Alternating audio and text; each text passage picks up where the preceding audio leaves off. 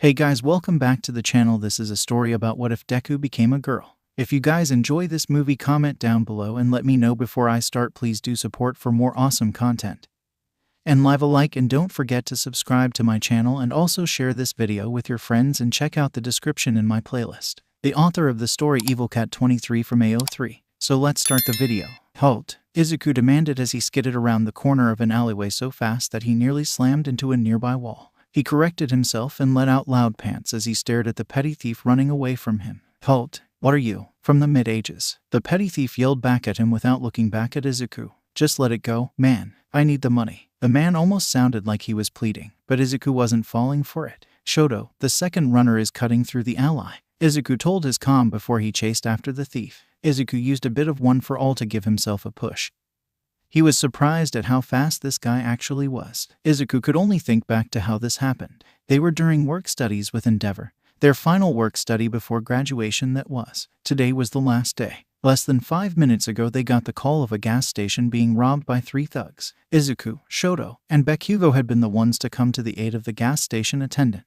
The thugs managed to take off with a good chunk of money, and now here they were, separated and chasing after the thugs to get the money back. Okay, the third runner is going down 28th Street. The feed cut out after that. That was fine. Izuku knew that Shoto could hold his own and focused back on his own criminal. Izuku bounced from wall to wall high in the air to try and get the drop on the thief. I said, stop. Izuku yelled once he was right above the man as one for all gave him the boost he needed to get high enough into the air. The man let out a gasp when he looked up to see Izuku descending upon him like a fallen angel. Izuku raised his arm up and Black Whip activated towards the thief. It's not going to end like this. I need the money. That was when some sort of ball of light, smacked Izuku right in the chest and sent him flying back into a wall with a gasp. Izuku struck the wall so hard it knocked the wind right out of him, and he fell down into the metal trash cans. The ball of light faded the moment it touched Izuku's chest, and he sucked in a deep breath once the oxygen returned into his lungs. He then tried to stand. Izuku grabbed his chest as he felt a jab in his chest, almost like a harsh pinch. Still, as soon as it came, it stopped and made him just sit there and stare up at the cloudy gray sky above his head. Though, that hurt. He wheezed at the pan that was thankfully receding fairly quickly. Izuku sucked in a deep breath and then went right back to running.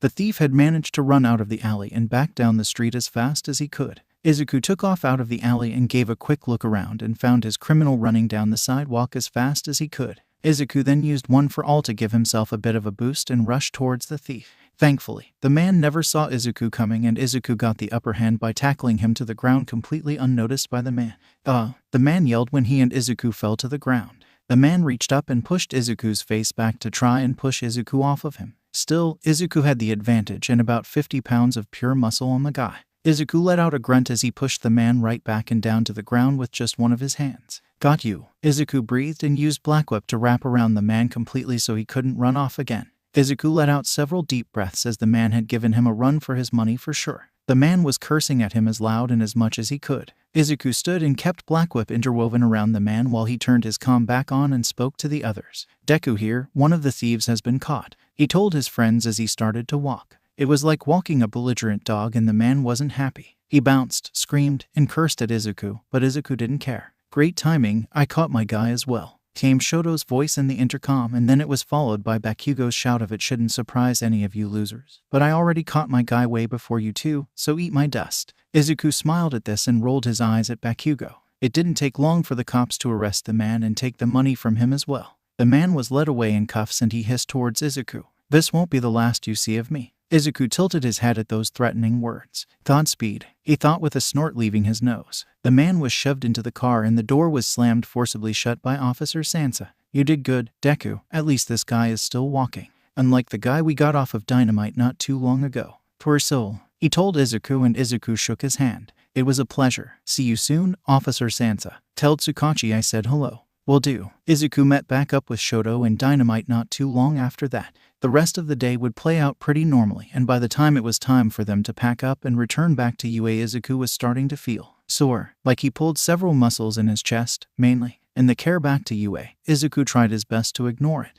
Izuku wanted nothing more than to sleep the growing soreness off. It was weird as the soreness started from his chest and spread down to his legs, thighs, and calves. A nice hot bath sounded divine. Maybe once he was back in the dorms and everyone was asleep, he could take a nice long and hot bath with bubbles and bath salt. Of course, this was away from prying eyes around 3 in the morning or so. The 3 of them returned to UA without a fuss. Izuku returned his hero costume to the 3 dorms and tried his hardest to ignore the growing soreness, but it was making itself known. He was hoping to sneak off for a nap, but was stopped when he returned to the dorms, his friends wanting to talk to him, wanting to know how his work studies went and so on. So, Izuku put on a smile and spoke to his friends. "We're on for studying tomorrow, right, Midoriya?" Ida asked as he chopped his hand in front of Izuku's face. "Of course, Ida. I know I'm going to need a little help on my English homework." "Hey," Kaminari draped himself over the back of the couch and grinned at Izuku. "Can I join? I know I need some help with the story we're reading." "Of course you can," Ada declared. It made Izuku smile and then rub his tired eyes. Yes, he was sore, but he was also growing tired. Really tired. He couldn't sleep yet, not as dinner was being made. He knew if he skipped out at dinner he'd never hear the end of it from Bakugo. So, he toughed out his sleepiness. Izuku ate dinner with everyone, one that Shoto and Bakugo made together. It was a delicious soba that left Izuku full. The soreness was not helped when he ate, however. It had grown into a painful type of sore. His chest was the main culprit and he knew it had to be that petty thief. That light having more force than Izuku originally thought. Finally, he was able to return to his dorm room. On his way to his dorm, he passed Hitoshi's dorm and stopped when a girl, not one from their class or the 3B class, nearly bumped into him. "Oh, sorry." She grinned, her face flushed, her hair slightly messy. It was clear what she had got done doing with Hitoshi. Ever since he moved into the hero course, he's been rather notorious. Having girls from different classes coming over and whatnot. Every week it's a new girl. He never seems to have a girlfriend. Just a new fling. Makes Kaminari and Mineta jealous beyond belief, which is always a little funny. When Izuku made it back to his dorm room, he wasn't ashamed to say when he took off his top he started to rub his pecs. The soreness was just that, soreness. He couldn't describe it. It wasn't like a bruise, it was like his muscles themselves were sore. The soreness felt deep in his muscles, like he just needed a nice massage. So, that's what he was doing, giving himself a massage to ease the soreness. It didn't work, but still, he could dream. Izuku groaned and then rubbed his bare thighs before he looked at himself in his mirror. "Am I swelling?" he asked as he looked at his chest. There did seem to be some swelling. He made a face while looking at himself fully in the mirror. He never really enjoyed looking at himself in the mirror, and now was no exception. He gave himself a firm headshake and turned away from the mirror. He wanted to take that bath, but he was feeling so tired and so sore he decided to just call it quits for tonight. He just wanted some sleep more than anything at this point in time. So, he rubbed his eyes before crawling into bed in just his boxer briefs. Getting under the covers, he made himself as comfortable as he possibly could. Then came the stomach ache. It had happened completely out of nowhere. One moment he was fine, the next moment it felt like someone took a knife and was twisting it as hard as they could. Izuku was forced into a very tight ball to try and elevate the pain. It worked at least a little, but if he so much as moved an inch, the pain would return. The pain continued through the night. Izuku would eventually fall into a restless sleep, waking up every so often from the searing pain that throbbed through his entire body. It was just his chest, or his stomach, but his body that hurt. And those brief moments where he'd be awake, he would shake and quiver under his covers. A cold sweat would break out upon his body at some point in the night too, as he would wake up in a puddle of sweat. Still, by the time his alarm blared in his ear for him to wake up, Izuku would be feeling at least a little better. Not the greatest. His body was still sore, but that was probably because of how tight of a ball he had slept in. His neck was the worst type of sore, not being able to move it at all for the first few minutes upon waking. After a few minutes he would eventually wake up just a little more and uncurl himself from the ball. Izuku's neck was the worst, as stated, but his chest felt weird. It felt heavy, like there were weights attached. Izuku reached over and finally shut his alarm off. He groaned at the heavy silence that filled the air and stared at the wall in front of him. He just needed a few more seconds to fully wake up. He would then yawn to try and wake himself up a little better. He would then stretch both of his arms over his head, and there was that oddly heavy feeling in his chest yet again. Still, he was happy that most of the soreness from his chest was almost completely gone. Izuku rubbed his palms against his eyes, digging the heels of his palms in, and that was the final thing he needed to wake up for the day. Throwing the covers off of himself, Izuku stood up, the floor cold against his bare feet and made him shiver. The shiver ran through his entire body and made him rub at his bare arms. It's what he got for sleeping in just his boxers. Speaking of which, Izuku found himself pulling those up a little more than usual this morning. Izuku walked to his bathroom and flicked the light on. He looked at himself in the mirror very briefly before turning on the tap. He paused, turned the tap off, and looked back at the mirror at his own face. He was pretty close to the mirror, so he could say without a doubt that something wasn't right. Izuku stared at his own reflection and hard. Then, for a reason he still didn't have, 𝐒𝐿 took a step back from the mirror, and the step back was all he needed for everything to make sense, because the person staring back at him wasn't a male, but a female. 𝐒𝐿 had gone to bed in boxer briefs, and now here he stood in those same boxer briefs and no top. So, he could see pretty clearly that he had melons. Heavy melons at that. Dare he say, 𝐒𝐿-sized melons. Melons that he most certainly didn't have yesterday. 𝐒𝐿 just continued to stare at this reflection because there was no way this was him, right?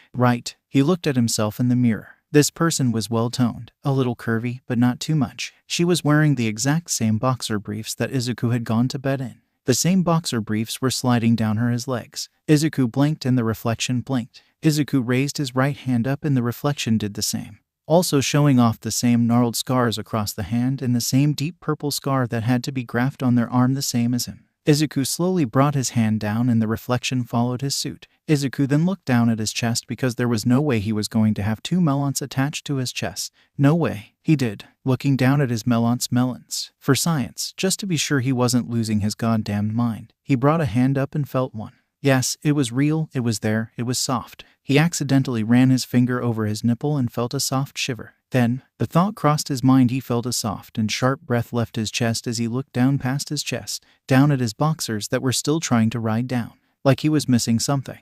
No, a thought crossed his mind. A scary thought for him. A guy. 𝐒𝐿 licked his drying lips and gently hooked a finger against the elastic of his boxer briefs, and he paused before he pulled the elastic back. I'm not a girl. It's going to be there. It has to be there. 𝐒𝐿 slowly, oh so slowly, pulled the elastic of his boxers back and peered down. His girlish shriek woke all of 3A.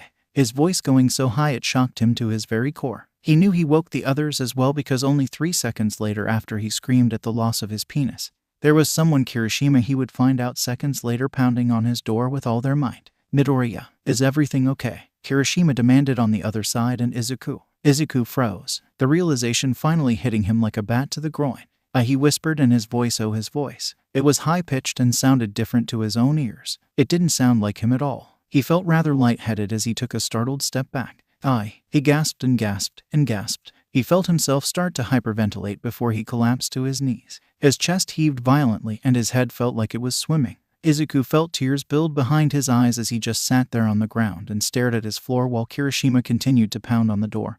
But at this point, 𝐒𝐿 was starting to tone his friend out as he stared ahead at nothing. His green eyes became gray and distant. This can't be happening, 𝐒𝐿 thought. It was the only thought that repeated itself over and over again in his head. It just couldn't be happening. But it was happening whether he liked it or not. He stared at his melons in disbelief, like they would go away. They didn't. 𝐒𝐿 didn't hear the door open. He just saw movement out of the corner of his eye. 𝐒𝐿 slowly turned towards the movement and made direct eye contact with his teacher, Mr. Aizawa, having used 𝐒𝐿's key after hearing 𝐒𝐿's BLD-curdling shriek earlier. Or maybe another student got him. Either way, he was here and looking at 𝐒𝐿. They stared at one another for several long seconds before Mr. Aizawa's usually stoic face broke and eyes actually widened ever so slightly. Then, without a word, he backed up and walked out the door almost as quickly as he had come. 𝐒𝐿 stared back at the floor once again. He just didn't know what to do or what to say. Mr. Aizawa returned and he looked tired. He had a very clear "why me" expression on his face. He was holding a towel up so he wouldn't see anything he wasn't meant to see. The towel covered his face just so he absolutely certain he wouldn't see anything.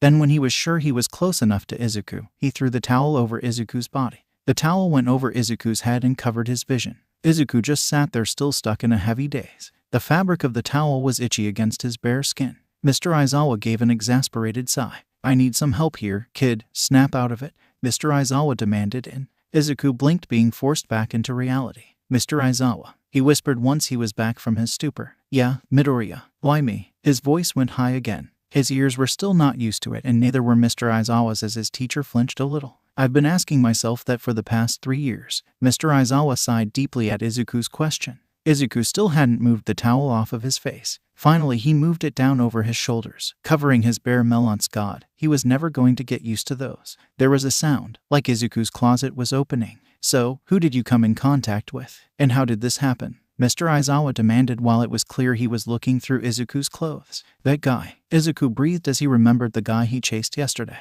The one from my work studies. He hit me with his quirk. I thought it was just a force quirk to push me back, but 𝐒� let out a huff before he threw his arms up and it caused the towel to fall off of his body. Mr. Aizawa had turned before turning right back around and covering his eyes with another sigh. A top would be helpful, Midoriya. Mr. Aizawa growled while going to great lengths to keep his eyes away from his naked student.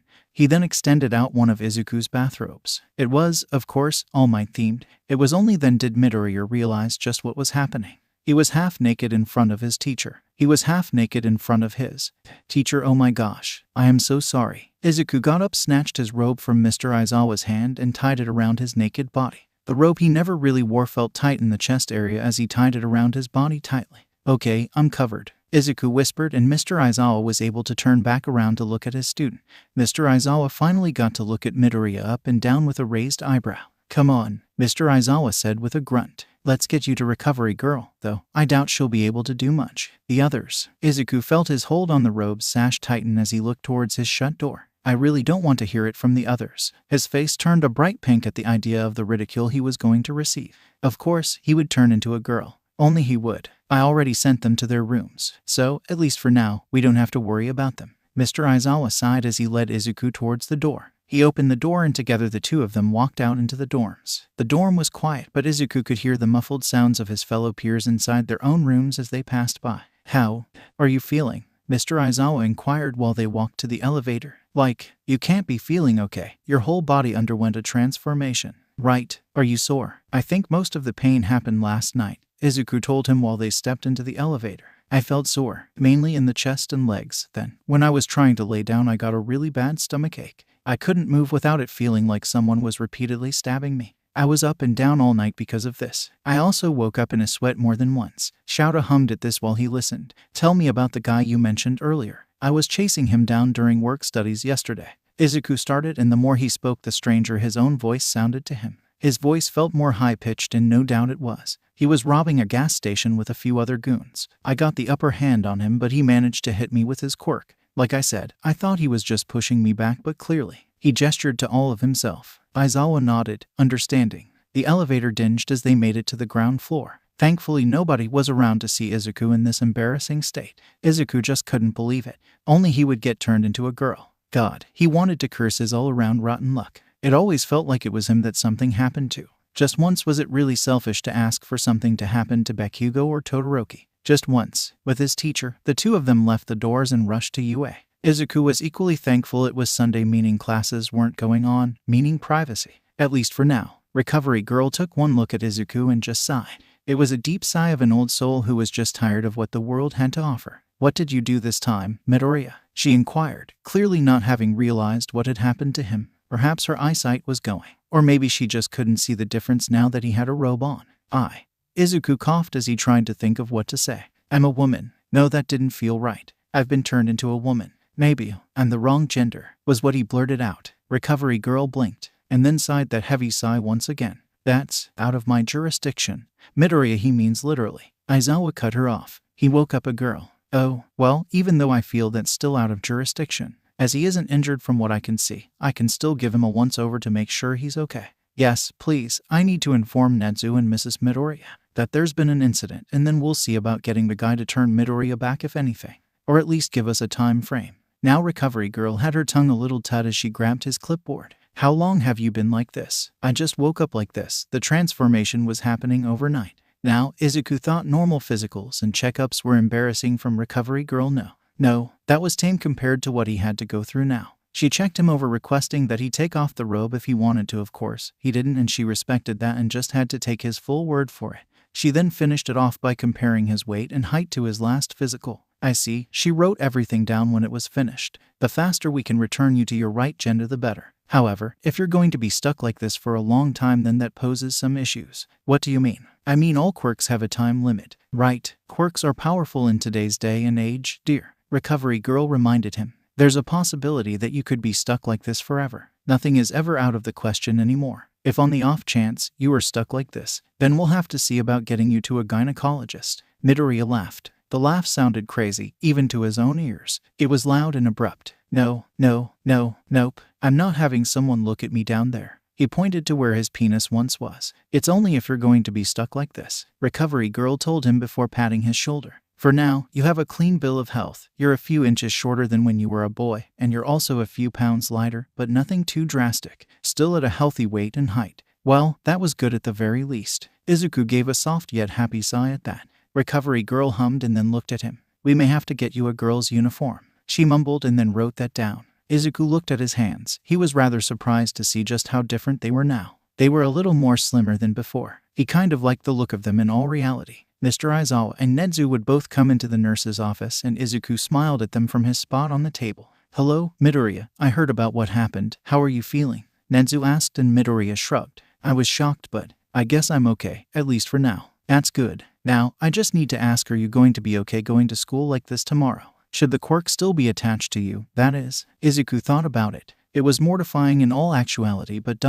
he couldn't hide forever, could he? No, in fact, he knew the moment he goes back to the dorms he was going to be caught, so he could only sigh and nod with his head low. Yeah, I can. It won't be ideal, but with finals coming up and graduation so close I can't afford to miss any school, he boldly said, and Nezu nodded before clapping his furry paws together. That's good, but you will have to wear the female uniform, just so the other teachers who won't know what's going on don't stop you for dress code, of course. Yeah, I figured as much. I never wore a skirt before. He rubbed the back of his neck as his cheeks tinged pink. Well, that's half a lie. He wore a skirt in middle school once. He was at home in it mother's skirt, and Ko had thought it was cute and took pictures. But that was one and only time he had ever worn a skirt. Until now, it would seem. Measurements were taken of Izuku that included his newly appointed bust. You're going to need to go clothes shopping. I would suggest asking your fellow female classmates for help, or we can contact your mother to take you shopping, Mr. Aizawa commented as he was looking away from Izuku. Izuku thought about his mother in particular. He loved his mom. If only you were a girl. His mother whined as she showed Izuku a very flowery pink abomination and lacy dress meant for little girls. The lace was the flowers. I'll ask my classmates. He decided pretty quickly. He'd rather face their ridicule than have his mother force him into so much pink it would make a unicorn look manly. It's just ... if this is for such a short time, I don't really want to buy anything new. Maybe I'll go to a thrift store. Mr. Aizawa grabbed Izuku by the ear. Well, I don't care if you buy clothes at the thrift store, you are buying new underwear from an actual store, understand? Mr. Aizawa told him, and Izuku nodded. Yes, sir. Good. Mr. Aizawa let go of his ear and Izuku rubbed it. Finally, Izuku was given the go-ahead to return to the dorms. He was told to look out for any sudden pains, as it could mean his body was transforming back. Tightening the robe around him a bit more, he walked with Mr. Aizawa. This is going to be weird, he admitted to his teacher. Yes, I'm aware. Just try and get used to it. We'll in the process of finding the guy that turned you into like this. We'll get you right as rain in no time. Good. Izuku looked at his feet and realized he was barefoot, having not put on any shoes on his way to see Recovery Girl. Even his feet looked different. It was so strange. They got to the dorm doors, but Mr. Aizawa stopped him from opening the doors. A word of warning. Of course, Izuku said happily. Be careful around certain students now that you're like this. People like Minta and maybe even Hitoshi. Hitoshi, Minta, I understand, kid. I'm going to be the first to tell you this, Hitoshi. He likes his girls. He's just not as disgusting or open about it as Minta. Kaminari is another, but I don't think he'll be as intense. Maybe fascinated, and if any of them ask to look at you naked, of course, I'm going to say no. I'm not an idiot. Izuku yelled in shock, and Mr. Aizawa nodded. Good. Just don't be surprised if they start treating you a little differently. That was his last bit of advice before he finally allowed Izuku to open the dorm doors. They're not going to treat me differently, he thought with a huff. They know it's me. Oh, how wrong he was. Izuku was dead wrong, in fact. The moment he opened the door and made himself known to his classmates, even with the robe cover most of his body, even when he explained it was a quirk accident, there were looks, not bad looks, but looks at his male friends, looks of confusion, and, most concerning, Mr. Aizawa was right. Minta had asked him to drop the robe for science, to which Minta was taped to the wall by Ciro. Ciro laughed and rubbed the back of his head when he approached Izuku. There was a blush on his face. You don't have to drop the robe, bro, but you should probably see about getting a bra. At least for today. You know, they jiggle. Hitoshi huffed as he walked past Midoriya. I will say Hitoshi looked over his shoulder at Izuku. I don't hate this new look, Midoriya. I hope it stays, if only for a little while. Midoriya turned scarlet as he covered his face. He hoped to return to normal soon as ... It wasn't just Ciro, it wasn't just Hitoshi. None of his male friends could look him in the eye. None of them, not even Bakugo, who had gone to lengths of looking the other way like he was disgusted with Izuku, and ... That hurt. So, Izuku retreated to his room. There wasn't ridicule, but there was disgust, and that felt worse. He had plans of just staying in his room all day Sunday and not once coming out. That plan would be foiled quickly when Ochako nearly broke his door. We're getting you. Izuku struggled against her when she tackled him. Clothes? You're going to look beautiful, Deku. He already does, Ribbit. Tsu giggled. This form fits him quite well. I agree. Mina squished his face in her hands. Now let's go. We're going to make him the most beautiful girl. Momo giggled as she walked with him. I tried to calm them, but they were instant on a full makeover. Izuku whined. I don't know, I probably shouldn't. Do it now, Mina said as she and the other girls dragged him. While you're like this, aren't you the least bit curious? I mean, I guess good. Now come on and stop dragging your feet, Deku. Ochako yelled as she helped push Izuku down the hallway. We're going to make those boys so confused. Anjiro laughed as she grabbed his hand. Just roll with it and understand that this is inescapable. It was inescapable. That was the sad thing. Yet, if there's one thing Izuku Midoriya loved doing, it was brand new things, and he was excited to try this new thing. At least once, while he was already a girl, right? Izuku looked at himself in the mirror. The girls had done a good job with the makeup. Granted, he had freaked out when the eyeliner pencil got near his eye, but after the girls reassured him they weren't going to stab his eyes out, he relaxed. It felt weird at first as they applied the makeup to his eyes. It made his eyes sting a little, but he got used to it. The girls had also straightened his hair, something Mina confessed to have been dying to do. With his hair now straightened, it was longer than before. The wild curls now pinned straight made his hair go down to his shoulders and ... He didn't hate any of it. He loved it. His only wish was that maybe, just maybe, his hair would be longer. But that was a silly want, as Izuku wasn't going to be staying a girl forever. Still, longer hair would make him feel a little more like a girl while he was in this new body. If I could control the length of my hair ... How long would I want it? He wondered. If I was a girl, that is. He corrected himself. If he were born a girl, it would be more natural for him to have longer hair. His mother, bless her, never let him have long hair as a child. He didn't dislike long hair, but for 𝐭𝐽 it was harder to take care of and required more expensive hair products to maintain, so she always got it cut when it threatened to reach past his shoulders. Now, as he stood in the mirror and looked at himself in this body, he wondered ... If he were born a girl, would his mother had let him grow his hair out? Of course, his mother was a good mom who did her absolute best, but still. As he stared at himself, he could only wonder. Here, he told himself as he put his hand below his shoulder blades. I think I'd grow it out to here, Izuku told himself. Of course, his hair would be a lot more of a hassle at such a length. Oh, Izuku. Mina and 𝐿𝐿 stepped into the bathroom.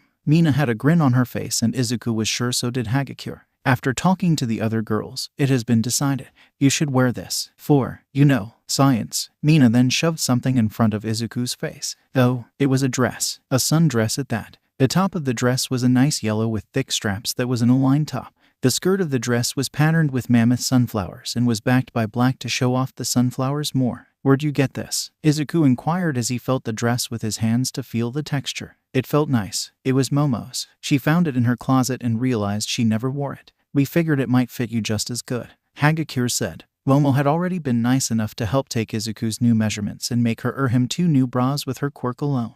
1 sports bra and 1 regular bra. I dunno, guys, Izuku said. I don't want to take something of hers, as this he gestured to himself. Won't last forever, just for today then. When we all go to the mall to get you some new clothes, you'll fill it out perfectly, Midoriya, Mina insisted. You have the assets. That made him blush. He didn't exactly ask for C-size melons, but here he was with them. You have it, so flaunt it, Mina insisted, and he grabbed the dress. It is rather cute. He relented. Yes, this wasn't going to last forever, and going to mall was going to be a waste of money, but there were still some things he needed to get if he was going to be stuck like this for a while at the very least. He needed, dare he say it, panties, because out of everything he wasn't going to have Momo make that for him. Bras were one thing, but panties, he'd rather buy those than ask his friend to make them for him. And of course he just wanted to check out shoes because, surprisingly, his shoes now don't fit. His feet shrunk in size. He figured it was the same as his hands and that his feet slimmed down. He also just, maybe, wanted to look at some clothes for girls. He always liked the girls' clothes growing up, but knew it was taboo to so much as look at the color pink as a boy. Now he could wander into the girls' section if he pleased, and nobody would give him weird looks for doing so. Mina and 𝐿𝐿 high-fived and left Izuku to get changed. It was easy as he was still in his bathrobe. Only now he had on one of the bras that Momo had made for him. Not the sports bra, the regular one that Ochako had to help him put on by demonstrating over her clothes how they put their bras on. It was interesting to say the least, but Izuku figured it out fairly easily. As for the no panties situation, it was fine. He just wore his boxers. They were a little loose, but he fixed it by rolling them down until they did fit. Izuku slipped into the dress, and the dress straps were just wide enough and the back of the dress just high enough to keep his bra hidden from view. So, he was happy with that. The dress skirt fell just above his knees. He liked the feeling of the skirt and the freedom it gave him, and he looked at his legs and frowned. He was rather hairy. His leg hair was the same as his normal hair, green, so it was rather noticeable. He also wasn't just hairy there, but ... He rose his arm and looked at it before lowering it back down. Maybe he should shave. But he's never shaved before. 𝐒𝐿 never gotten hair on his face, and because he was a boy he never had to shave his legs when he hit puberty, or his underarms for that matter. So 𝐒𝐿 knew what needed to be done. He stepped out of the room where the girls were waiting. They actually cheered when he came out in the dress. "You look so good in that," Momo said as she examined him. "He does." 𝐒𝐿 clapped with her. "Oh yep." He knew it would take someone a matter of minutes to spot the issue. It was Mina. She rose the skirt up to look at his legs. She put her hands on her hips. "Well, it's up to you. Do you want your legs shaved? Because like you said, this won't last forever." "Yes." Not hesitation. He tried to cover it with a cough. "I mean, please." He rubbed the back of his head. "I know some girls don't shave their legs and that's fine, but it feels unsightly on me." "Of course." 𝐒𝐿 smiled. "I have a spare razor you can borrow and some shaving cream." She then led him towards the bathroom. 𝐒𝐿 showed him the best way to shave his legs as they both sat on the edge of the tub. Her legs were shaved, but she wasn't opposed teaching him. After a while he got it down. "Be careful around your ankles. You're gonna nick yourself if you're not careful," she instructed. Ankles and knees are the worst. He did nick himself across the back of his ankle. It hardly hurt, and he didn't even notice until he saw the BLD sliding down his heel. Don't feel bad. I think everyone who shaves their legs has a scar on the back of their ankle from where they nicked it. I know I do." Then she showed him her ankle, and sure enough there was a thin scar. "It's like a rite of passage," she joked as she rubbed shoulders with him. 𝐒𝐿 smiled at her and ran the razor through the water to dislodge the hair from the 3 blades. There was a silence between them before 𝐒𝐿 rubbed her shoulders against him again. "So ... you're taking this well, I've noticed." Not one bit of protest. Just taking it as I go. There's not much I can do about it, you know." He smiled at her. She smiled back, only this one was rather ... sly. "True, but usually you're spastic about things. I expected to see tears or to see you protest at least a little." She gave a stiff laugh at this and rubbed the back of her head. He hummed at that as he double-checked that the dress was away from the water and ran the water over his now shiny and smooth legs. "I guess you do make a point. I dunno. The makeup freaked me out." "Yes, the makeup did freak you out, but makeup freaks everyone out their first time using it, especially an eyeliner pencil." "I guess you make a point. I dunno. It's all just a new experience and how do I word this? I don't hate it," he settled on saying with a smile and smiled back. "Good. At least you aren't freaking out. I have a feeling if it was Bakugo that got turned." "Oh boy." She laughed and 𝐒𝐿 laughed with her. 𝐒𝐿 finished shaving his underarms and legs. He went to put his deodorant on and stopped. "Can I still wear this?" he asked. "Yeah," 𝐒𝐿 answered as she dried off her legs. "Why? It's for men, and at the moment, I am not a man." It's time to tell you ... You see, Deku. There are certain products that are separated by gender that don't need to be separated by gender, as they're the same thing. Deodorant is one of them. Deodorant is the same for men as it is for women, it just smells different. Girls get flowers and coconuts, and you boys get Rita's deodorant, timber musk, whatever that is. "Yeah, I don't know either, I just like the smell." "Wait, you guys get flowers?" "Yeah, wanna smell mine?" she offered as she quickly scouted for her deodorant. It's not the most expensive brand out there, but it works, and she opened it for 𝐒𝐿 to smell. He looked at her. "It ... is so much better," he said, and she smiled at him. He then looked at his deodorant. "When I hit puberty, Mom got me this stuff and I just never switched or bothered looking at the other stuff. All the other boys also wear something similar," he admitted. "Maybe I'll pick me up a flowery one at the mall. I mean ...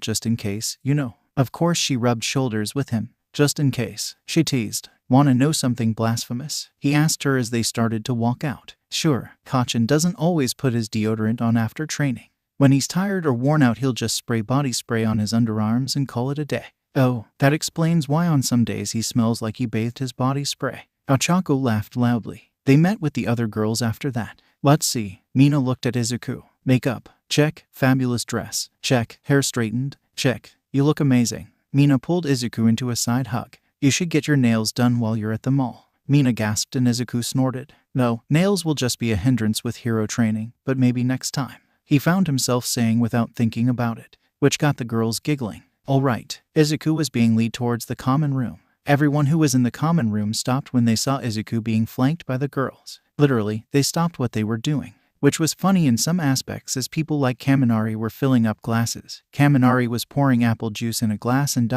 was still pouring even though the glass was full and juice was spilling on the floor. Todoroki's left side flickered with his clothes singing and turning black but not fully engulfed as he stared at Izuku with an open mouth. Bakugo's face turned red as he then turned away from Izuku and faced the fridge. Kirishima, who was next to Bakugo, turned as red as his hair and also looked away while grabbing onto Siro's shoulder with his hand, and Siro covered his mouth and his eyes went wide. "Oh sweet darkness, this is," Takoyami whispered. Izuku frowned a little nervously at this. Were they all disgusted with this new look? Nobody could look him in the eyes. Nobody could look at him longer than 3 seconds before they would inevitably look away. Well, all except one. Mineta let out a sharp wolf whistle as he was the first to approach. "Might I say nope, you can't." Gyro huffed and pushed Mineta out of her way. "Hey boys, you lost Izuku. He's now an honorary girl until he changes back," Ochako loudly called to everyone. Sue put her hands on Izuku's shoulders and stuck her tongue out. "And we're not sure we'll even give him back when he's a boy again." Yeah, all the girls cheered at that exact moment, and quickly he's swept away by the girls and hurried out the door. "We'll be back for dinner," he calls over his shoulder and smiles at the boys. Todoroki's shirt finally catches fire at that, and Izuku was sure he heard a zap and Kaminari scream.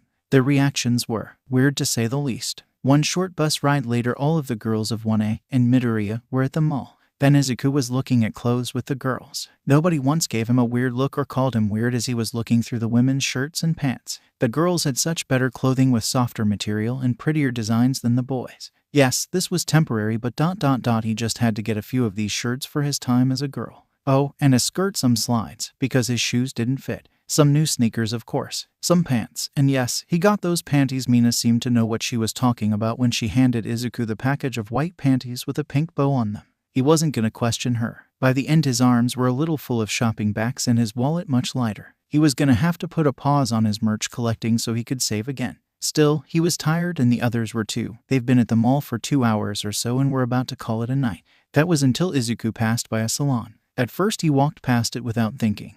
Then he took a step back when some words caught his eyes. In front of the salon was a sign that read as such: "Want a haircut or a hair lengthen? Come inside, I can do both." Meaning, he could have that long hair he dreamed of having. Wait. Dreamed?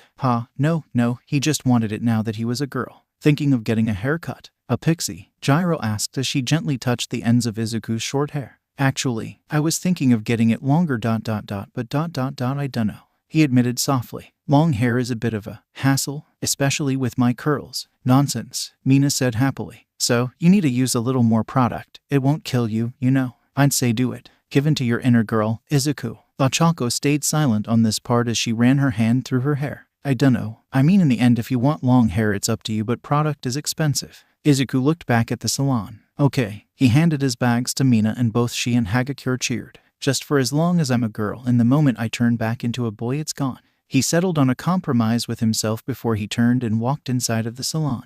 An elderly woman with hair almost touching the floor that was put up into a ponytail and swept over her shoulder greeted Izuku with a smile. She had a kind face and equally kind eyes that crinkled in the corners when she smiled at him. She ushered him into a chair and he sat. "Short or long?" she inquired, and Izumi smiled at her. "Long. I'm thinking below the shoulders. Maybe mid-back." She hummed and touched his hair. "Well, let's try below the shoulders first." She touched his head with both hands and he could feel his hair slowly start to grow out. It made his scalp start to itch, but he resisted the urge to itch it. "Oh my, it's curly," she whispered and stopped at once. "That's gonna change things," the woman whispered as she touched one of his curly hairs. "When you said you wanted it long, did you want it long straight or curly? Because it depends on how you wear your hair usually."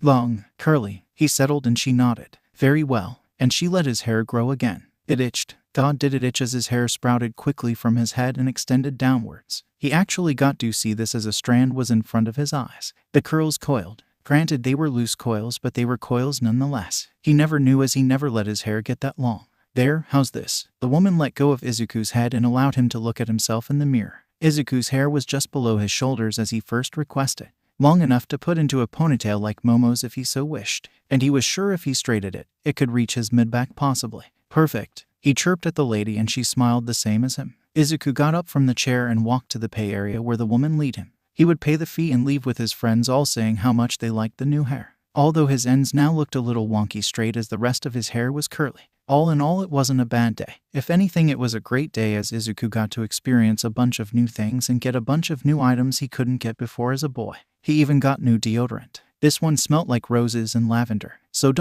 he was happy and beaming the entire bus ride back. His hair was long, his clothes were pink, and he didn't hate this. When they all returned to the dorms, Ida greeted them first. He did something weird when he approached Midoriya. He stammered, very un-Ida-like. "Thy dinner is ready. You are all right on time. So remember to freshen up and join us." "Of course, Ada. I just have to put all of this away," Izuku told his friend with a smile while showing off all of his shopping bags that hung off of his arms. "Then I'll be down for dinner." Midoriya. Kaminari nearly tripped over his chair at the table, and that made Izuku take a step back as he raised an eyebrow. "That all looks heavy. Let me help you." Izuku blinked at Kaminari and felt his face twinge pink. He wasn't weak now that he was a girl, so he was just going to have to set Kaminari right. "Heavy, Kaminari. I can lift a fridge." He tucked some of his now long hair behind his ear. "I think I can handle a few bags." Then he turned and started for the elevator. "I'll be down shortly." He didn't look over his shoulder and thus didn't see Kaminari's dejected face as the boy just laid there on the ground. The girls left him be as he stepped into the elevator as they went to go straight for some food. Once alone in the elevator, he sighed and dipped his head upwards with a sigh. A happy day, yes, but a long day, tiring day. He needed a nap. But not now, later, after dinner, then he'll work out a bit afterwards. The elevator dinged and Izuku looked at the doors as they opened and he stepped out. Izuku walked back towards his room and jumped a little when Hitoshi's door opened as he passed it. "Oh, Shinsu," he grinned at his friend. "You've got a hair lengthen?" Hitoshi asked as he pointed and Izuku nodded. "Looks good." "Oh," Izuku smiled at the rare compliment Hitoshi had given him. "Why?" He reached and twirled a curl around one of his fingers and the bags rolled down his sleeve. "Thank you. Of course, love the dress, by the way. Anyways, I'm hungry. Talk to you later." 2 compliments by the stoic Hitoshi. Izuku almost couldn't believe his luck, until he remembered Mr. Aizawa's warning about Hitoshi being a bit of a player, so to say. Of course, Izuku knew this as well. Still ... the compliments were nice and he watched Hitoshi walk away for a moment before returning to his room. Izuku walked in, dumped his stuff on his bed, and retreated back downstairs. Dinner tonight was curry, and once Izuku joined everyone at the table it got quiet. People just kept staring at him, and when he would catch them they would try and look away like they weren't staring. Still, not everyone stared at him. Some of the girls would treat him as normal. Xiaoji also didn't act so awkward around him when he asked Izuku how he was feeling. Hitoshi also treated Izuku normally, but to be fair, Hitoshi just asked Izuku to pass the peas. Izuku did and Hitoshi thanked him. That was it for their interaction. Still, Izuku had to say something when he caught Bakugo giving him a look, but then looking away just as quickly. He put his bowl and chopsticks down firmly and that got everyone's attention. "Look," Izuku stated in an unusually firm tone. "It's weird, I get it, but I'm still Izuku, guys. It's not like I turned into a swamp person. I'm just the opposite gender for a little while. No big deal." There were a few mumbles and Izuku frowned just a tad. "It's just..." Todoroki looked lost for words. Kirishima tried to come to Todoroki's aid but nothing more was said. "A girl, but that's fine. When are you turning back?" Bakugo grunted as he poked his rice. It was the first thing he had actually said to him since he turned. "I don't know. They're looking for the guy who did this to me. Hopefully, it'll just wear off in a few days." Bakugo slammed his chopsticks down at that, making everyone jump. "A few days, huh? Then why did you buy enough shit for a month? I think you know more than you're letting on. And what about your hair?" I'm just..." "She's experimenting, Bakugo." Hitoshi grunted. "Let her, him," Bakugo grunted. "You know," Ida cleared his throat. "I guess that does bring up a question. Midoriya, when you're like ... this ... how would you like your pronouns? The same, different, the same," Bakugo answered and Hitoshi actually threw a roll at Bakugo. Bakugo turned to him. White steam of anger leaving Bakugo's nose as he snorted at Hitoshi. "Last I remembered you weren't Midoriya." Hitoshi crossed his arms over his chest. Bakugo sat while grumbling the entire time. Then all eyes were on Izuku. He went quiet while thinking about it. "Let's keep it easy. When I'm like this, I can have she, her pronouns, but when I return to a boy, then it's back to him, he, she said. Everyone was in agreement, save for Bakugo. Bakugo got up without another word and took his half-eaten food to the kitchen. It was clear he was done for the night. Izuku frowned at this. He really hates me like this. Am I that disgusting as a girl to him? She thought and put her hand to her cheek. So, I have to ask. Minda broke Izuku out of her thoughts. You do have a pee. Sue grabbed Minda's head with both hands and then shoved his face in his curry. She kept him there and just smiled at Izuku. Sue would let Minda go when Izuku was done eating. 𝐒𝐭𝐚𝐲 would return to her room, shut her door, and then lay on her bed staring at the ceiling for several seconds. Despite today being a good day, that doubt still lingered in the back of her mind. Was she really that disgusting now? 𝐒𝐭𝐲 seemed to think so, and the others were weirded out by her. 𝐒𝐭𝐚𝐲 sighed quietly to herself before she rolled onto her side. The bags all crinkled with this movement, and she looked at them. Maybe she had gone a little overboard with the new clothes and whatnot, but 𝐒𝐭𝐚𝐲 was just so excited. It was the first time she had ever been excited about anything since she got into UA, with a sudden surge of spite and determination running through her veins. 𝐒𝐭𝐚𝐲 sat up with a frown. This was the first thing she allowed herself to be excited about since getting into UA, and by God, she was going to enjoy this. No matter how weird the others look at her or how disgusted 𝐒𝐭𝐚𝐲 seemed to be. After all, looking at her desk, 𝐒𝐿 grinned. Nezuo Aizawa had been by and dropped off her new uniform. She was going to wear it tomorrow. She was going to wear it, and those that didn't like it could suck it. In fact, 𝐒𝐿 got up quickly from her bed and grabbed one of the bags. She had to rummage through a few bags to see what she was looking for, but she would find it. A makeup kit, with all the fixings a girl could need. With her new prize in her arms, she scrambled out of her room and up to the 4th floor. Finding her destination, Izumi knocked on Mina's door. Her friend opened it and was shocked when 𝐒𝐿 shoved the makeup kit in her face. "Teach me to do makeup on my own, please, and thank you." She then bowed respectfully to Mina. Mina looked like she had been waiting for this day her whole life. It was going to be a long night, but 𝐒𝐿 was fueled by spite, and she wasn't going to stop until she had the validation she wanted, no, the validation she deserved. The next morning, 𝐒𝐿 woke earlier than usual and was more than happy to see that she was still a girl. Her hair was crazy and undoubtedly knotted. Still, she got out of bed and went into her tiny bathroom in her dorm room and flicked on the light. She had a lot of work ahead of her. This was going to be her first day in the school as a girl, and by God, she was going to look her best. 𝐒𝐿 stretched her arms above her head and looked at himself in the mirror. She'd worry about her hair later. First, she pushed her hair back with headband and grabbed her makeup kit. The kit had shown some worn, as last night Mina helped 𝐒𝐿 figure out the workings of makeup. So, she got out work. A little bit of foundation, nothing too heavy. Some blush here, a little highlighter there, blended in. Then the eyeliner, the mascara. Soon she was done and was smiling at herself in the mirror. Then 𝐒𝐿 took the headband out of her hair and grabbed her new hair straightener. She plugged it in and let it warm up. It was time for her hair. Now that her hair was longer, she decided she was going to straighten it. Straightened green hair reminded her of her mother's hair. With a deep breath, 𝐒𝐿 touched the straighter and determined it hot enough. Humming to herself, she started to straighten her long locks. It was satisfying to watch as her curls became pin straight. By the end of it, her arm was tired and she did get her ear with the straightener. But her hair was straightened properly. 𝐒𝐿 smiled as she gently jostled his head from side to side. Okay. Grabbing a hair tie, she put it around her wrist and looked at herself in the mirror. Let's see if I can pull this off. She split her hair in half at the top, made sure both sides were even, which took a lot of letting go and trying again, but eventually she got it and tied her hair up. Half of her hair up like how her mother wears her hair. 𝐒𝐿 smiled at herself in the mirror and checked the time on her phone. She was making good time. So, with her new uniform already lined up and waiting for her to use, 𝐒𝐿 quickly got dressed. She buttoned her newly crisp white shirt and then she put on some black stockings like 𝐒𝐿𝐽 before putting the skirt on.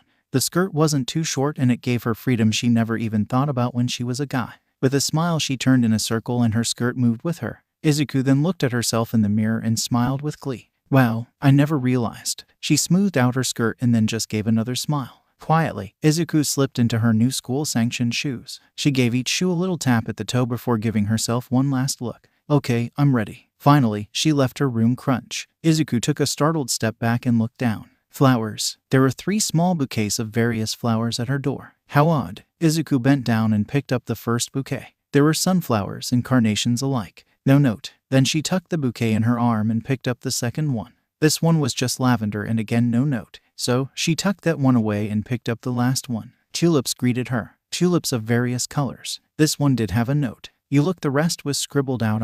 So, whoever left this clearly didn't mean to leave the note. 𝐒𝐿's head was suddenly spinning when she realized what this meant. Oh, she whispered and looked at the flowers. But ... they know this isn't forever, right? Of course they know. That's why they didn't leave a note. 𝐒𝐿 shook her head quickly and nearly sent her half bun flying. Fine, they just wanted to get this off their chest. These flowers are really pretty. She smiled at the flowers and put them on her desk. I'll get a vase after class. 𝐒𝐿 turned and then finally walked out of her dorm room. Let's get this day started. Maybe the others were finally getting used to her. Or maybe they were finally putting in effort and not making their discomfort, infatuation obvious, but the air felt a little more lax than last night, and that made 𝐒𝐿 happy. Izuku walked into the kitchen where several people were already awake and making their own food. She got a few compliments on her hair and looks, mostly from the girls, but still, Izuku couldn't help but blush at such compliments. Izuku walked up to where Shinsu was standing in the kitchen by the coffee maker. Izuku didn't speak as she opened the cabinet to grab a mug for a nice cup of coffee before deciding on what to drink. A hand grabbed the mug she was reaching for and Izuku slowly turned her head to look at Itoshi. Itoshi was grinning as he held the mug up. "Come on, short stack," he teased. He honest to God teased her. Izuku put her hands on her hips before she reached for the mug and he rose it above his head with a smirk. Damn him for being nearly 6 foot. Well, that was fine. Izuku had a few tricks up her sleeves anyway. Well, first she tried a normal approach by reaching one last time more as a warning. And sure enough he pulled it away from her. "Come on, I know you're better than..." Yeah, the smug bastard never got to finish. Izuku jumped, activated float, and floated up to the mug. She grabbed it from Hitoshi's hand in a flash with a triumphant ha. Hitoshi chuckled at this and let the mug go. "All right, short stack, you got me. I'll get you next time." He then grabbed his mug and walked away. He looked at her out of the corner of his eye and smirked. "Gotta keep you on your toes." Izuku felt all the BLD rush to her face for some odd reason and she took a step back, nearly banging her back into the counter. Her peers were staring and Izumi just fanned herself nervously. "A little hot in here, isn't it?" She giggled nervously, bumped into the counter, and giggled again before she poured herself a rather shaky cup of coffee. "What was that?" Ochako demanded as she poked her head beside Izuku's. Izuku turned quickly so as not to look her friend in the face. Izuku quickly took a sip of her hot coffee. "I dunno what you mean." Izuku lied. "Don't you lie to me." Ochako yelled and Izuku swallowed hard.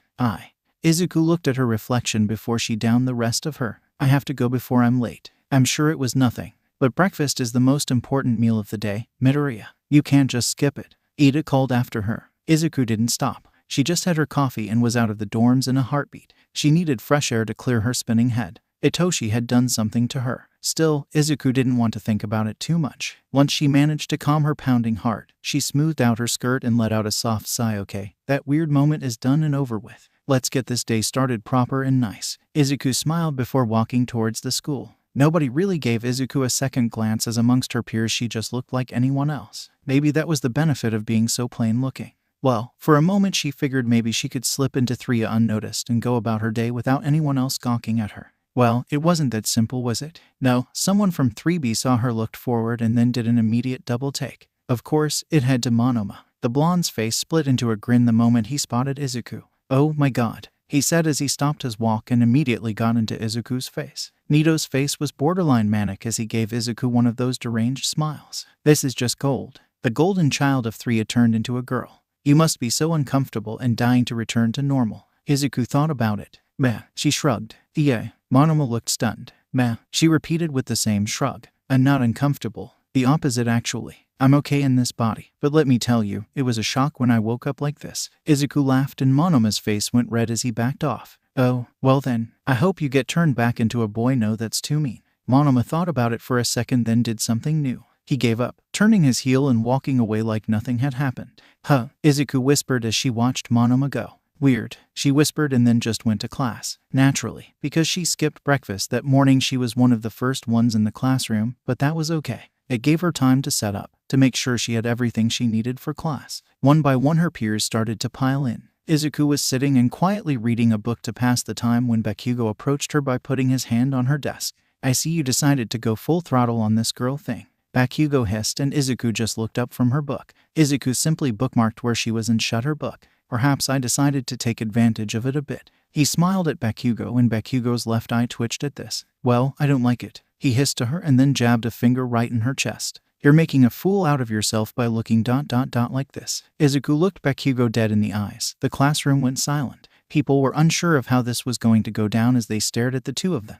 "I'm sorry you feel that way, Kaken," she finally said as she picked her book back up. Bakugo responded by roaring in anger and frustration. He popped off several loud and honestly obnoxious explosions that blew Izuku's hair back. Izuku's hand reached out and snatched Bakugo's wrist. The air became tense and borderline electric between the two of them as they stared at one another. "I spent over an hour fixing my hair today." Izuku narrowed her emerald eyes at Bakugo.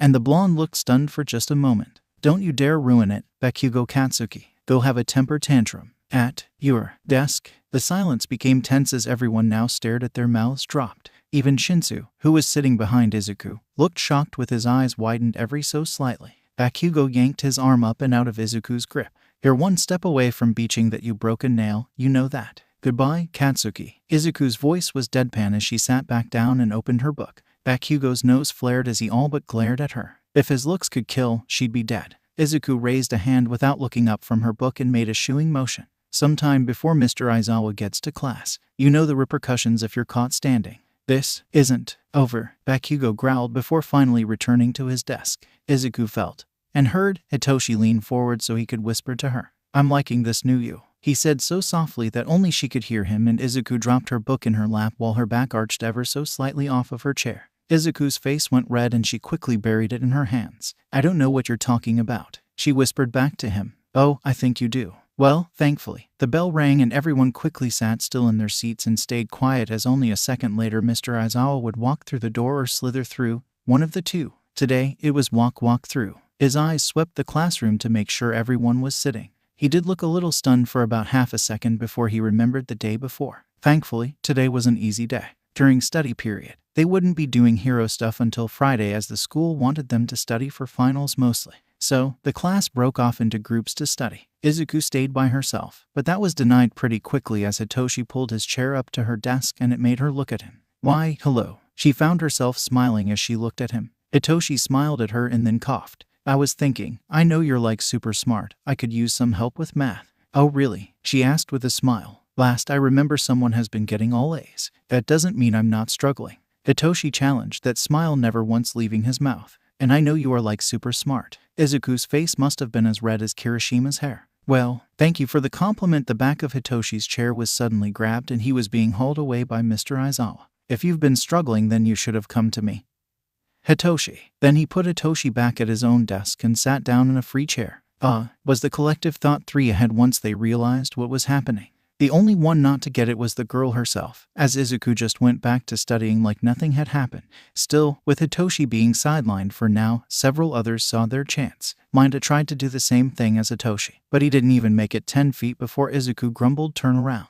And he would with his tail between his legs. Hey, Midoriya, Kaminari had better luck as he slid right up next to her. Izuku tucked some hair behind her ear to look at Kaminari. Hitoshi is right. You are super smart and you're just what I need to help pass my English, please. Izuku looked at him before nodding. Okay, where are you struggling? She inquired and turned to grab her bag so she could take out her English book. Kaminari was suddenly snatched by Bakugo. You're studying with me, Bakugo growled as he, like Mr. Aizawa, pushed Kaminari's chair to his own desk, using a small bit of his quirk to do so. Izuku snorted a little at this. Okay, she said, not seeing Kaminari's whines as he tried to get back to her but was forced to sit by Bakugo. Where in math are you failing? Bakugo roared. It's English. Oi, you too, Mr. Aizawa sternly spoke. Hitoshi sitting across from him, the boy had his head down on his desk looking rather defeated. Quiet down while the others are studying. Izuku just gave a soft hum at this and then went back to her own studying. Shoto sat down in front of her. I would like to study with you, he said plainly. Of course, she chirped happily. It's been a while since we studied together, hasn't it? Yeah, it has. So, Izuku scooted a little closer to Shoto, and Shoto didn't seem to mind as the two of them worked over the same book and asking questions. However, when Izuku wasn't looking and when Hitoshi was looking, Shoto couldn't help himself. He pulled his eyelid down and stuck his tongue out at Hitoshi. Shoto Todoroki had won this silent battle on the grounds of nepotism, as he's been friends with Izuku longer.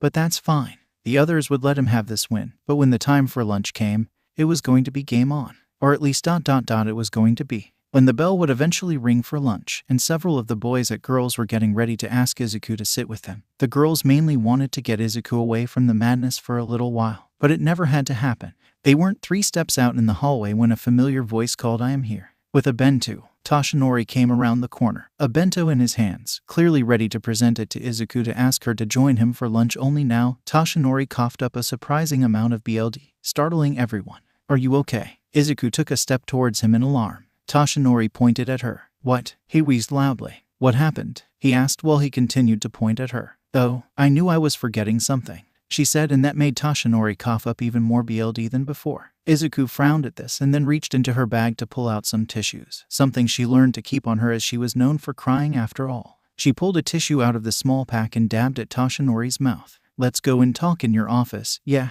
I'm sure that bento is delicious. She then turned Toshinori around and started to push him towards his office. I'll meet up with you guys after lunch, she called to her friends. Damn it, was the one solid thought through the class before they retreated and left Midoriya alone with her mentor. Izuku shut the door behind herself when they made to it Toshinori's office. She then helped sit Toshinori down as her mentor continued to cough loudly, flecks of BLD leaving his mouth. It's no secret, Toshinori Yaga's health has been on a downward slide for a while now. His coughing fits last longer than normal, and his breathing was getting so haggard there were rumors of putting him on an oxygen tank. Izuku gently patted her mentor's thin shoulders as he continued to wheeze and cough. After a while his coughing would subside and he would be able to breathe normally again. Apologies, I was caught off guard. Please, my boy, please eat some lunch. Don't nurse me, Toshinori insisted as he kept his back turned so she wouldn't see him wipe the BLD from his mouth. Izuku sat across from him and opened the bento. This man knew her well as it was all her favorite. Quietly she ate while letting Toshinori clean himself up. So, Toshinori asked as he dipped his tissue in a cup of water without turning to look at her. He then brought the wet tissue to his face to wipe. What happened? I was chasing a criminal. He used his quirk on me, and the next morning I woke up like this. She told her mentor quickly. The guy was arrested, but it's taking a while to track him back down. I think he must have been transferred to a different jail or something. I see Toshinori turned to face her now that his face was clean and BLD free. His collar was still soaked, but Izuku didn't say anything about it as she continued to eat. And now you're a girl. Izuku shrugged. It's no big deal. No big. Toshinori nearly started coughing again, but quickly regained himself before he would have another fit. My boy, you were born a boy. Surely you must be uncomfortable. I mean, it was weird, yeah, but, like with Monoma, she could only shrug towards her mentor. I'm okay. It's not the worst thing to happen to me. Though, the others sure are acting weird. I know a couple now have a crush on me. I woke up to flowers in front of my door. Oh dear. She took a bite out of her food again, chewed, and swallowed. So, there's that. I know for a fact mine is one of them. But still, I'm going on change back. That's why you have a full face of makeup on and you lengthened your hair. Hey, she pointed her chopsticks at him. I am enjoying myself while I have the chance. That's all, nothing more. Then she lowered her chopsticks and went back to eating. He put his hands up. Very well. I wasn't judging you. I was merely pointing out what I was seeing. Izuku snorted. Though, she looked at the window. It is weird. What? She thought about Hitoshi, how he's been making her feel all morning. How she never felt these feelings when she was a boy. It's nothing. She shook her head. I don't hate this. I guess that is what I want to say. I see. I like what you did with your hair. Izuku blushed at the compliment. I was trying to copy my mom's style. Do you think I nailed it? I think you did. With your hair straight and the length it's at, I almost did mistake you for your mother. You could be her sister, not her child. Izuku put her hands to her cheeks. You're making me blush, Toshinori. She grinned. Well, as long as you're comfortable, my girl, then I suppose there's no harm in this. He gestured to all of her. Just next time ...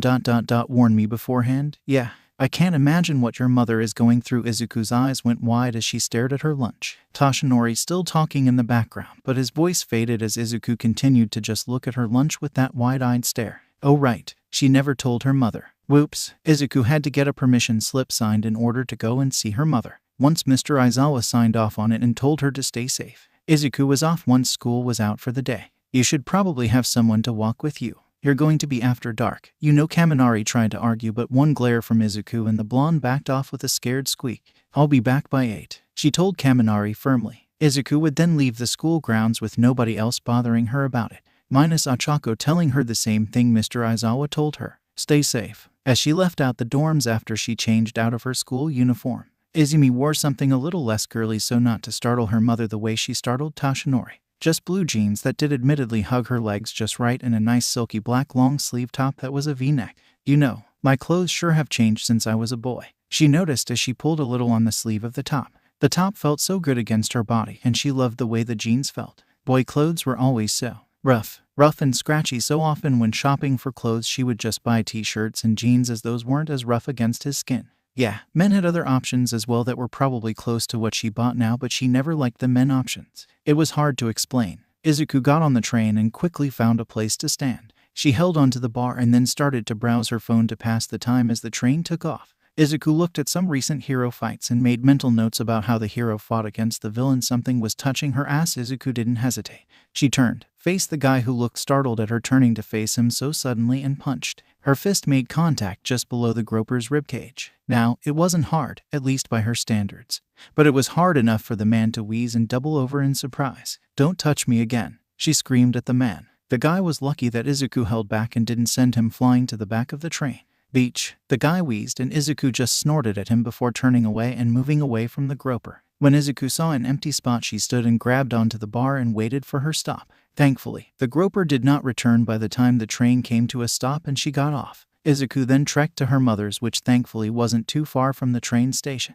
𝐒𝐿 sighed happily when she made into the apartment complex. Up the elevator she went to the 3rd floor. 𝐒𝐿 stared at the door, sucked in a deep breath as she suddenly felt nervous. What if she doesn't like me until I change back? She wondered as her anxiety spiked suddenly. 𝐒𝐿 shut her eyes and then she grabbed the door handle and turned it. She wasn't going to get anywhere by standing in the hall. 𝐒𝐿 then opened the door and the smell of dinner wafted through the air. Chicken was absolutely being cooked. No doubt it was yakitori. Mom, 𝐒𝐿 called out as she turned to take her shoes off by the door. 𝐒𝐿, is that you, sweetie? 𝐒𝐿 called back and 𝐒𝐿 swallowed. Yeah, it's me. Are you okay? You sound different. 𝐒𝐿 put on slippers that were waiting for her by the door and sucked in a deep breath. Are you sick? Her mother asked when 𝐒𝐿 didn't respond right away. 𝐒𝐿 finally rounded the corner and stood in front of her mother. I got hit by a quirk. 𝐒𝐿, who was cooking and paying attention to the food.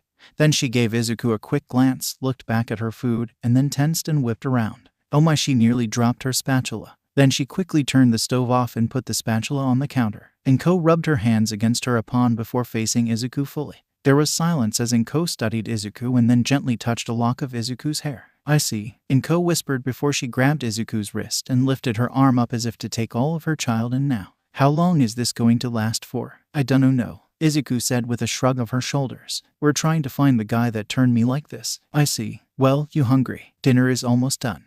Well, I could eat good. Go and wash up and I'll finish up. Her mother patted her shoulder and then went back to cooking. Oh, well, that went better than expected. 𝐒𝐿 went to the bathroom and washed her hands before looking at herself in the mirror. Her ponytail had slipped a little, so she quickly corrected it. When 𝐒𝐿 was satisfied with her looks, she turned and walked out of the bathroom. The table was already set by the time 𝐒𝐿 came out. The food was on the table and her mother was already eating. 𝐒𝐿 sat across from her and started to fill her plate. Once her plate was filled to her liking, she started to eat. So, 𝐒𝐿 started right when 𝐒𝐿 took the first bite of her food. I can't help but notice a severe lack of freaking out from you. 𝐒𝐿 chewed and then swallowed before answering. What do you mean? How long have you been like this? 2 days. 2 days. I feel like most people in this situation would probably call their mother to figure out what to do now that their body has been made into the opposite gender. 𝐒𝐿 blushed as he put his fork down. I know. I'm sorry, but I'm okay with this body. Give it time. 𝐒𝐿 snorted as she continued to eat.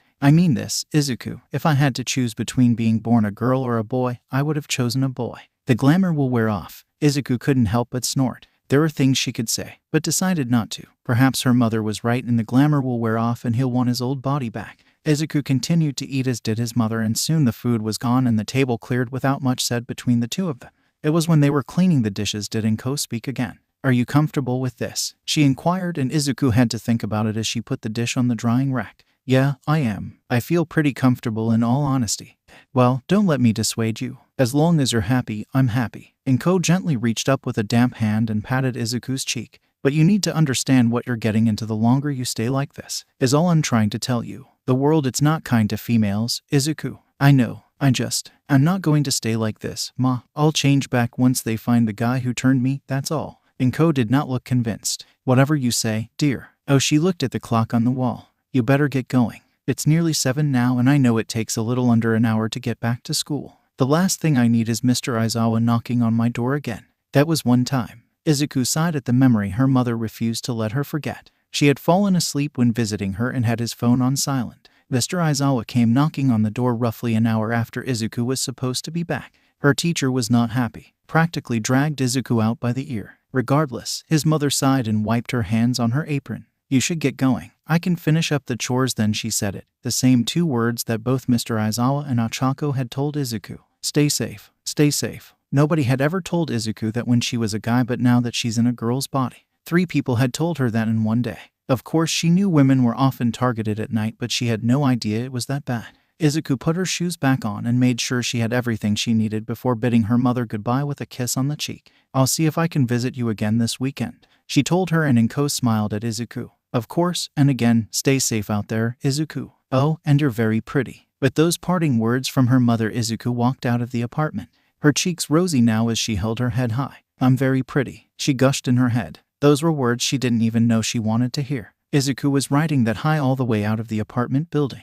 Happily, she walked down the steps and let the cool night air wash over her. 𝐒𝐿 jumped down the last step and put her hands in her pockets. Oh, the jeans didn't have pockets lane. So, 𝐒𝐿 just walked normally. As 𝐒𝐿 walked along and looked at the night sky, she pondered on her mother's words. If could chose what gender I was born, I'd chose a boy. 𝐒𝐿 shut her eyes as those words echoed in her mind.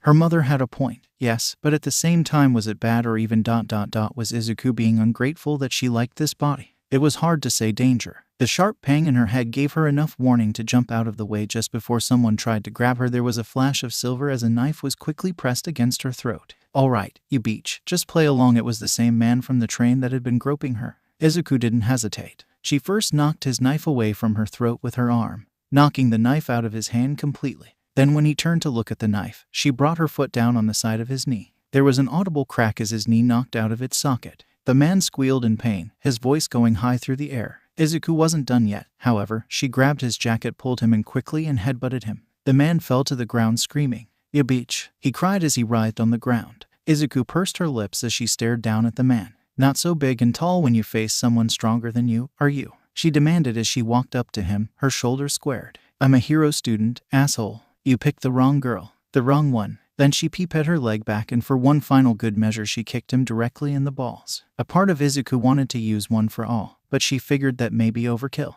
All the man could do was squeak. 𝐒𝐿 huffed and then pulled out her phone. "The fact that you stalked me should have broken your hands. I'll kill you." The man managed to grunt, and 𝐒𝐿 rolled her eyes as she started to call the cops. "Sure you will, and if my teacher hunts me for sport because of you, I'll make sure to break your PP even harder." FC King Beach. Once the cops were called, 𝐒𝐿 called Aizawa and, yeah, her teacher wasn't happy. "I told you to stay safe." I know, Mr. Aizawa. He got the drop on me, but he's down. He didn't hurt me." She heard her teacher snort on the other side of the phone. He still wasn't impressed, it would seem. "All right, I'll be there shortly. Stay with the cops, Mr. Aizawa. You don't have to click." 𝐒𝐿 pouted when her teacher hung up on her. "I'm capable of walking by myself," she yelled to the sky, but that didn't matter, it would seem. 𝐒𝐿 didn't understand the issue. She was unhurt and the bad guy was down, so why make a mountain out of a molehill? The guy grunted as he rolled to look at 𝐒𝐿. "When I get patched up, I'm coming after you." "Shut up," she yelled at him. "Just shut up. I don't care about your petty threats. I really don't." The man looked shocked. "You know what?" 𝐒𝐿 then turned his heel and walked to the nearest bench, which was roughly 100 or so yards away, and sat down away from the man. Not like he could get up and chase her down. "Hey," the man yelled, but 𝐒𝐿 ignored him and just waited for the cops. "I'm still here, you cunt." It would be another 10 minutes before the cops arrived. 10 minutes? Really? The cops just shook their head at the guy as they loaded him into the ambulance. 𝐒𝐿 gave her statement to the cops, and by the time she finished, Mr. Aizawa pulled up. Her teacher's face was rather neutral. He didn't seem all the angry, but he certainly didn't look happy. Then again, that was Mr. Aizawa's natural face, so 𝐒𝐿 got into the car and shut the door as Mr. Aizawa got into the driver's seat. "I don't understand the big deal," 𝐒𝐿 finally told her teacher with a bit of a huff. "𝐒𝐿, you're a girl for the time being. You have to understand that means that you have to be a little more wary than when you were a boy, right?" 𝐒𝐿 felt her face turn red at her teacher's words. "I mean, I know girls get targeted more than boys, but that's it. There is no but." Mr. Aizawa cut her off. "You're a girl now. You look like a girl, you act like a girl, and now people are going to target you because they're going to see you as an easy target. But I'm not. I took care of that guy, Mr. Aizawa. He didn't even get a chance to finish his sentence before I had him on the ground. And while that is good, there are people who are going to see you as unassuming, 𝐒𝐿. You have to understand that. I'm not saying that you are unassuming because you're a girl. I'm not saying you're weaker now that you're a girl. I'm saying you need to be careful now that you're a girl, especially at night. Check your surroundings." "I see." She felt herself deflate just a little at those words. The ride back to UA was quiet as 𝐒𝐿 just let her head rest against the window and watched the world go by. Before 𝐒𝐿 knew it, they were back at UA. And once in the safety of the UA, Mr. Aizawa finally stopped chaperoning her and let her go back to the dorms on her own. 𝐒𝐿's mind was filled with all sorts of thoughts. From thinking about what happened with the man to Mr. Aizawa's and her mother's words. "Things will be harder now," was almost what they were trying to convey. 𝐒𝐿's mind was swimming with so many thoughts that she almost didn't hear Ida speak to her. "Ah, you're back. How was your mother's?" "Fine," she responded dully while taking her shoes off and not making eye contact with anyone as she got ready to walk back to her dorm and think some more when Ochako stopped her. We were just about to watch a movie. Do you want to join us? 𝐒𝐭𝐲 came up and grabbed Izuku's hand and was already pulling the other girl towards the couch. Sure. Izuku wasn't sure why she agreed, but she did, and now she was on the couch. She was pretty quiet as she wrapped her arms around her legs. She felt the world nearly start to close in on her as her friends' voices faded away, and a dull static filled her ears instead. Izuku didn't even know why this was happening. It all felt suffocating, almost something heavy wrapped around her shoulders and brought her back to reality. We should watch something fitting the theme.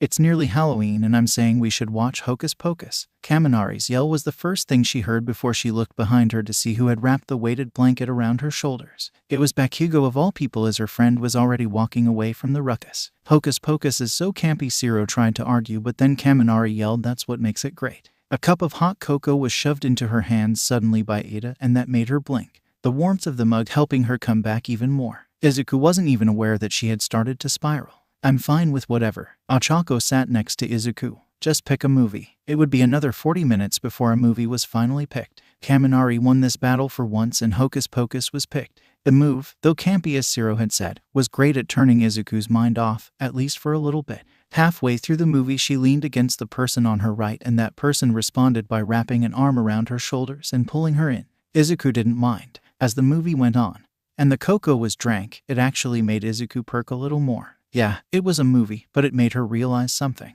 If the world was going to push against her because she was a girl, then that was perfectly fine. Izuku could push right back. In fact, Izuku could push back quite hard. After all, that man was a perfect example. Yeah, she'll be careful, per Mr. Aizawa's request, but on the off chance she'll slip up ... then ... that was fine too. Izuku wasn't a quitter and she was going to show the world that. The movie ended and Izuku looked to see who had their arms still wrapped around her shoulders. It was Hitoshi of all people. They made eye contact and Hitoshi just smiled. When did he get so? Izuku never got to finish that thought when Hitoshi suddenly let go of her and got up. Izuku was cold. Izuku was now pouting as she watched Hitoshi start to walk away. Good night. I'm going to try and get a few hours of sleep tonight. Hitoshi called to his classmates. Some said good night to him. Others, Minta and Kaminari, very clearly said something along the lines of good riddance. Izuku sighed and took the weighted blanket off of her. Good night, she said to her classmates next. I need to lay down and think about some things. Several of her classmates all bid her a good night. Izuku got on the elevator and went up to her floor, then she walked back to her room. Izuku shut her door behind herself and just laid with her back to her door. She exhaled through her lips and thought about Mr. Aizawa's words as well as her mother's. The thing was, despite what happened, despite their words of caution,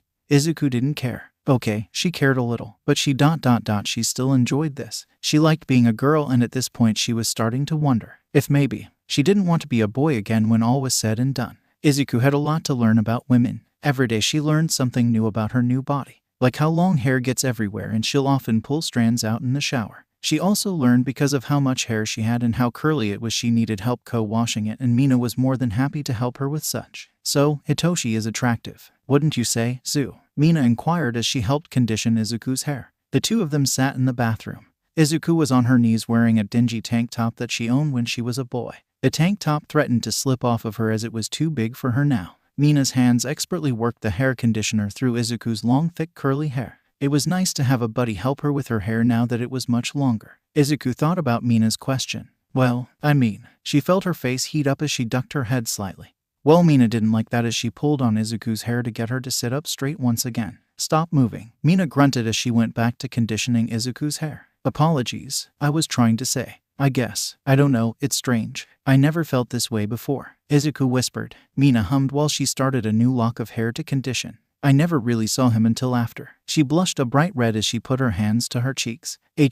Mina hummed softly. I see. Well, Zu, if I can be honest, I'd say go for it. You're the one who keeps saying this isn't going to be permanent. So, go out on a limb and go on a date with that handsome purple asparagus while you and he feel this way about each other. Izuku put her hands on her knees as she looked down at the tiled ground. I don't know. I don't want to get my hopes up, Mina. I'm telling you, Zu, he wants you as much as you want him, Mina told her as she finished the last of Izuku's hair. Izuku continued to look down at the tile before she sighed softly. I'll think about it. Mina smiled before she gently wrapped her arms around Izuku's shoulders. I guess that's all we can ask of you, sweetie. We don't want you to regret it when you do go back to being a boy. Once her hair was conditioned, she and Mina went their separate ways for the night. Izuku laid in bed and stared up at the ceiling. She twisted her hands together while watching her fan lazily spin above her head. I wouldn't mind it, she told herself before she turned to her side. But when I switch back, I don't think he'll want me, or worse, I may not want him anymore. These feelings never arose until I became a girl. 𝐒𝐿 slept an uneasy sleep that night, tossing and turning,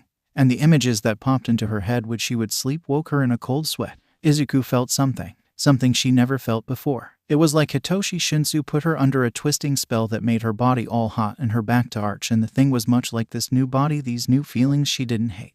If anything, they pulled her in. The next morning was the weekend, meaning there was no school, and 𝐒𝐿 was prepared to study the day away in her room. That was the plan anyways. The plan would be scrapped around noon or so when someone knocked on her door. 𝐒𝐿 stopped her studying and shuffled out of her chair. She made sure her skirt was smoothed and her shirt before she opened the door. Izumi's heart did a little leap when she saw Hitoshi standing there. Hitoshi was dressed in a black hoodie and blue jeans. Hitoshi smiled at her as he rubbed the back of his head. "Hey there," he greeted her. "Good afternoon." She gave him a little head bow and Hitoshi smiled a little. "I figured I'd just shoot my shot. Do you want to go to lunch with me today?" he asked, and 𝐒𝐿 put her hands behind her back. "I would love that," she said with a smile, and Hitoshi visibly brightened, and that made her smile all the same. 𝐒𝐿 reached over and grabbed a cardigan that was sitting on the back of her rolling chair. It was a simple black cardigan that matched her skirt in color. "I like your outfit," Hitoshi complimented her, and 𝐒𝐿 felt herself heat up. The outfit wasn't anything special. A black pencil skirt with a white ruffled blouse. It was one that Yaoyorozu picked out for her when they were at the mall. "Oh, thank you. I like it too. It's very sophisticated," 𝐒𝐿 said, almost feeling silly for saying that.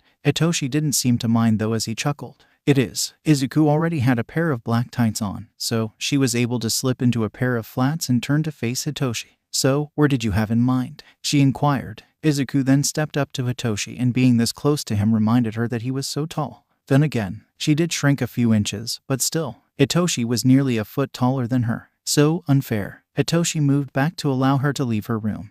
𝐒𝐿 made sure she had her wallet before leaving her room and shutting the door. "Well, there's a cat cafe not far from the school. It just opened up a month ago." "Oh, I've never been to a cat cafe before and always wanted to go." 𝐒𝐿 happily gasped at the idea. This made Hitoshi grin. "Good, I'm glad you like the idea. Don't worry about the permission slip. I already told Mr. Aizawa I was going with a friend." The two of them got into the elevator, and 𝐒𝐿 fidgeted with her fingers nervously. "So, a cat cafe?" Hitoshi nodded. "I've had my eye on it for a while now and never really had the opportunity to go until today." "But you've never been to one?" "Never. I've always wanted to go, but..." She blushed suddenly and looked away. "But..." He encouraged her to keep going, and 𝐒𝐿 grabbed the end of her hair to gently pet. "When I was in middle school, I was told that cat cafes were for women and girls. So, I just really avoided going to such places." Hitoshi snorted. "Well, take it from someone who was a regular at his old cat cafe. It is not just for women. Besides, even if it was, you sure fit the part now, don't you?" he asked, and 𝐒𝐿 blushed again before looking away from him. "I guess I do," she giggled. The elevator dinged and the two of them got out. Ada called when the two of them stepped out of the elevator. "Midoriya, I was just about to ask you if you wanted to go on a run," Ada asked in his usual bravado. "Oh, sorry," 𝐒𝐿 said as she and Hitoshi still walked towards the door. "I'm going out with Hitoshi for lunch, but tomorrow for sure." All activity in the common room ceased as 𝐒𝐿 felt eyes on them. She and Hitoshi looked back to see everyone looking at them. Some intrigued and some Mineta and Kaminari mostly looking rather envious where they stood. "We should get going." Hitoshi urged her out the door before she could look any longer. 𝐒𝐿 focused forward, and if she would have looked back at Hitoshi, she would have seen him turn and flip Shoto Todoroki off. The door shut behind Hitoshi, and the two of them set off out of the school grounds and towards the new cafe. The air was nip, and 𝐒𝐿 was glad she grabbed her cardigan. "So, this is your first time in this cafe as well, you said?" 𝐒𝐿 asked as they crossed the street quickly. "Yep, like I said, it's brand new, so I don't know what to expect." Hitoshi wasn't joking when he said the cat cafe was close by the school. After they crossed the road, they just had to walk down the sidewalk for a few hundred meters and then they were there. The building was small and wedged between two larger buildings, so it wasn't the biggest cat cafe. But that was perfectly okay. Hitoshi opened the door and let 𝐒𝐿 walk in first, and 𝐒𝐿 smiled at him. The fresh smell of coffee wafted through the air and made 𝐒𝐿 shut her eyes and take a deep breath in. It smelled nice. Despite the small location, there were still plenty of seats for them to take and plenty of cats roaming or lazing around. A woman at a register greeted the two of them. The woman had light purple hair, almost like Hitoshi's, and big blue eyes. She had on fake cat ears. No, wait, those were real. Her cat ears were black and they gave a twitch when she saw the two of them. "Hello," she greeted them with a wave. My name is Yuri and I'll be your server. Why I ask how many minutes you two intend on staying? She inquired chipperly. Izuku turned to Hitoshi and Hitoshi looked at her and then did a double take when he realized she was waiting on him. I've never been to these things, remember? Izuku reminded him. Oh, right. How's 30 minutes? Sounds lovely to me, Izuku said and Yuri nodded. 30 minutes for the two of you. Awesome. Now, you two can leave your shoes with me and I'll provide you both with your own slippers. I do request that you sanitize your hands before petting or interacting with the animals, and of course after you interact with the animals, and before you eat. She put 2 pairs of slippers on the desk and followed up with putting hand sanitizer next to the slippers. Izuku slipped out of her flats with ease and then grabbed the smaller pair of slippers. Hitoshi then did the same and the two of them handed over their shoes that were then promptly placed in a cubby. Now, as a rule of thumb, while you are allowed to pet the cats, we request that you do not chase after any of the cats, nor do you pick any of them unless they come to you specifically. There are an abundance of toys to garner the cats' attention. And not only do we have some food on the menu for the cats, you may also buy treats should you wish to do so. Also, your menus will be on the tables. Should you need me, there's a button on your table that will alert me. Yuri told them as they both finished putting their slippers. Any questions? They both shook their heads and understood the rules pretty simply. Yuri clapped her hands. Good. Have fun. Then they were allowed inside the cafe. Everything looked brand new, most likely because it was. Several cats scattered but some still stayed and watched them disinterested, their tails flicking lackadaisical. Hitoshi pulled up a seat for Izuku. Oh, thank you. Izuku sat and Hitoshi hurried to sit across from her. Izuku looked at the menu sitting on the table. There were a lot of options to choose from with a ton of drinks and a bunch of food to enjoy. Izuku looked at all of her options. What are you thinking, Hitoshi? I don't know. A nice hot coffee for sure. Maybe a fried egg sandwich. Ew, good question. I'm thinking a mango tea with bursting baba. Izuku nearly jumped out of her skin when she felt a sock-clad foot rub against her leg. Hitoshi didn't say anything as he pressed his palm against his cheek and just grinned at her as he continued to rub his foot up and down her calf. Izuku's face must have turned scarlet. Her breathing picked up as her face felt so hot that she was sure you could cook an egg on it. Hitoshi, the meanie, only tidled his head waiting for her to continue while he proceeded to rub his foot up and down her calf. A mango tea with bursting boba and ah. Maybe a fruit sandwich. Izuku's breath continued to hitch the more she spoke. Her heart started to race as she maintained eye contact with Hitoshi. That sounds like a good choice, Hitoshi hummed softly. Izuku smiled. She wasn't sure if she was smiling because Hitoshi was agreeing with her or if it was because he was still rubbing his foot along her calf. This was a new feeling, one she never felt even when she was a boy. The heat coiled along her gut and her face flushed. Well, their little moment was stopped when Yuri came up. Have you two decided? She asked in her usual chipper voice. I am, dear. Hitoshi turned to Izuku and Izuku swallowed hard. Dear? She thought in surprise. Yeah. She stared long and hard at the menu. Okay, what can I get you two? Yuri inquired as she had her pen and paper at the ready. I'll just have a triple espresso and a fried egg sandwich, Hitoshi told the waitress with a smile. Then both of them looked at Izuku. Izuku, who was still red because Hitoshi was still rubbing her calf with his foot, swallowed hard.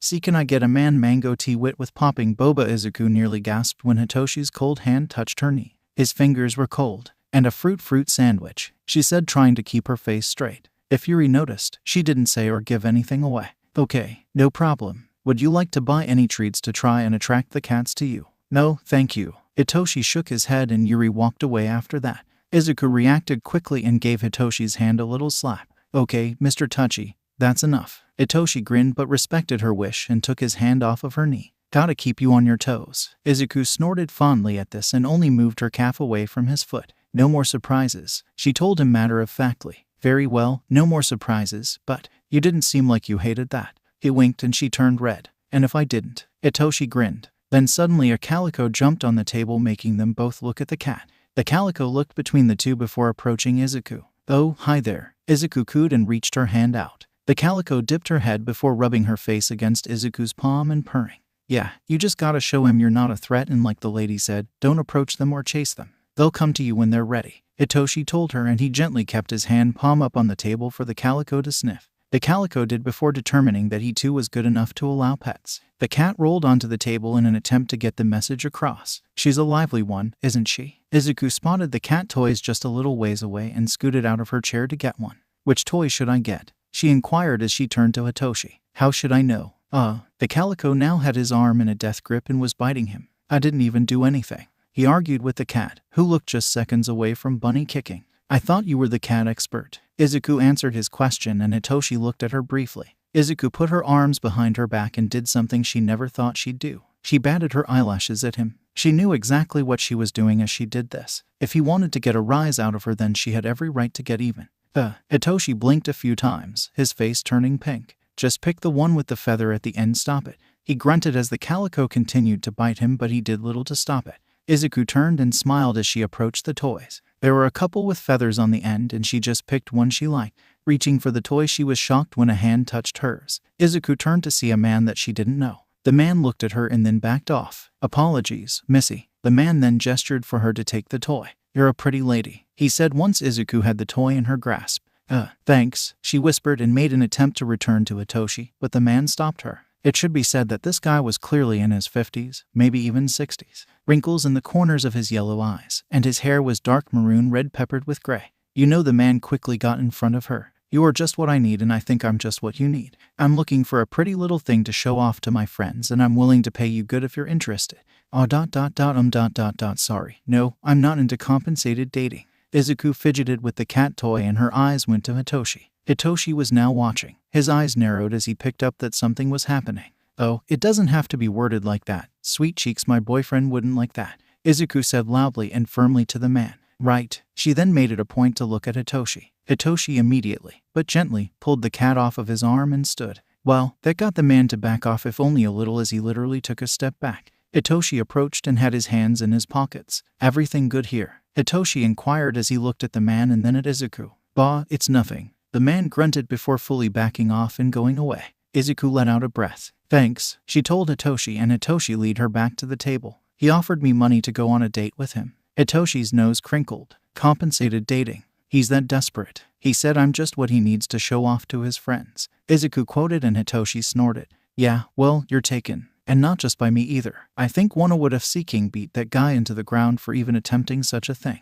The two of them laughed at that because it was true. Izuku could already see Bakugo picking the creep up and physically tossing while Momo made baseball bats for everyone to start whacking the creep. Izuku also knew it was just her either. If it were anyone else in their class, the others would still react in such a way. 𝐿 was just that tightly knit. If you take on one, you take them all. Their food and drinks came and the two of them ate and socialized with one another, really just making small talk as they ate and played with any cat that would approach them. Before too long, their 30 minutes were up and they did have to sadly say goodbye to the cats. I'm coming back for you, Izuku whispered as she patted a tiny black kitten before leaving the table. Izuku went for his wallet, but was stopped promptly by Hitoshi. I asked you out. It's on me today. Izuku did pout at this a little. Fine, she huffed as Yuri was already in the process of giving Hitoshi change and their shoes were returned to them. But I'm getting you next time, big fella. Hitoshi grinned as he pulled her into a sideways hug. I wouldn't expect it any different. He sighed softly as they started to walk back to school. Izuku relaxed into Hitoshi's touch and rested her head on his shoulder. You know, I had fun, Izuku whispered. I definitely want to come back to a cat cafe sometime.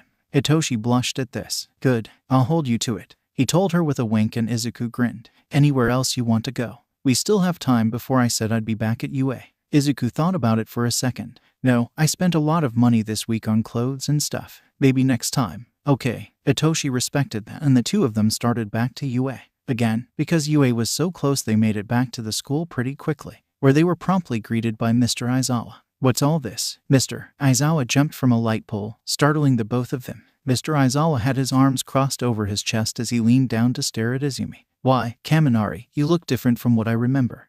Izuku titled her head before she blinked and whipped her head to look at Hitoshi. Hitoshi was pink as he wasn't looking at either of them. Kami cankled. Hitoshi grumbled. The kid can't cancel if you don't ask him. Yeah, I asked him. Izuku felt herself blush at this for some reason. Detention for you both for lying. Whoa. Hitoshi rose his hands up and looked at his mentor. I'll take the detention. I lied. Izu didn't know. Don't punish her. Aizawa stared at Hitoshi with narrowed eyes. Fine. He huffed once he realized Hitoshi was most likely telling the truth. But I'm watching you, Shinsu. And you. He then pointed at Izuku, which made Izuku purse her lips to the side and put her hands on her hips. Nothing happens without my knowing. And with those, honestly horrifying words to hear, their teacher left. Izuku did pout a little at this before sighing in defeat. Well, I should get back to studying. Yeah, I need to study too. I'll see you later. Hitoshi asked her and she nodded. See you later. The two of them parted ways with a wave, but not before Hitoshi pecked her cheek. It was such a quick kiss that it completely threw Izuku for a complete and total loop and made her stand there for several seconds.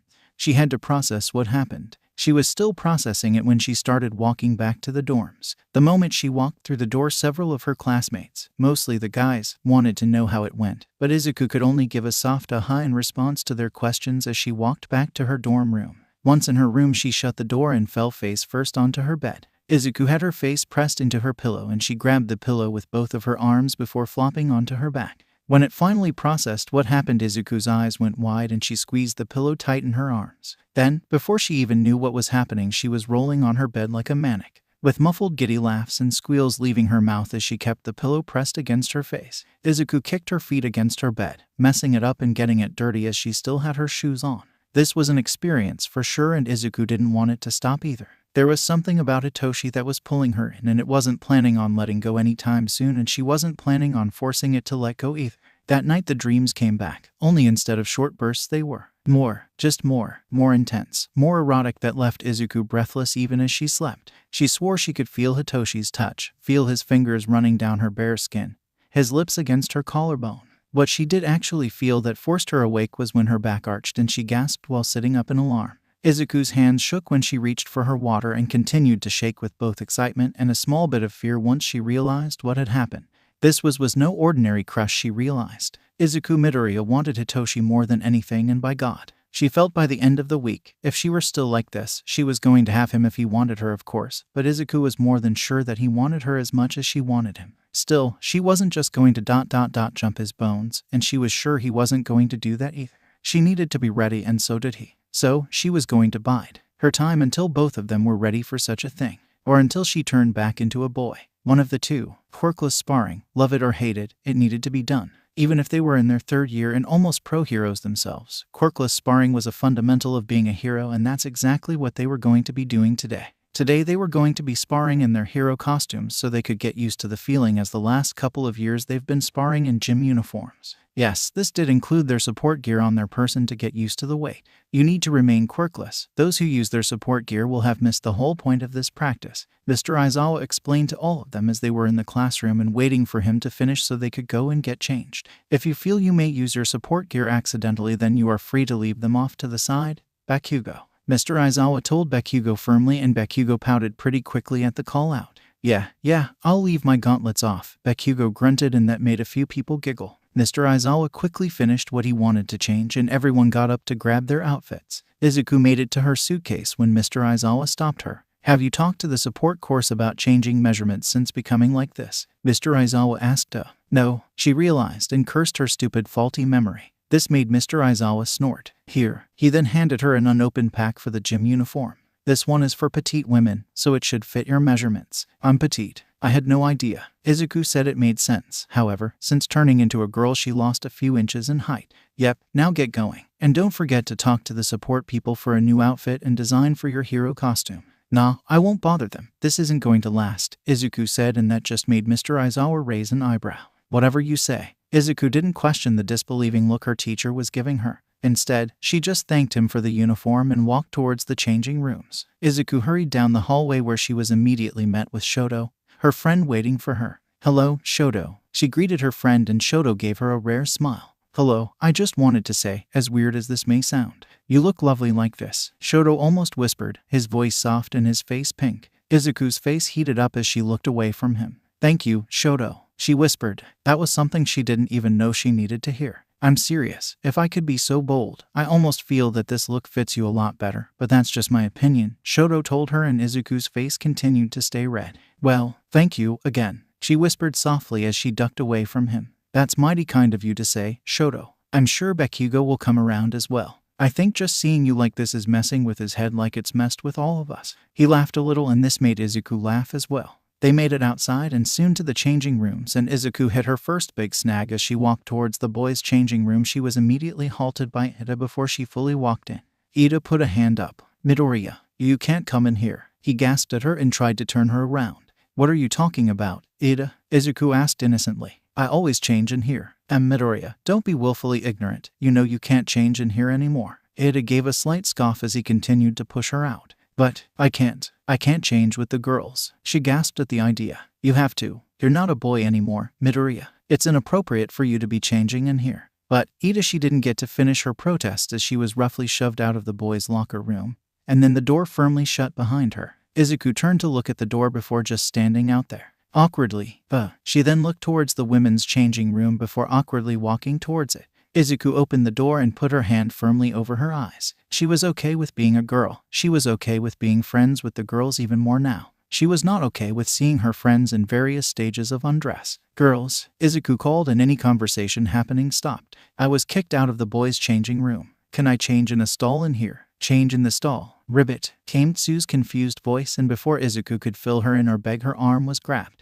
"Don't be silly," Mina said, and Izuku saw she was completely undressed save for her underwear. "You're one of us. You can change with us." Izuku's face must have turned as red as Kirishima's hair as she looked away from Mina. Thank you." She then allowed herself to be led into the room where she tucked her gym uniform under her arm and used her free hand to cover her eyes. Midoriya, the girls all giggled, and it was Ochako that helped lower her hand from her eyes. "It's okay," Ochako reassured her. "It's like what Mina said. You're one of us. Besides, we know that you're not going to do anything."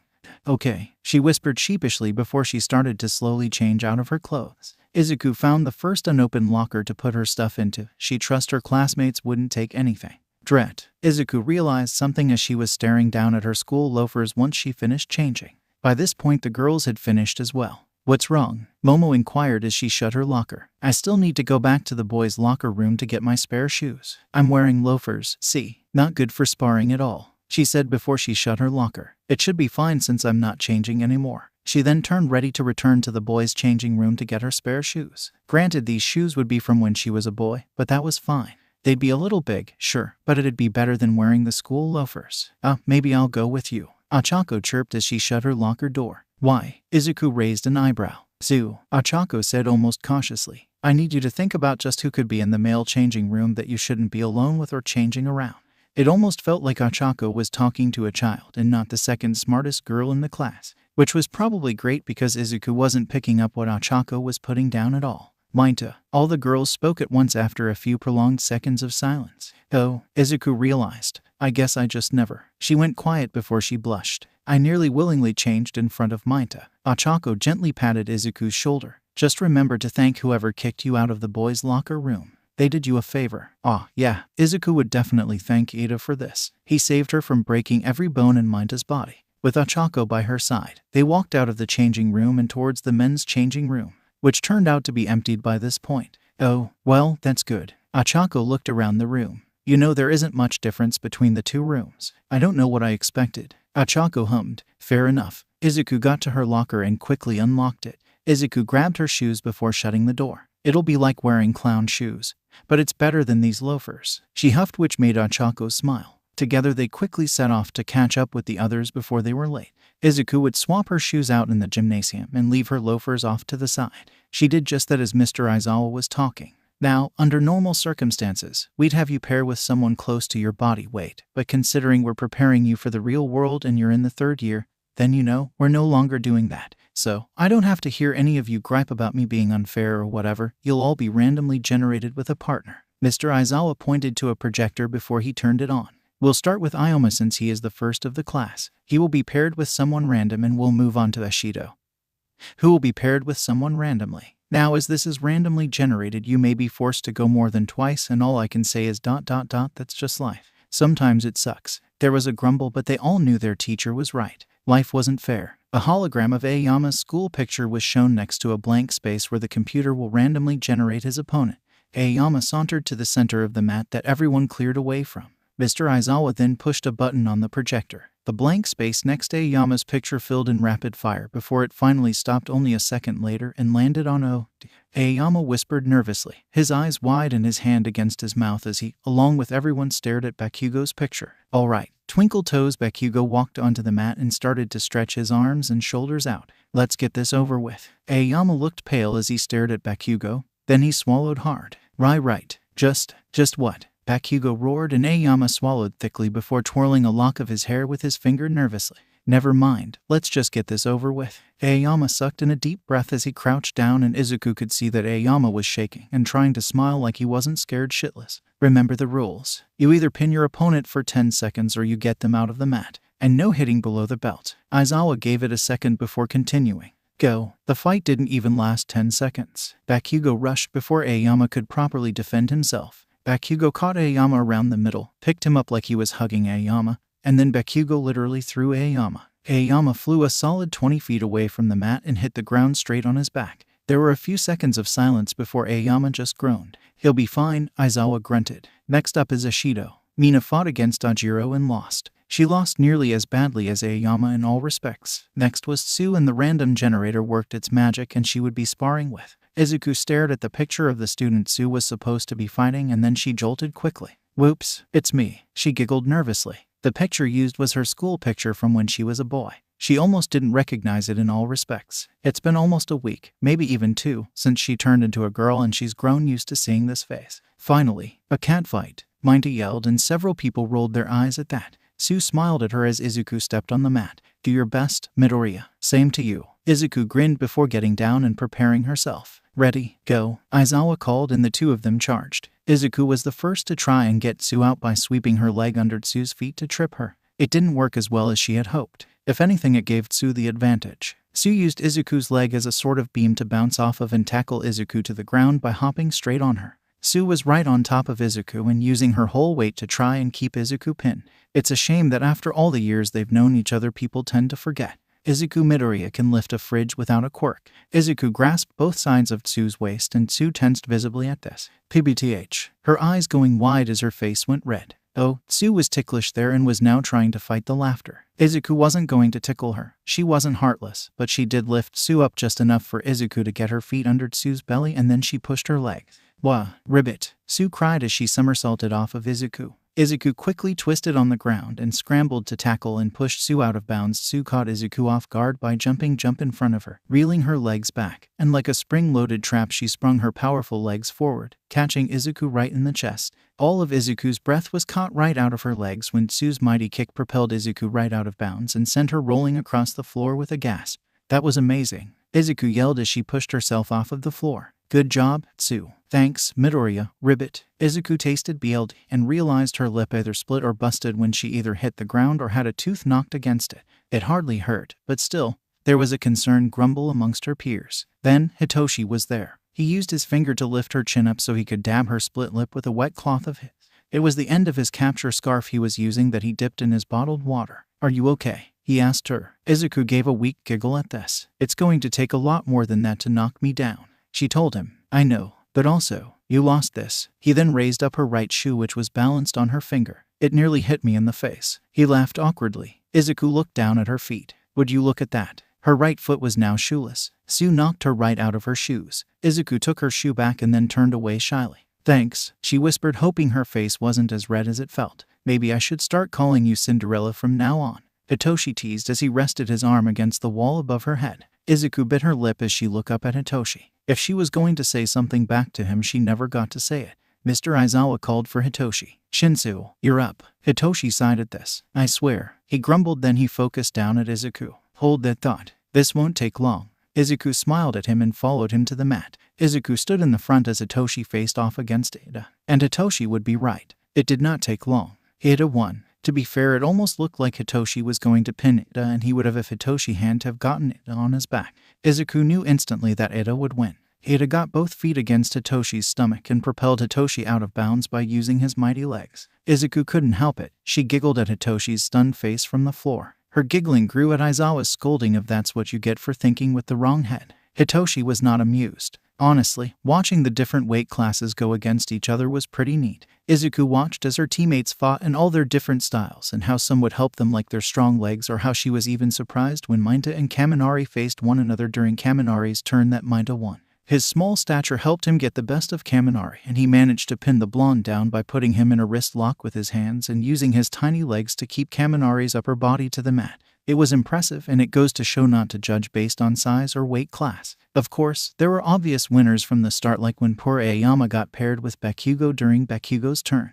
Aoyama tried to back out, but Mr. Aizawa wouldn't let him. Aoyama went flying again. Poor guy. Next came Izuku's official turn. She was up against Kaminari. Fair enough. The two of them stepped on the mat and Kaminari snapped his fingers and pointed finger guns at her. Don't worry, I know you've gotten weaker. Izuku frowned. It had to be the quickest anyone had knocked a smile off of her face. What? She demanded and put a hand on her hip. You lost at Tsu, when normally, if you were a guy, you'd win. So, obviously, you have gotten weaker. So, don't worry, I'll go easy on you. He winked. Bad move, she heard Hitoshi say and then tried to hide it behind a fake cough. Then Izuku put her smile back on. But if anyone knew her, which all of three did, then they'd know that this wasn't a normal smile. It might as well be an Aizawa smile. One that said you messed up. Is that so? Well, how kind of you, Kaminari. Her voice was tense and her words terse. Of course, several of their classmates exhaled when it became apparent that Kaminari had no idea how much he messed up. Go, Aizawa demanded, and Izuku sprung first. Kaminari may be holding back, but she wasn't. Kaminari saw her gunning for him and crouched low, thinking they were going to meet and try to pin one another. Izuku stopped just short, dropped herself to the ground, catching him off guard and knocking his right leg out from under him. Now, here's where most would probably use their legs to knock him down or even knock his other leg out to help them. Not Izuku. Once Kaminari had dropped to his knee in surprise, but managed to keep his balance, Izuku was on her feet. Nobody could see her next move, not even the late Sir Night-Eye. Izuku, now on her feet, ran and jumped, doing a flip in the air to grapple both her arms around the back of his neck to full-on body slam his face into the mat. Kaminari landed face first with a resounding thud that echoed through the gym. Several of her classmates winced. Kaminari did not get back up within 10 seconds. Izuku only huffed at him before dusting her hands off. I lost at Tsu because she managed to use her wits to catch me off guard. Izuku told Kaminari matter-of-factly. To say I've grown weaker as a female is just such a blatant insult. Kaminari, not just to me but to the other girls as well. I expected better of you. Shame him, came Mina's command. Shame, she pointed at him. Shame, came a chorus response from several others as they all pointed at Kaminari, who bowed his head at this. Well, after that was over, there were just Minta and Momo left. Minta had no chance when Ajiro got chosen. Poor guy was thrown off the mat in seconds flat and landed at Izuku's feet. Izuku tilted her head at Minta as he was looking at her. Minta seemed to think about it before he shut his eyes and went limp. Step on me, he demanded with a blissful look on his face. Well, her savior came quicker than she could blink. It was Shoto. I could pulverize your testicles, he grunted as he boldly put his foot between Minta's unprotected crotch. Minta squeaked before he spasmed and quickly scrambled away. It was a joke. He whimpered and then ran like a kicked puppy. Last was Yaoyorozu, who actually got Shoto as a partner. They also had the longest fight between one another, last a total of 5 minutes before Shoto would be the victor. He managed to get her on her stomach, arm pinned behind her back and hand pressed against the back of her head to keep her from getting up. Their sparring session was then over. Some of them had to go multiple times against their classmates, with Izuku being one of the rare few who only got to go a total of twice. Izuku collected her loafers before she ran to catch up with her female classmates. Wait up, she called as she followed after them. A couple would. That move you did on Kaminari was brutal, Midoriya. You have to show me how you did that, Ochako gleefully said, and it made Izuku smile before blushing. The thing is, I'm not sure I can replicate it. I just let my body move without thinking. What Kaminari had said struck a nerve. I'll say, Mina agreed with a scoff. I just can't believe he would even say something like that. He usually knows better. Well, at that moment they actually had crossed paths with Kaminari, who was walking with the boys back to the boys' locker room. The moment Kaminari and Mina locked eyes, it was on. Shame, Mina yelled and pointed at him. Shame, Ochako and Izuku joined in along with Shiro and Kirishima. Kaminari visibly wilted at this. They went back to the changing rooms with Izuku going straight for the female lockers, this time with no fuss. Granted, she still didn't dare look. Izuku focused solely on changing herself and didn't look anywhere else but down. So, how's it going with Shinsu? Mina, who was half-dressed, rubbed against Izuku, and when Izuku looked at her, Mina wiggled her eyebrows up and down. Izuku only gave a slight chuckle at this before she turned away. What do you mean? He's just a friend. Oh please, Mina scoffed. You like him and he likes you. It's obvious. She is right. It is obvious. Yaoyorozu was buttoning up her school shirt. Hagakure was done getting dressed when she surprised Izuku by grabbing her arm. You need to go on another date with him ASAP. He is like putty in your hands right now, Zu. I've never seen him like this. Not even with the other girls he brings around. Now that made Izuku suddenly nervous. Oh, she whispered. You know, I kinda forgot that he. She frowned a little. Hagakure. Mina hissed and elbowed Hagakure in the ribs. Oops, Zu, trust me. You're different. Mina reassured her. I see the way he looks at you and it's ... it's different. Maybe. Izuku hoped so anyway. Yet, there was still this underlying fear or doubt in her mind about this. The warning bell rang above their heads and they were forced to stop their conversation. Izuku, being already dressed, hurried out. The rest of the day was carried out like normal. outside of Mina keeping the shame train going with Kaminari. By the time school ended, Mina stopped doing it, though it was still a lesson that Kaminari wasn't going to forget, that's for sure. After that, everyone hurried off to the dorms to either relax for the day or study. 𝐒𝐿 was in the study category. She was in a small study group with her friends. They studied and snacked a little before eventually breaking away and calling it a night. Though, 𝐒𝐿 wouldn't be calling it a night. Not until later. For now, it was just some alone time to decompress and collect her thoughts after an interesting day. That's where she was now, silently lying in bed and watching the latest fight on her computer. Hawks versus a man who could turn into a flock of birds. Then sun long since went down, and when 𝐒𝐿 blinked it was almost 10 p.m. 𝐒𝐿 stood from her bed and decided to go to bed for the night when there was a knock at her door. 𝐒𝐿 had a feeling she knew exactly who was at her door. Her suspicions were confirmed when Hitoshi was standing at her door. "Hello, Hitoshi." She greeted him and he blushed a little. "Hello, I'm just gonna shoot my shot," he said, almost repeating what he said on Saturday. "You wanna be bad?" he asked her with a bit of a wink. 𝐒𝐿 looked at him. "Define bad. What if I said I know a way to sneak out of UA without getting caught?" 𝐒𝐿 just stared at him. "For real?" she asked, and he nodded. "I usually don't tell people this, but I figured maybe you wanted to get out without having to tell the teachers, if only for a night." "Oh, Hitoshi." 𝐒𝐿 collected her hair over her shoulder and gently started to pet it.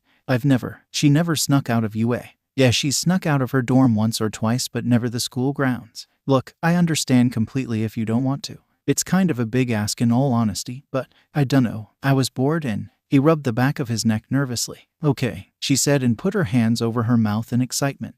Hitoshi looked just as stunned as she felt. "Okay," she squeaked. Hitoshi then grinned. "Awesome, just follow me," Hitoshi told her, "and grab some good shoes. Not the clown shoes this time." 𝐒𝐿 giggled behind her hand before she hurried off to grab her shoes. A pair of sneakers she felt would do good. "I'm going crazy," she realized as she walked out of her dorm with Hitoshi leading her away. "Absolutely bonkers." 𝐒𝐿 wanted to giggle. Still, when Hitoshi grabbed her hand, she was okay with it. "Maybe it's him that's making me crazy, but I don't mind." Tonight was going to be an interesting one for sure. One that had 𝐒𝐿 both giddy and terrified. 𝐒𝐿 couldn't believe she was doing this. She was going crazy, absolutely bonkers. Yet here she was dressed in a skirt, hoodie, and sneakers. All stuff that wouldn't restrict her movement should she, or Shinsu, need to make a break for it. 𝐒𝐿 also brought her wallet and had that tucked away in the pocket of her hoodie. Together she and Hitoshi made their way down the fire escape both quickly and quietly. Hitoshi was so quiet down the metal steps of the fire escape it was actually rather impressive for 𝐒𝐿 to witness. He was so quick on his feet as well without making a single noise. She was, obviously, louder than him at first. 𝐒𝐿 knew she'd get them caught being so heavy-footed compared to Shinsu, so after the fifth step she decided to float down. "I can carry you," she told Hitoshi as she slowly floated downwards beside him. "Nah, no need. I've been going up and down these stairs long enough," Hitoshi told her, a smile as he walked down the fire escape soundlessly with his hands in his hoodie pocket. He wasn't even using the railing, he was just that good and that balanced. 𝐒𝐿 made it to the ground before Hitoshi and safely managed to get her feet on the ground with ease. "Show off." Hitoshi grinned as he jumped the last couple of steps. The night air was rather brisky and 𝐒𝐿 was starting to regret wearing a skirt.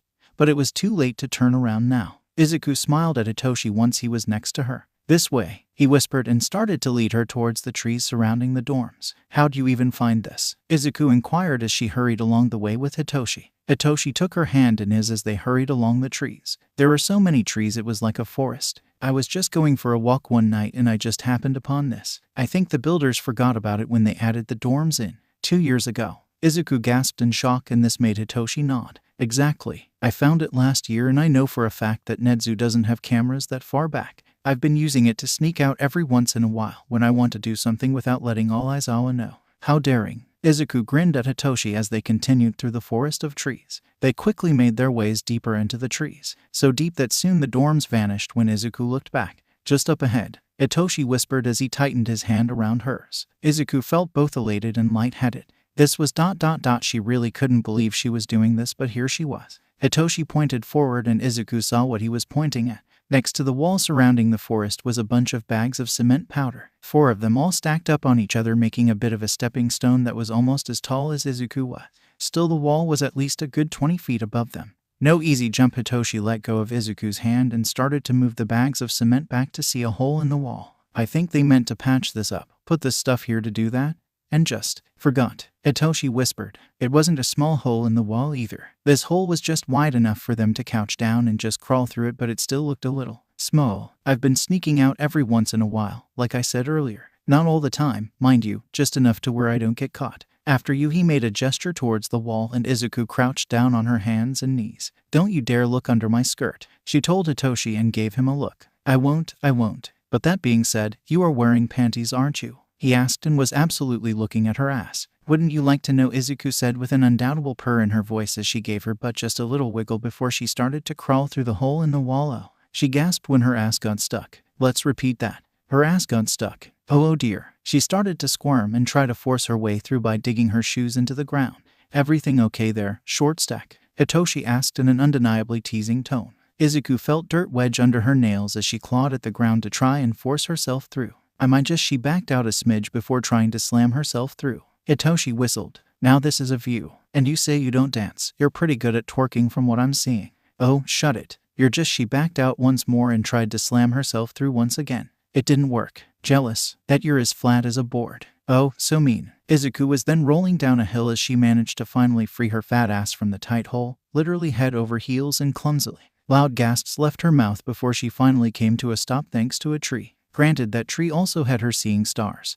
But whatever, she stopped and that's all that mattered. Hitoshi was then in front of her face with his hands back in his hoodie pocket. He was grinning at her and she snorted at him. Being flat comes in handy. I mean, at least my ass doesn't get stuck when I need to crawl through something. 𝐒𝐿 straightened up and then winced a little as she felt a pain in her head. Hitoshi suddenly became a little more serious as he crouched down. Hang on, he whispered and then gently cupped her chin and turned her face towards him. You cut yourself. Hitoshi was surprisingly gentle with his next moves. He moved his sleeve over his hand and gently dabbed his sleeve against her cut. 𝐒𝐿 didn't even flinch, but there was something just something about watching him be so gentle as he did his best to clean up the BLD. There, I'll see about getting you a band-aid when we get into town, Hitoshi told her as he helped her to her feet. Oh, I suffered worse than just a little scrape, she whispered as she pulled on her fingers. I know, but still, we don't want to risk an infection or even worse, sepsis. 𝐒𝐿 gave just the tiniest of smiles. Come on, we'll hit up a store and then I'll show you my favorite place to go afterwards. Hitoshi then pulled her in and started to quickly lead her down to the nearest sidewalk. 𝐒𝐿 rested her head on his chest as they trekked briskly down the sidewalk. It's so quiet, 𝐒𝐿 whispered as the usual hustle and bustle of the city was rather subdued now, which wasn't surprising as it was nearly 1 in the morning and most were asleep. 𝐒𝐿 flicked her hood up once they were nearing the busier part of the city. Oh, good call. Someone could recognize us, or worse, Aizawa could recognize us if he were on the roofs, he whispered and 𝐒𝐿's BLD ran cold. Probably as cold as the air. Slowly she looked at Shinsu. He's in the dorms ... Isn't? Don't you know Mr. Aizawa's schedule by now? Hitoshi whispered. On Fridays he always patrols the city until 6 am. So, why in the world did you ask to do it on the one night he patrols? She whispered, yelled like she was afraid that their teacher was gonna catch them any minute now. Because I have a little secret. He's in Hasu tonight. I heard him talking to Present Mike about it. So, as long as we stay away from Hasu I think we'll be fine. That did make 𝐒𝐿 relax with a happy and content sigh leaving her mouth. That's good, she whispered while they continued down the sidewalk. Still, that didn't mean she let her guard down. 𝐒𝐿 still looked around every corner she could, especially when they finally got to the city. Up, down, left, and right, 𝐒𝐿 looked, making sure nobody got the drop on them. We'll stop by that 7-Eleven gas station and I'll help disinfect your little scrape, Hitoshi told her matter-of-factly and in such a way that she couldn't bring herself to argue with him at all. So, into the gas station they went where 𝐒𝐿 would go and clean up her little scrape with soap and water while Hitoshi bought band-aids. Less than 2 minutes later Hitoshi joined her in the bathroom without a care in the world. Hey, there could be someone else in here, you know. She lightly scolded him and Hitoshi only shrugged. But there isn't. Then in a surprising move he leaned down, grabbed her from behind her knees and hoisted her up and on the sink to make her sit. Oh, she gasped in surprise. 𝐒𝐿 will not admit how that made her feel. Hitoshi then grabbed a band-aid from his freshly bought pack and gently placed it over her clean wound. There, Hitoshi whispered softly as he made sure the band-aid was on by smoothing it down with his finger. He was just so close to her. It made her stomach feel funny and her legs shake ever so slightly. Well, thank you, 𝐒𝐿 whispered as her legs gave just a tiny shake. I appreciate it. Hitoshi gave her a smile and finally backed up. 𝐒𝐿 let out a breath and licked her lips. She would then hop off of the sink with ease, although her legs still felt a little wobbly, but that was okay. Still, Hitoshi offered her his hand as they exited the bathroom together and she was more than happy to take it. So, where are you taking me? She could only ask. They left the 7-Eleven and the cold night air hit them once again, and once again 𝐒𝐿 was cursing the fact that she wore a skirt with no legging. Once they were outside, they both also flipped their hoods up. I go to this place every time I sneak out. It's almost a ritual at this point. It's not far from here either, just up the road. That didn't answer her question. 𝐒𝐿 decided to just trust him as he led her quickly up the sidewalk.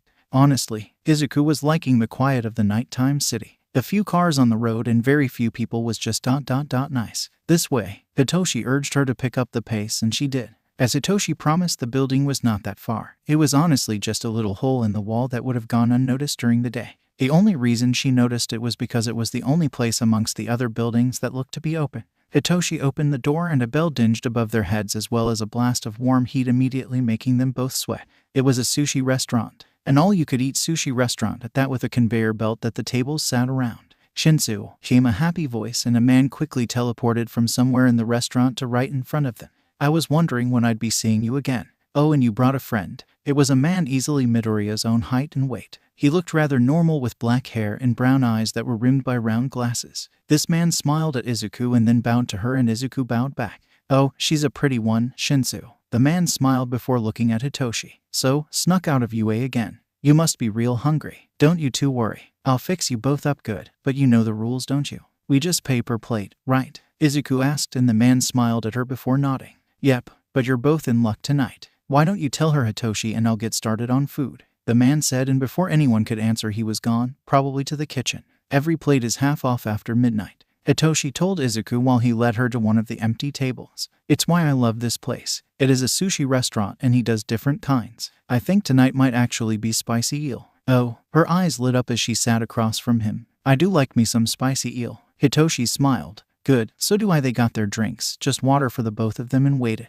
At first, it was a little awkward, but it was Hitoshi who broke the awkward silence with a simple "Sue." That made 𝐒𝐿 look at him with a smile. Hitoshi gently circled the ring of his glass with his finger as he looked like he was debating what he wanted to say. How have you been feeling since you? He gestured at her. It's been almost a week now. Has it really? 𝐒𝐿 just couldn't believe it as she looked at the ice in her cup float and bob lazily in her glass. I've been feeling perfectly happy. She then smiled as she spoke the truth. I can't describe it. I've been really okay with this. That's good. You've been looking a lot more comfortable in your skin since this happened, Hitoshi said before he went quiet. Sorry if that was a little too bold, he added quickly before taking a nice long sip of his water. 𝐒𝐿 was gonna reassure him that it was fine, but stopped because the first bit of sushi was going by their table on the conveyor belt. There were 2 plates, both with akira gunkan maki sushi. 2 on one plate topped with salmon roe and the other 2 on the other plate topped with uni. At first, neither of them wanted to be the first one to take the sushi, probably fearful that they may take the one the other may want.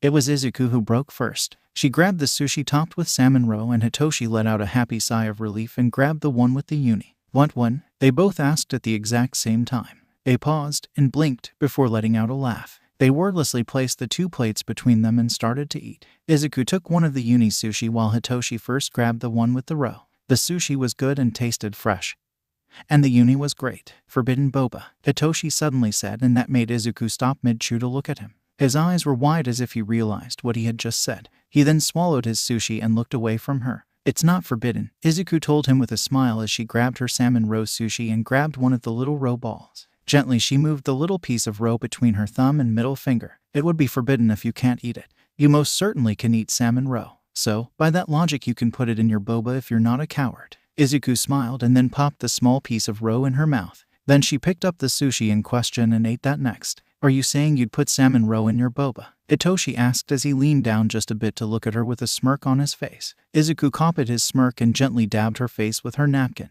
That is a good question, she told him firmly, and then proceeded to not answer. That made Hitoshi snort at her but not push it any further. It wouldn't be long before more sushi came.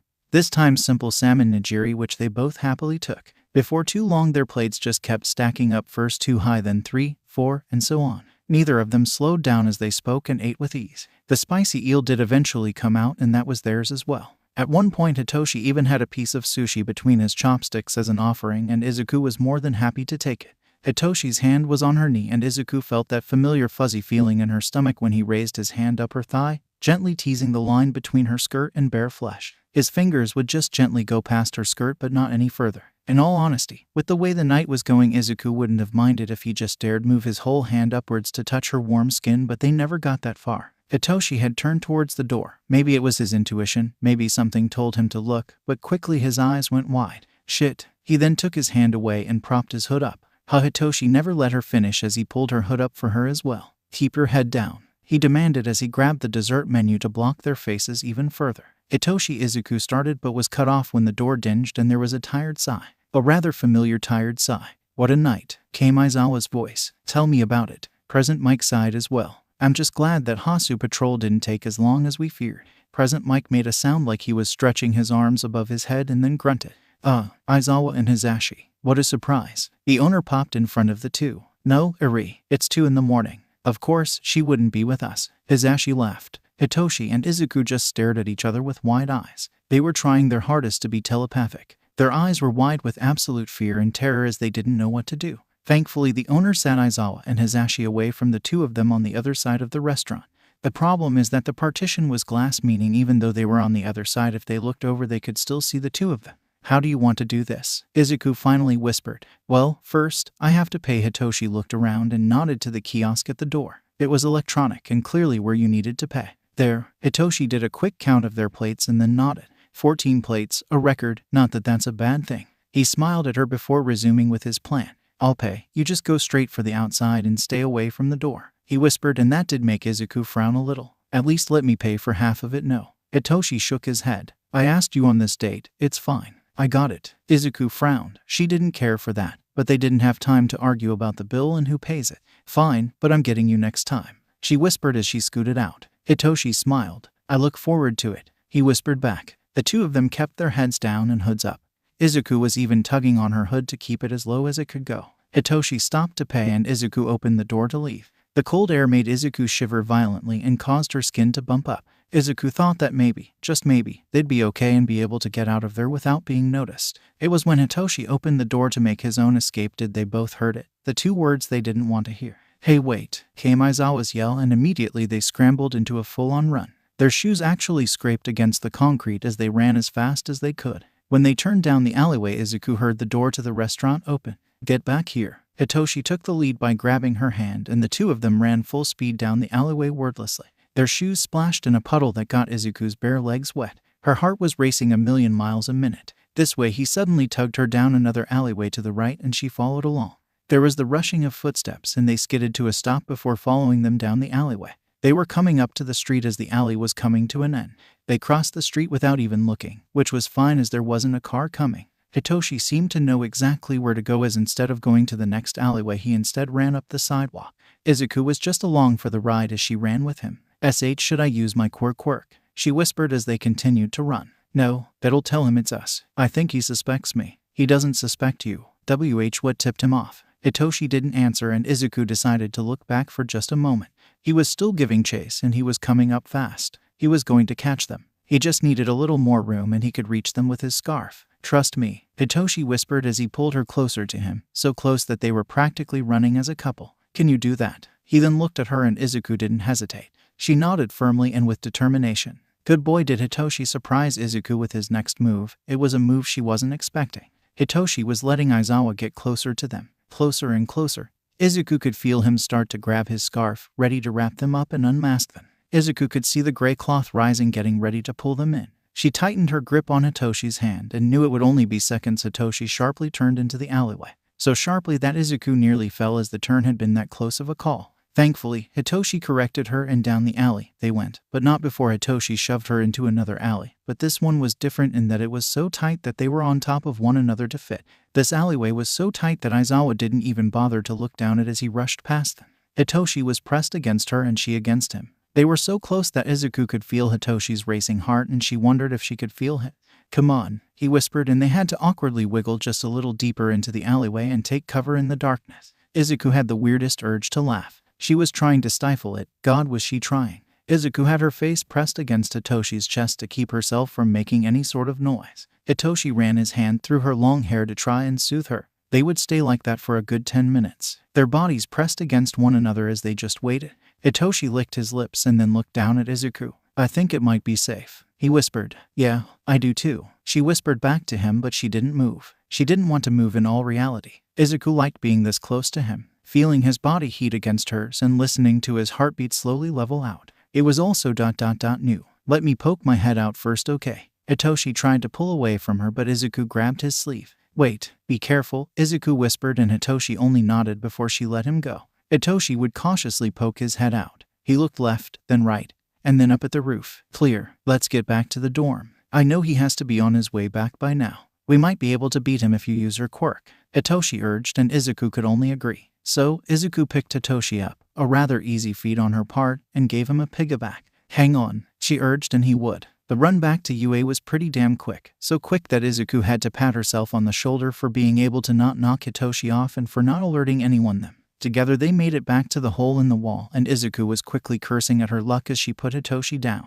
Go through first, Hitoshi urged as he helped her down to the ground. Just trust me. Izuku didn't like it, but she would crawl through like requested, and of course, she got caught again. Only this time Hitoshi did help her in a way she was not expecting. His hands were on her ass and he pushed her through the hole. This made her gasp as she popped through the other side with ease. Hitoshi crawled after her. Izuku was not going to admit how much she enjoyed that. Hitoshi started to move the bags of cement back, and Izuku snapped out of her thoughts to help him as fast as she could. It was right as they managed to get the bags back in place did Mr. Aizawa's voice ring out. I'm telling you, it was Hitoshi. Hitoshi grabbed her hand and the two of them quickly ran. Knowing they couldn't keep running without being caught, they both found a separate tree to hide behind. The bark of the tree was rough and scratched at Izuku's legs as she pressed herself against it. Izuku was across from Hitoshi as they listened in. You sure? Came Present Mike's skeptical voice. You act like I don't know my personal student, like I don't know his wallet. The kid had the same wallet for 3 years. I don't know the girl he had with him. Izuku looked towards Hitoshi, and Hitoshi had his eyes shut tightly and hand over his mouth to keep himself from making a sound. It almost looked like Midoriya. Present Mike grunted. This time Izuku put her hand over her mouth to stop herself from making a noise. Please, please, please. She silently begged for any good to hear her plea. Surprisingly, Aizawa scoffed. Yeah, I noticed that too, but Midoriya knows better than to sneak out. Unless someone's life was in danger, she wouldn't dare. No, I think it was just someone from another school or class knowing Hitoshi. The two of them stopped for a moment, and so did their approaching footsteps. Let's go and check on Hitoshi, yeah, he said before his footsteps took off towards the schoolyard and away from the back wall. He never even saw the hole in the wall. He must not have been that close to it. Either way, both of them started booking it. Hang on to me, Izuku demanded as she grabbed Hitoshi around the middle and used Black Whip to attach herself to a tree. Like Spider-Man, she swung from tree to tree with the help of Black Whip, and the two of them didn't even make a sound as this was happening. On the very last tree, Izuku made one big leap in the air, a rather daring move so she could land quietly on Hitoshi's balcony with ease and with the help of Float. Hitoshi opened his unlocked balcony door and they both rushed in. Hitoshi then did something Izuku didn't expect when he took off his hoodie and shirt. He threw both of those on his admittedly messy floor before pushing Izuku into his closet.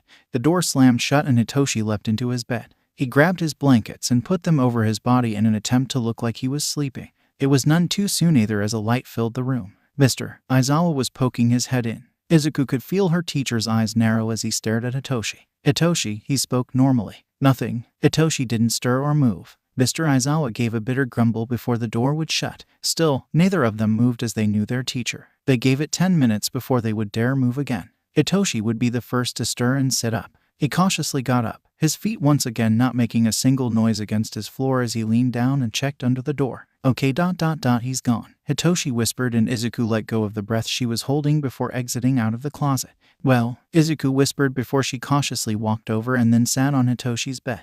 It was intense. She laughed nervously and she sighed. Sorry, this isn't how I thought it would go, he whispered before he sat on the edge of his bed with her. Izuku leaned against him and he wrapped an arm around her shoulders. I had fun, she admitted, and it made him laugh as he looked down at her. Right, I forgot you have a thing for adrenaline. He teased her and she smiled at him before sighing tiredly and leaning heavily against his side. Hitoshi wordlessly looked at her and over time she looked at him. They just stared at one another as they both felt the heavy spark between them. Hitoshi started to lean down and Izuku met him in the middle. Their lips met briefly. Izuku couldn't believe it. Her very first kiss ever. It was, well, she couldn't describe it. The kiss was brief, but soon they went back for more, with Hitoshi's kissing becoming a little stronger, urging her to return his fervor. Izuku did so, opening her mouth ever so slightly. Hitoshi took her invitation and their kissing became rather hectic as Hitoshi pulled her into him. Izuku's breathing was loud and fast with each new kiss between them, and eventually, they did need to break away to breathe.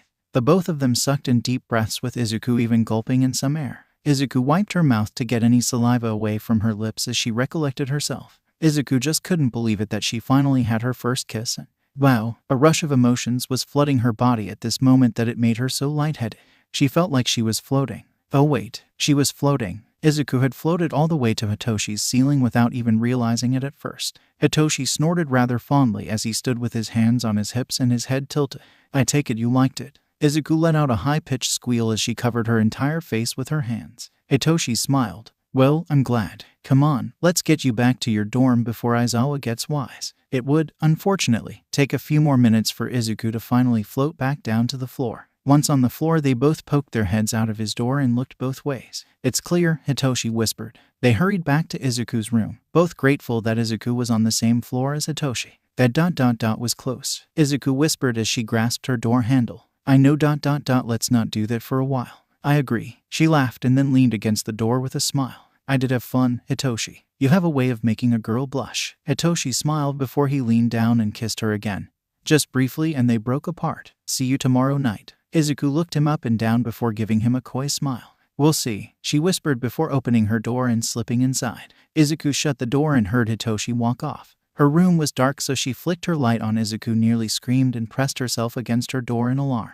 Wanna explain where you went tonight? Bakugo Katsuki asked as he was sitting on her bed. Izuku's shoulders bristled. Who said I went anywhere? She asked him almost definitely as she started to undo her hair from its ponytail. And why are you in my dorm? She inquired rather bitterly. I had an inkling. Oh, an inkling is it? She looked as she turned to look at him before looking back at herself in the mirror. You know he's only using you for a body count, right? Bakugo hissed, and that made Izuku frown. Her frown creased her face and she turned quickly toward Bakugo. Mind likes his girls. You're just another notch in his belt while you're like this. He gestured toward her. You can leave now. Izuku huffed and turned away from Bakugo. You know the way out. I'm trying to help you here, Deku. Mind didn't care for you before you were a chick. Now you turn into a chick and he's all over you. You can leave, Kaken, she said a little more firmly and even opened her door. Out. Bakugo's eyes practically rolled into the back of his head. Fine, but I don't want to hear you crying when you turn back into a guy and he loses all interest into you. Bakugo got up from her bed and started for the door, but not before turning to look at her just before he left. Maybe it was just the callous part of him that spoke next. Maybe he was just mad that Izuku wasn't listening to him. But then he said something rather mean, for lack of a better word. Though, I don't know why he would be all over you. You look hideous like this. Then he was gone, sulking as he walked away. Izuku was sure she heard him say, I can't wait for you to turn back into a boy. Hideous. Izuku shut her door silently. He thinks I'm hideous. That one had hurt, she won't lie. That had hurt a lot. Izuku fell back onto her bed and stared at her ceiling. How could a night that started so good and was so thrilling end so hurtful? After Bakugo called her hideous, Izuku instantly started stonewalling him. This was sensed by everyone the very next morning after the whole ordeal. Everyone was in the kitchen getting ready for the day. As it was said, people were either getting ready to train, spar, or go for a run this early in the morning. Izuku was in the latter as she was dressed in tight spandex shorts, a tank top, and of course running shoes. She was gonna go for a run with Ida and was currently making a protein shake when Bakugo grunted her. Nerd, give me the protein powder when you're done, he demanded when he saw she was nearly finished making her drink. Izuku finished making her drink and she grabbed the container of protein powder and proceeded to put it back in the cabinet right in front of Bakugo, who was waiting for it. Then, without uttering a single word to Bakugo, she simply walked out of the kitchen. Dude ... what did you do? She heard Denki ask in a scared voice. Doesn't matter, Bakugo grunted. He'll get over it. Ochako corrected him with a grunt. Izuku heard the silence as all activity in the kitchen ceased. Izuku walked up to the front door where Ida was waiting for her. Ida was stretching his arms to the side. Did you stretch? Remember, stretching your muscles is important. Ida reminded her and Izuku smiled. Of course, Ida. I always stretch in the morning right before waking up. Good. Oh, and here like a magic trick, Ida pulled a hair tie seemingly out of nowhere. For your hair, you shouldn't run with it down while it's this long. It'll tangle. Oh, Izuku blushed as she reached for the back of her head. She could have sworn she put her hair up, but it was possible she just forgot altogether. It was something she was still getting used to. Thank you, Ida, she chirped and took the hair tie with a polite bow. Izuku then put her hair up with ease and she and Ida were ready for their run. Izuku heard the kitchen door open and she knew it was Bakugo glaring at the back of her head. Izuku didn't even look at him as she left the dorms with Ida. Izuku put a wall between them, metaphorically speaking of course, and that wall wasn't coming down until a certain someone apologized. It was as simple as that. After you, Ida had the door open and was waiting for Izuku to walk through it, holding it open for her. Izuku smiled at him and walked out the door. Such a gentleman. Ida's face turned red at her compliment as he walked out right behind her. Why, thank you. Race you to the track. Then Izuku took off in a run for the track. Hey, Ida called after her and started running after her. 𝐒𝐿 had her elbows locked as she was gunning for the track as fast as she could. They weren't using quirks as they raced on foot. Even still, without their quirks, Ida was catching up to her and fast. 𝐒𝐿 let out a startled, intense laugh as she ran as fast as her legs would allow her without the use of her quirk. She could hear Ida's upcoming footsteps, and it sent a bit of excitement coursing through her veins as she almost felt like a kid again, and she was able to put 𝐒𝐿 in the back of her mind.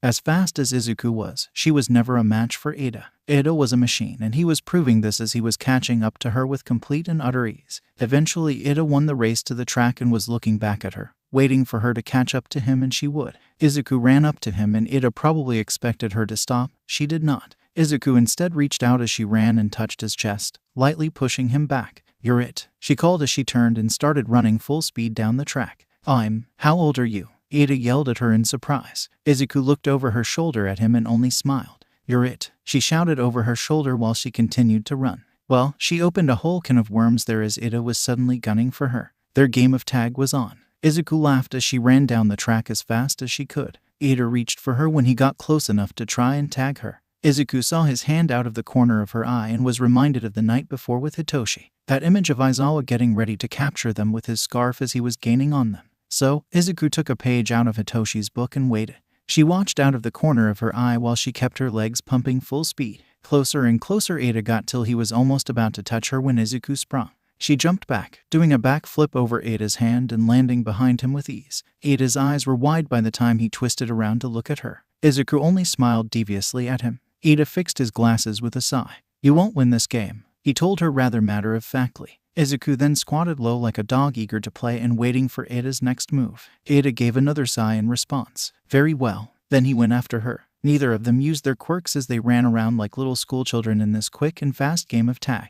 Ida was fast and 𝐒𝐿, try as she might, was doing her hardest to outrun him, but in the end, for all it's worth, Ida had indeed won. Even quirkless, he was faster than her, and he managed to tag her right back after 10 minutes of running, ducking, and dodging from 𝐒𝐿. Still, 𝐒𝐿 turned her heel, skidded to a stop, and continued the game. Then an unknown amount of time later, they were both just on the ground, completely out of breath and laughing. 𝐒𝐿 didn't even remember laying down, but that was all right. With another breathless laugh, she rolled over onto her side to look at Ida. "Not the running you thought of, huh?" she asked while she smiled at him. "Not exactly," Ida laughed with her. "You've changed since you turned into a female, you know that." "Not in a bad way, of course." Ida sat up now. "Changed?" she asked innocently and rested her head on her elbow. "How so?" "Well, you're a lot more comfortable. You don't stutter nearly as much as you used to. And you've become a lot more lively." Ida got up with a grunt and wiped his legs off quickly. 𝐒𝐿 thought about his words and then thought about how Hitoshi had said almost the same thing the night before. The words repeated in her head. "You're a lot more comfortable in your skin." Was she? Yeah, she'd say she was pretty damn comfortable in this skin as of lately. Ida's hand was suddenly in front of her, and 𝐒𝐿 realized he wanted to help her to her feet. Using both of her hands, she wrapped them around Ida's hand and hauled herself to her feet with his help. "I must say, Midoriya," Ida said softly as he put a hand on her shoulder. "Whatever you choose in the end, I'll support you." His eyes went down for a moment before going slightly wide, and he quickly looked up at her with his face now red. "And you're about to pop." Ida was now looking directly at her and ramrod straight as his face was bright red. 𝐒𝐿 looked down and her face was the next to turn scarlet. She was indeed about to pop. One of her melons was ready to not only pop right out of her bra but out of her tank top as a whole. "Oh." 𝐒𝐿 turned her back to him quickly to stuff her runaway melons back into its rightful place. "Thanks," she whispered once she turned back to face him. Ida chuckled softly. "Well." He then pulled his phone out of the pocket of his running shorts. "I got to return to the dorms. I promised Ochako I'd study with her today. You're free to join us if you want." Ida gave her an open invitation. 𝐒𝐿 thought about it, and as much as she would like to study with them, she wanted to hang out with Hitoshi again, as weird as that was. Before, Hitoshi stayed in his lane and she stayed in hers, but now, this boy was doing things to her, things that she would never repeat out loud. Never ever. The walk back to the dorms was relatively quiet between the two friends, and they would part at the door with a "see you later" from both sides as 𝐒𝐿 was heading upstairs. "Nerd. We're sparring now." Bakugo roared from downstairs as it was clear that he knew exactly where she was going. 𝐒𝐿 didn't even stop to look at him. Nope, she just kept on walking up the steps. "Nerd Deku," he bellowed from down the steps, and still 𝐒𝐿 didn't stop or acknowledge him. Well, luck was on her side. It would seem as if Hitoshi was just coming down. They looked at one another and smiled. Yes, the Hitoshi Shinsu was smiling at her, and that made 𝐒𝐿's chest swell happily. 𝐒𝐿 quickly raced up the steps to him. Good morning. Izuku paused and looked at her phone for the time. Afternoon. She corrected herself with a smile. That's right, Hitoshi never gets up in the morning.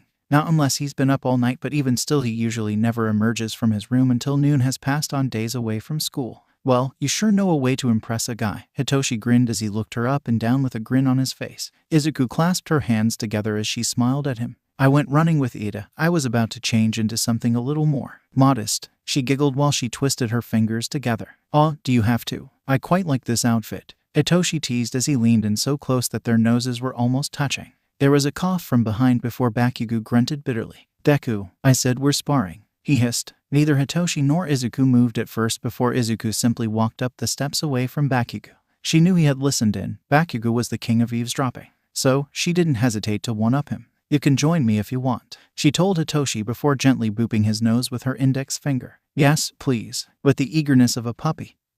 Hitoshi turned around and went up the stairs following Izuku every step of the way. Bakugo could leave Izuku be for the time being, but Izuku was no fool. He was going to wait for another chance to strike, most likely when she was alone, but for now, she would take this victory. The two of them walked up to Izuku's dorm room. Izuku would let him in before shutting her door right before letting him in quickly. Hitoshi tilted his head at this and Izuku felt herself shake as her face heated up. It's just. Izuku let out a shaky breath as she looked at the ceiling. I don't think you've ever been inside my dorm before. But I have. All Might merch. Like, a lot of All Might merch, she whispered, and I kinda forgot that I have so much merch until like, right this second. Oh, I'm sure it's fine. Hitoshi waved it off as he grabbed the doorknob for himself and opened the door. Hitoshi took one look inside of Izuku's room before simply and quietly shutting the door. You wanna hang out in my room? Yeah, that's fine. Let me just change real quick, okay? If you must. Hitoshi only shook his head at that but still wasn't going to stop her. Izuku walked into her dorm room to get changed. She wanted to be quick and kept her tank top on and went for leggings instead of her super short spandex shorts. The pants were ones she saw at the mall and were too cute to turn down. They were all black save for the right thigh. On the right thigh was a vine of roses and thorns that crawled up to her waistband. Izuku then swapped her shoes out for a simple pair of white slippers and walked out of her room, leaving her phone on her bed as she noticed it was constantly lighting up with text messages. She knew just who was texting her and didn't feel like entertaining him for a while. Izuku left her room once she had everything she needed and Hitoshi was still waiting for her as he said he would be. Nice leggings. He complimented her and she smiled. Thanks, she chirped, and the two of them walked quickly down the hallway towards Hitoshi's dorm, which was just across the way. Hitoshi opened the door for Izuku and Izuku slipped into his room. It was just as she remembered last night. Only now with the light on she was able to see his room a lot better than before. Surprisingly, everything was neat and relatively tidy, save for his nightstand, which had an absurd amount of water bottles on his nightstand, like way too many, save for a small space for his phone to rest on. That made Izuku's mouth uptick in a small smile. So, what's going on with you and Bakugo? Don't think I didn't pick up on that. Hitoshi grunted as he sat on his bed and Izuku sat beside him with a sigh leaving her mouth. Izuku felt her lips purse slightly and she crossed her arms over her chest while she looked at her slippers.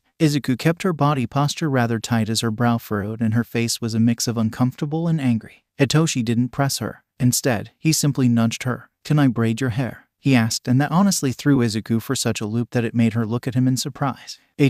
Your hair. It's ... well ... I won't lie, Hitoshi laughed. I've been wanting to braid it since you got it lengthened, truth to be told. Oh, I never took you for a person who likes to braid hair. Izuku reached up and undid the ponytail she had done earlier. Well, Hitoshi reached into his nightstand drawer and searched out for a few seconds before he found what he was looking for. Another hair tie. At first Izuku wondered why he would have that. His hair is straight up. Then she remembered that Hitoshi wasn't a stranger to girls coming over and undressing and probably leaving one or two things behind in the process. My little sister likes it when I braid her hair. Izuku couldn't stop herself. Right. Hitoshi only leaned into her vision to stare at her. No, I mean my actual little sister. I have a baby sister, you know. Her name is Chigusa. Where did you even think Eri is my little sister? Isn't she more your little sister than mine?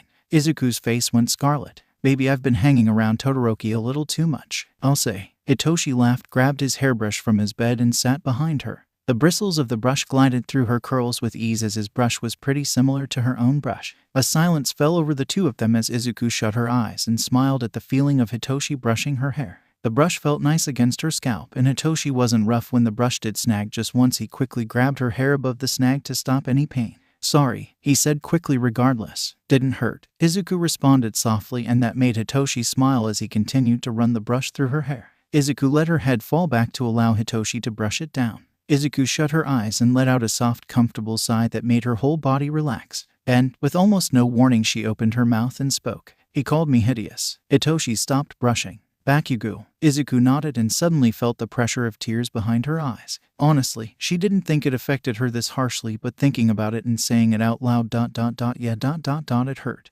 Hitoshi continued to brush her hair. Well, he needs to get his eyes checked. You're drop-dead gorgeous. Hitoshi stopped brushing and started to separate her hair into 2 sections in the back. When both sections were even, he flicked one section over her shoulder to keep it out of the way. Izuku's chest swelled at the compliment before she ducked her head down, her face turning red. Hitoshi gave her hair a small tug to get her head back up. Izuku's face turned even redder at the feeling that coursed through her veins at that. She liked that. She liked that so much that it made her stomach flutter and her legs tighten together. This did not go unnoticed. Like that, did you? Hitoshi teased, and Izuku fought the urge to fan herself with how hot her face was becoming. That's good to know. His voice was soft against her ear, and it made her stomach grow hot with arousal. Hitoshi's fingers with deft through her curls as he separated the locks into their sections and started to braid her hair. Izuku had to get her mind off of the urge to have Hitoshi touching her and fast. Hitoshi, I wanted to ask you something. Ask away. Hitoshi hummed as he continued to concentrate on braiding her hair from the scalp down. Izuku just asked the first thing that came to her mind, and yeah, it was a bit of a heavy question to ask in retrospect. Why do you sleep around with so many girls? Hitoshi paused for just a moment before resuming. I should have guessed that was coming, he muttered to himself. He would then tie the end of her hair to secure the braid and then move the second section of hair behind her back to the braid. Like before, he sectioned those parts off with ease before he started from her scalp down. You know I have insomnia, right? Everyone does. Hitoshi nodded. Well, during our second year was when it was at its worst. I'm saying I would go into microsleep during class, or would just lay down and stare at my ceiling for hours. I remember one night just sobbing into my pillow because I just wanted to sleep, but sleep wouldn't come no matter what I did. I took pills, drank tea, and even tried exercising right before bed. Nothing. Well, one day me and this girl from Gen Ed were talking to one another in my room. I can't even remember what. Well, one thing led to another, and next thing I know we're just going at it hot and heavy, and we eventually had sex, as one does in these situations. Then when it's all said and done and she leaves, I fall asleep. For the first time in a month I slept for over 12 hours. When I woke up I was shocked and just couldn't believe I had slept for so long. So, I did some research and found that sex is actually a great temporary cure for insomnia, as it has to do with brain chemicals or something like that. Hitoshi laughed. Then, he tied the end of her hair with the hair tie. There. Izuku looked at herself in the dresser mirror, and Hitoshi had split her hair into Dutch braided pigtails starting from her scalp and making their way around the curve of her head, and they would end just a little shy past her shoulders. Wow, that's good, Hitoshi. I had no idea you knew how to do a Dutch braid. Like I said, my sister likes braids. Hitoshi smiled as he leaned back against his palms. Izuku smiled at him before leaning back on her palms. So, is that why you showed interest in me? She said playfully, but her heart was racing. Hitoshi looked hurt, and that made her feel guilty almost immediately. Do you think so little of me? He asked, and Izuku quickly shook her head. No, of course I don't. I was just... Her face felt hot, and her heart continued to beat harshly in her chest as guilt coiled around her body like a heavy serpent. I didn't mean it, I'm sorry. She then bowed her head. I didn't mean to be insensitive, but you are known for sleeping around, and Kaken even brought it up during a little spat last night. He said you were just using me for another notch in your belt. I don't believe him for what it's worth. Hitoshi snorted at this. I see. Midoriya. Hitoshi shut himself up and turned away.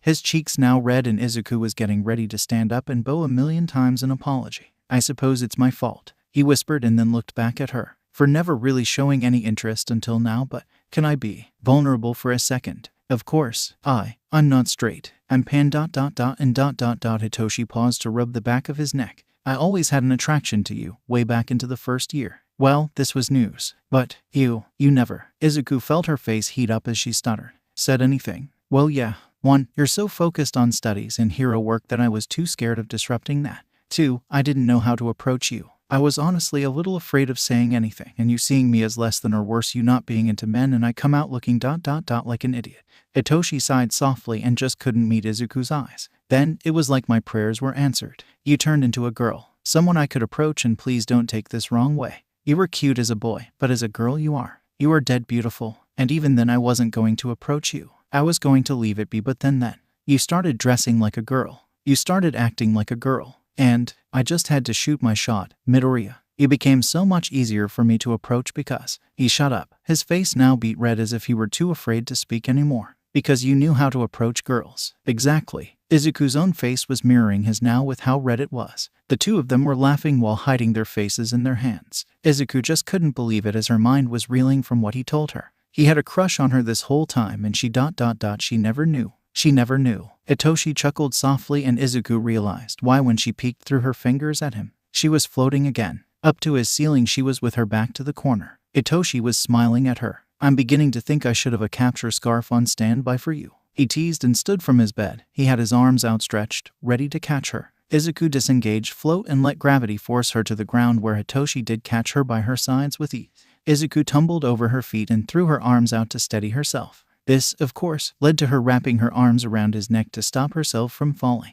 Hitoshi grabbed her and held her tightly to him to help steady her. The two of them just looked at one another before they realized just how close they were. Hitoshi started to lean in and Izuku followed suit with them, getting ready to kiss the way they had the night before. Maybe even go further. It was unknown as they started to close the gap between them. There was a knock on the door that made both of them stop. Shinsu, I know Midoriya is in there with you, came Aizawa's call as the teacher continued to knock on the door. You both have 3 seconds to answer this door or I'm coming in regardless. They both looked at one another before Hitoshi let go of her and started for his door. Hitoshi opened his door and leaned against the door frame to block his teacher. There was a grin on his face as he looked at Aizawa, who looked unimpressed. Why do I feel like a certain blonde happened to tattle on us? Hitoshi kept that grin on his face and then was pushed out of the way by the teacher. Midoriya Aizawa's eyes were narrowed and he looked so intense that Izuku just said the first thing that came to her mind. We didn't do anything. I swear. Huh. Aizawa looked thrown off before he shook his head firmly. No, Midoriya, this isn't about you hanging around Shinsu nor about you ignoring my request to not hang around Shinsu. What? Hitoshi yelled in indignation and was promptly ignored. Oh then what's up? Is everything okay? They finally found the guy that changed you. Turns out the reason why they took so long to find him was because he can change his own gender as well and use that to transfer into the women's jail in an attempt to escape. Wait. Izuku put her hands up to stop her teacher. He thought getting transferred to the women's jail would be more lax than the men's jail. No, he thought if he made himself into a woman the guards would get confused and transfer him to the women's jail, and once there they wouldn't find him or his new name and he would be released. Did changing genders change his fingerprints or DNA? Mr. Aizawa only shook his head. No, this person isn't very smart, are they? No, Mr. Aizawa once again shook his head before he gestured with his head towards the door. Now, let's go and get you changed back. Oh, Izuku felt everything just stop at that moment as a sudden sadness hit her, and it hit her hard. It was time to change back. Midoriya, Mr. Aizawa grunted. Come on, we can't keep them waiting. Izuku looked at Hitoshi before squaring her shoulders and then sighing softly. Coming, Mr. Aizawa. I'll see you later, Hitoshi. She told Hitoshi softly as she walked past him. Hitoshi nodded. I'll be here. Izuku nodded to Mr. Aizawa, and the two of them were off with her homeroom teacher going to be her chaperone for this. Izuku had to stop by her room to grab her bag and some flats. The last time she'd probably ever wear these flats, and she felt an overwhelming bit of sadness hit her. Izuku should be happy. She was finally going back to the right gender. The right gender. But she still had so many things to experience. But now, those things were slipping from her fingers. They passed by Bakugo and his squad on the way out the door, and the two of them only shared a sharp look before Izuku turned away from him and kept walking behind Mr. Aizawa. This was happening, and just like her initial transformation, there was nothing to be done about it. Only, Izuku's fear was confirmed once she was in the car with Mr. Aizawa driving out of the school grounds. Izuku didn't want to go back to being a boy. The ride was rather silent as Izuku just stared out the window. Izuku felt her teacher looking at her on the occasion before focusing back on the road. Misutafu rolled on by and the day just felt too beautiful for Izuku to feel so upset. She shouldn't feel upset. If anything, she should feel elated. After a week, nearly 2, she'd finally go back to the right gender. All was going to be good. Swallowing thickly, Izuku didn't feel like it was going to be good. If anything, she felt like ... It may be bad if she changes back to a guy. I don't want to change back. Izuku pushed her feelings down and just continued to stare out the window. You okay? Mr. Aizawa finally piped up. You've been rather quiet. I'm fine. She lied as an uncomfortable feeling started to shift up her spine. It felt like a stone-cold hand making its way to her neck, long fingers slowly wrapping tightly around her esophagus to try and choke her. She didn't understand where these feelings were coming from. She didn't want to be a boy again. Izuku fidgeted by rubbing her hands together in an attempt to calm herself down. I like your hair. I suppose Hitoshi braided it, Mr. Aizawa commented, and Izuku paused and reached up to touch one of the braids. She had forgotten that Hitoshi had Dutch braided her hair just less than an hour ago. She ran her fingers along the ridges of the braid and then felt a small blush grace across her face. Yeah, he did, she whispered. He told me he likes to braid his little sister's hair and he braided mine. He's so good at it. Mr. Aizawa snorted at this and gave his head a little shake. Well, he did do a good job. Yeah, he did. Izuku looked at her teacher and smiled before looking back out of the window. Izuku felt her stomach start to twist when she saw the jail coming up. It was hard to miss with the stone walls and barbed wire fences. Aizawa saw the jail as well and looked at Izuku as they pulled into the parking lot. But first, they were screened by the guards. Once cleared, Mr. Aizawa pulled into a parking lot and found a spot. When he turned the car off, he turned towards Izuku, and something about his eyes made Izuku still. Listen to me carefully, Izuku. Aizawa wasn't angry or even stern, just cautious. This is the men's jail. Izuku blinked as she looked at her teacher. But you said I know. They caught him in the female prison, but he was transferred back to the men's prison this morning and put on quirk suppressants. But I digress. Just stick close to me and do not let the other prisoners get to you, Aizawa demanded, and this made Izuku frown a little. All right, Izuku whispered and then got out of the car. Once she was out of the car, she stretched her arms above her head and stared at the building in front of her. Tsukachi is inside as well. He's waiting on us, so let's get going. Aizawa hurried Izuku along once the car was locked. They made it to the front door and Mr. Aizawa pressed the buzzer button. How can I help you? A voice on the other side asked, and Mr. Aizawa spoke. We're here to interrogate Mr. Ayato. Tsukachi was waiting for you guys. There was a loud buzzing sound and the door opened for them and the two of them walked on in. Izuku stayed close to her teacher as they first walked down a hallway before they faced the receptionist. The man smiled at them before unlocking the door in front of them. He didn't say a single word to them, and Izuku was maybe grateful for that for some odd reason that she couldn't really explain. Stay close to me, Aizawa demanded once they were down another hallway. Then ... came the voices. First, it was just a man who shouted girl from the top floor, and once that shout was called, the voices became indistinguishable as men all yelled, and Cat called Izuku as she and Aizawa walked down the cell block as the men all locked up. Izuku couldn't hear what was being said amongst all the voices, but she had an inkling that it wasn't good. Izuku swallowed hard and resisted the urge to grab onto Mr. Aizawa's arm. It's you. A man jumped from his cell and made an attempt to grab at her as he reached for her through the bars. It had startled her and caused Izuku to sidestep to get away from the man reaching for her, and this made her bump into Mr. Aizawa. Immediately her teacher wrapped an arm around her to stop her or him from falling. You beach. Izuku realized who was reaching for her. It was the man that had tried to target her when she was walking back from her mother's. The man's face was twisted in a snarl as he rattled the bars. Keep walking. Aizawa urged her forward and Izuku walked with her teacher. There were sharp wolf whistles that echoed through the air and made Izuku shrink in on herself just a little. Izuku felt like a child as she kept a grip on her teacher with both of her arms wrapped around one of his. Mr. Aizawa didn't say anything as he allowed this to happen. Izuku tried to block out the dog-like barking from these men as the words blended to just make noises in her head. The walk from the cell block to the interrogation room was less than a minute, but it felt way longer than that. But finally the two of them walked into the interrogation room. The heavy door opened with a god-awful creak. They walked in, and then it shut, slamming right behind them. The heavy door muffled the barking and shouting from the convicts, and it allowed Izuku to just relax. She shut her eyes and exhaled slowly to try and relax her tense shoulders. Then she opened her eyes to stare at the person that had changed her gender. Like Aizawa had mentioned before, they were, in fact, the opposite gender than when Izuku captured them. The two of them stared at each other and the criminal Ayato. Yeah, Ayato smiled at her. It was a PPY and smug smile. Well, look who's back. Ayato's hands were cuffed to the table, but they were able to still open them.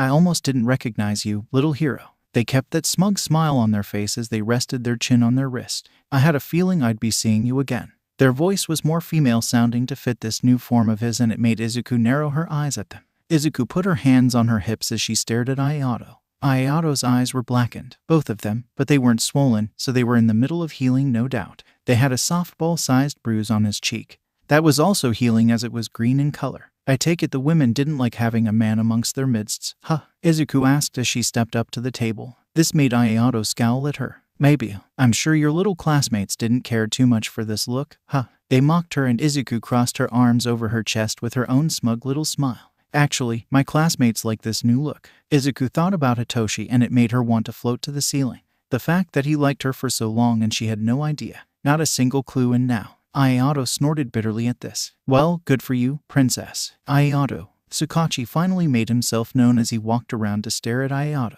Just change him back, and then we'll allow you to change back as well. Tsukuachi huffed in irritation, and Izuku bit her tongue as he nearly corrected Tsukuachi on her pronouns. 𝐼𝐻𝐻𝐻 sized Izuku up before snorting and crossing their arms over their chest. You know, at first I was going to, but now that I think about it, maybe I won't. Not unless you beg. Izuku chortled. Not a chance in hell, buddy. She crossed her arms over her chest as she stared 𝐼𝐻𝐻𝐻 down to show how serious she was. Then I won't change you back. Okay. There was no hesitation on Izuku's part as she turned her heel, walked up to the door, and walked out of the room as a whole. The loud door creaked before it slammed shut right behind her. Izuku's eyes snapped open. Did that just happen? What is wrong with me? Izuku couldn't believe she just did that. I don't want to be a boy again. Izuku felt her hands quake a little, and she quickly placed both hands together to try and stop the shaking. Izuku slowly exhaled and then shut her eyes as she tried to calm her suddenly racing heart. Izuku gently pulled and twisted her fingers even with her eyes shut. Breathe, in, out, she told herself while pushing out the barking of the cat calling prisoners. Izuku was then pushed out of this semi-calm state when the door opened and that god-awful squeaking from the door jerked her back to the present.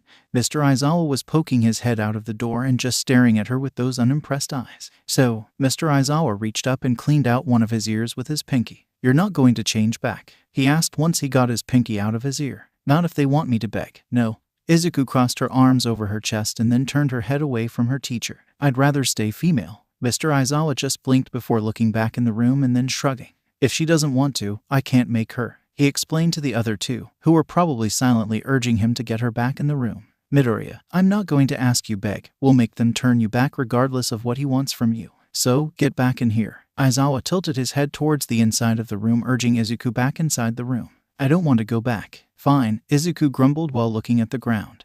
And then she crossed her arms tightly over her chest as she walked right back into the interrogation room. 𝐼𝐻𝐻𝐻 narrowed their eyes when Izuku came back inside, and the two of them stared at one another for several long seconds, neither one of them speaking nor backing down. Tsukachi and Aizawa looked at one another as they waited for something to happen between the two. 𝐼𝐻𝐻𝐻 was the one to break the silence as they leaned back in their chair. They were studying Izuku before their mouth uptick in a smile as if something clicked. Then they gestured for her to come over. Fine, Simir, I'll change you back. No, you missed your chance. Izuku then turned her heel and walked out. Problem child. She heard Aizawa grumble in exasperation before the large door shut and Izuku was back with the convict. She had her hands on her hips this time and her eyes shut, almost feeling triumphant. Oh dear God, what is wrong with me? She suddenly thought in pure panic as her eyes snapped open once again and her whole body became rigid and tense. Don't Wintaga back. Don't wanttogoback. Izuku needed air. She needed to think is what she needed to do. So, without her teacher, Izuku quickly started to hurry past the convicts and guards alike. She ignored their howling cat calls her way and just walked. Well, it started as a walk, but when she blinked she had used a small bit of one for all to boost her speedy escape. Izuku was soon outside with the heavy doors of the jail slamming shut. Once outside she sucked in several big and deep breaths as she felt so overwhelmed. She didn't even know why she felt so overwhelmed. There was nothing to be overwhelmed about. Just go back and be miserable. Izuku felt her shoulders relax as she finally faced the truth. Yeah, there were some perks to being a guy, no doubt, but for Izuku, being a girl completely outweighed all of those perks. She loved being a girl. She felt so much more comfortable. She couldn't even describe how amazing she felt this past week as a girl versus when she was a guy. The thing is, if she never turned into a girl, she never would have known how uncomfortable she was in her own skin when she was a boy. She felt right as a girl, like she was meant to be a girl all along. Izuku whined and planted her face on the trunk of Aizawa's car. She knew she should go back and be a guy, return to the status quo, and make her teacher, Bakugo, and countless others a little happier. But she didn't want to, and people were always telling her to be more selfish, so maybe, just maybe, she could be selfish just this once. You want to explain what that was back there? Came Mr. Aizawa's rather cold voice. Itoshi learned from the best, as Izuku hadn't heard her teach so much as approach. Still, Izuku kept her forehead on the cold metal of the car as she just couldn't look at him right now. She shut her eyes and the truth came tumbling out of her lips only seconds later. I want to stay a girl. I had a feeling. You're kind of an open book. Mr. Aizawa huffed a little as Izuku heard him leaning against the opposite side of the car. Then he sighed. You know, you may be stuck like this forever. I'm not trying to dissuade you, but don't you think you need to really give it a good thought before you press the forever button on this thing? I don't know, she whispered weakly. I just know that I don't want to go back. At least not now. I'm not ready to go back as a boy. Why can't I stay a girl and see if I like it better that way instead of the other way around?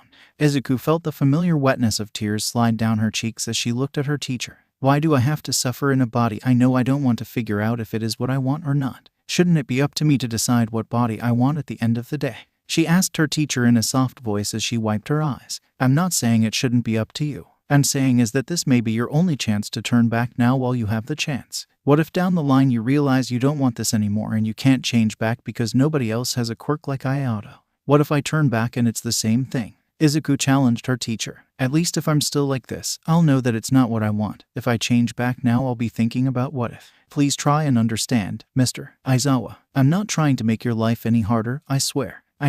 She bit her lip and turned away from him. There was another sigh from her teacher as Mr. Aizawa looked towards the road. He had his arms crossed loosely over his chest and looked thoughtful. Are you sure this is what you want? Mr. Aizawa inquired, and Izuku looked at him before she nodded. I'm sure, she croaked weakly. All right, then I'll trust you and won't force it any further. But that being said, should you want to return as a boy, you'll have to find your own way to do. Izuku felt herself smile as she wiped the tears from her eyes. Thank you, Mr. Aizawa. Then, before she could stop herself, she hugged her teacher tightly. Mr. Aizawa just kept his hands up and away from her. Yes, I'm not a hugger, Midoriya, you know this. Off, he demanded bluntly, and Izuku quickly let go of him and he ran his fingers through his hair once free. All right, well, I'll get and tell Tsukachi the news, as well as our little friend. Why don't you just stay here? Okay, I'll be back shortly. With those words, Mr. Aizawa stalked off looking like he was contemplating. Izuku let out a loud exhale once alone, and it felt like a giant weight was lifted off of her chest. She rested her back against the car and reached into her pocket for her phone. She needed to tell anyone, about this. At first, she didn't know who before she realized she did know who she wanted to tell first. Izu, I'm staying as a girl. There was a pause before the 3 dots appeared showing her that the other person was typing. Then she got her answer. Hito, awesome. I'm glad. When you come back to the dorms, head up to my room. I kind of have a bit of a surprise. Oh, a surprise? That got her excited and blushing at the same time. She wondered what it could be. Thankfully, she wouldn't be waiting too much longer as Mr. Aizawa returned and ushered her back into the car. Izuku was more than glad to see the jail fading in the distance. I hope you know what you're getting yourself into, Midoriya, Mr. Aizawa whispered as they went down the road, and Izuku only smiled at him. Even if I don't, I'll just be glad for the experience alone, and thank you. Of course, it's your life after all. Live it how you see fit. Izuku smiled at those words and looked out the window, now feeling even better than before and like a new chapter of her life was opening up for her. Mr. Aizawa was right. This was her life and she was going to live it exactly how she felt fit. Upon returning to the dorms, Izuku was once again snatched by the girls and dragged away before anyone else could ask her any questions about her choices. The girls led her straight to Momo's room and the door was promptly shut once the last girl was inside. So ... this is both unexpected but also expected. Momo was the one to comment as she looked at Izuku up and down. Izuku blushed a little and shyly tucked a lock of her hair behind her ear. Yeah, well, I decided to keep this up a little while longer, she admitted, and Mina's mouth smiled in a little upwards tick. She then walked up to Izuku and wrapped her arm around the other's shoulders. Mina then poked one of her perfectly made-up fingers against Izuku's cheek. Admit it, you love being a girl, Mina grinned, and Izuku felt her blush grow even brighter. I wasn't ready to go back to being a boy, she finally admitted, and Jiru put her arm around Izuku's shoulders. Well, welcome to being a girl. It's both a blessing and a curse. You're gonna hate it, she teased, and it made Izuku giggle a little. Well, I'm unsure about that, but yeah, I'm a little excited and scared about this, but I'm willing to stick with it. Momo tilted her head to the side. Very well, it is your life after all. I just hope you're happy with your choice. Izuku honestly had to think about it, and then she nodded. I think I am. Then, I'm on your side, Momo added, and Ochako nearly knocked the other girl over in an excited hug. I am too, Deku. Ochako grinned happily at her friend, and that made Izuku feel at least a little better about her choice. If only a certain explosive blonde could be this supportive. But Izuku was just happy that the girls accepted her as one of their own. To be fair, it was always clear they would. So, 𝐒𝐭𝐲 slid up to Izuku, and Izuku only watched as one of her braids flew up and down on its own as 𝐒𝐭𝐲 was clearly playing with it. Who did your hair? I know it wasn't one of us. Oh, Mina nearly squealed once she noticed the braids for the first time. Good catch, 𝐒𝐭𝐲. I didn't even notice. Someone did up your hair, Izu, and now the question is who? Mina now leaned in super close, so close that their noses were touching. Izuku tried to look away, but it was hard with Mina being less than 2 inches away from her. The girl had a devilish look swipe across her face as if she didn't already knew just who braided Izuku's hair in such a way. If I had to guess, it wouldn't happen to be a certain purple-haired boy about. She paused to put her arm above her head so it reached roughly 6 foot. Yay big and has the worst sleep schedule I've ever seen. 𝐻𝐻𝐿 then joined in as she walked away from Izuku to stand next to Mina. Secretly a smooth talker. Gets beaches. Jiru chuckled and Momo snorted disapprovingly towards the other girl. Tell me I'm wrong. Momo could not, but she still let her disapproval show. So, you and Shinsu. Su poked her tongue out and tapped her chin. I can get behind it, but ... Are you sure you want someone who had that big of a body count under his belt? Ribbit. I mean, no disrespect to Shinsu, of course. He's a nice guy, it's just that he's kind of known for sleeping around. Ochako put her hands behind her back. Izuku kept her composure and her calm as she simply nodded. I understand your concerns, really, but I talked to Hitoshi and... Guys, Izuku felt herself grow hot as she remembered their conversation from earlier. He admitted that he likes me. Not just now as I'm a girl, but he said he's always liked me, even when I was a boy. She whispered. The girls just stared at her for a moment before Ochako broke it. She had her hands on her hips and she looked rather protective as her face twinged a hot pink. Well ...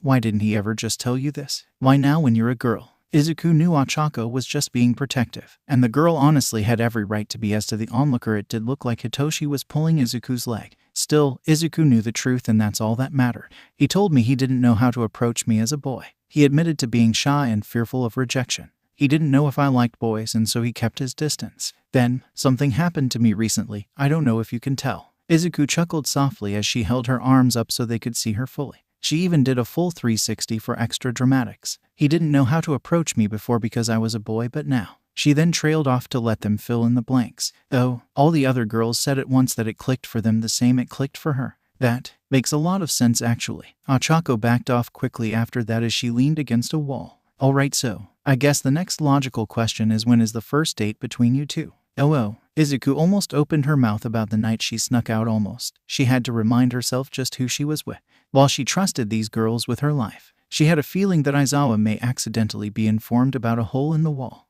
be it Mina's rapid-fire mouth or Momo's motherly concern about safety. But then she remembered that wasn't even their first date by technical means. We already had one. All eyes were on her as she said this, and Izuku giggled. He took me to a cat cafe. The girls all looked impressed, with some of them having knowing looks in their eyes. Izuku smiled as she looked away from her friends and twirled one of her braids around her fingers. She was going to say how she was going to see Hitoshi here shortly. In fact, she even opened her mouth ready to say just that, but she never got the first syllable out. There was a bang, as someone slammed their fist so hard against the door that it shook violently. The bang was so loud that it made everyone jump, and it made Mina and 𝐻𝐻𝐿 both scream. Nerd, get your ass out here, Bakugo demanded as he pounded on the door. I have the feeling someone told him I'm still a girl. Izuku sighed tiredly. Let me deal with him. She then walked past Momo and Jiru and towards the door. Izuku mentally braced herself and then opened the door. Izuku smiled at Katsuki, who was breathing heavily and angrily. His teeth were gnashed in his rage and he looked pissed, and that made Izuku smile. It was a shit-eating grin as she just stared at him. Problem? She asked him. Why the FCK are you still a girl?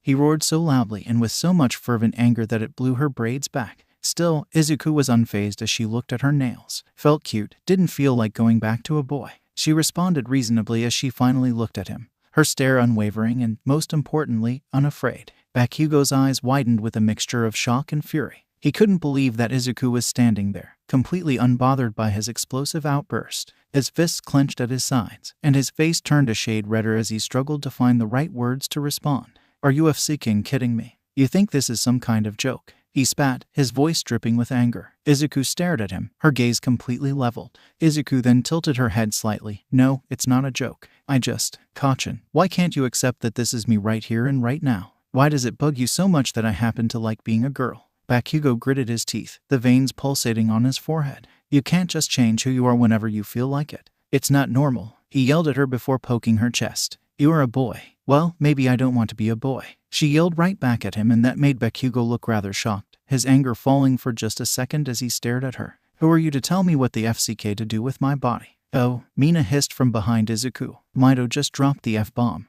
That's how you know it's serious. Bakugo's face turned red, but before he could say another word, Izuku was already stepping out of the room. Now, if you don't mind, I'm going to go and see Hitoshi now. Bye, girls. Izuku waved to the girls before shutting the door behind herself. You're not seeing him. Bakugo stopped her way towards the stairs, his body squared, and Izuku knew that he was ready to swing. Try and stop me. She then turned her heel and started for the elevator. Look, when you stop being a douche canoe, come and talk to me. She shoved her hands into her pockets. But until then, just stay away from me. I'm tired of this back and forth with you. Except that I like to be a girl or don't. I don't care anymore. Izuku then waved him off before stepped into the elevator and let the doors shut behind her. The last thing she saw was Katsuki's enraged face before the doors slid shut and she went up towards Hitoshi's floor. Maybe I should stop by my room first, she thought nervously as she put Bakugo into the back of her mind for the time being. Izuku looked at herself in the murky metal reflection of the elevator and gave a nervous sigh. The elevator came to a stop before it opened its doors and Izuku stepped off. She quietly looked down the peaceful hallway, glad that Bakugo hadn't followed her up here to rip her a new one. Izuku decided to skip her room for now. After all, it was rude to keep Hitoshi waiting. She did have to wonder what the surprise was, and it was making her buzz with excitement. Izuku walked down the hallway. Walking past her own room, she was met with silence save for the occasional murmur of a TV when she passed someone else's room. She stood in front of Hitoshi's door and a bit of nervousness spiked inside of her. Izuku had a feeling it was probably going to happen soon. Maybe tonight even, and that ... it both frightened and intrigued her. She's never had a sexual relationship with anyone. Not even when she was a boy, and her hand didn't count either. So this was new, exciting, and frightening all in one. Izuku sucked in a quick breath before she knocked on the door. There was a pause and she got a little worried when she heard nothing from the other side of the door. Then, the door opened just mere seconds later. Hitoshi cracked the door open enough for him to use his body to block the inside of his room. Hey, he greeted her with a kindly smile. It's good to see you. Hitoshi, you saw me less than 3 hours ago. She giggled behind her hands and he kept that kind smile on his face. The real you. Izuku ducked her head down and blushed brightly before tucking her hair behind her ear. Come on. Hitoshi gently grabbed her wrist. I hope you like the surprise. And he led her into his room quickly. Izuku blinked in surprise as Hitoshi shut and then promptly locked his door. We don't want any unwanted guests, he whispered to her. But if it makes you uncomfortable, I'll unlock it, he said as he leaned in, and Izuku thought about it. She decided she was okay with the locked door, mainly because she had yet to process just what he had done to his room while she was away.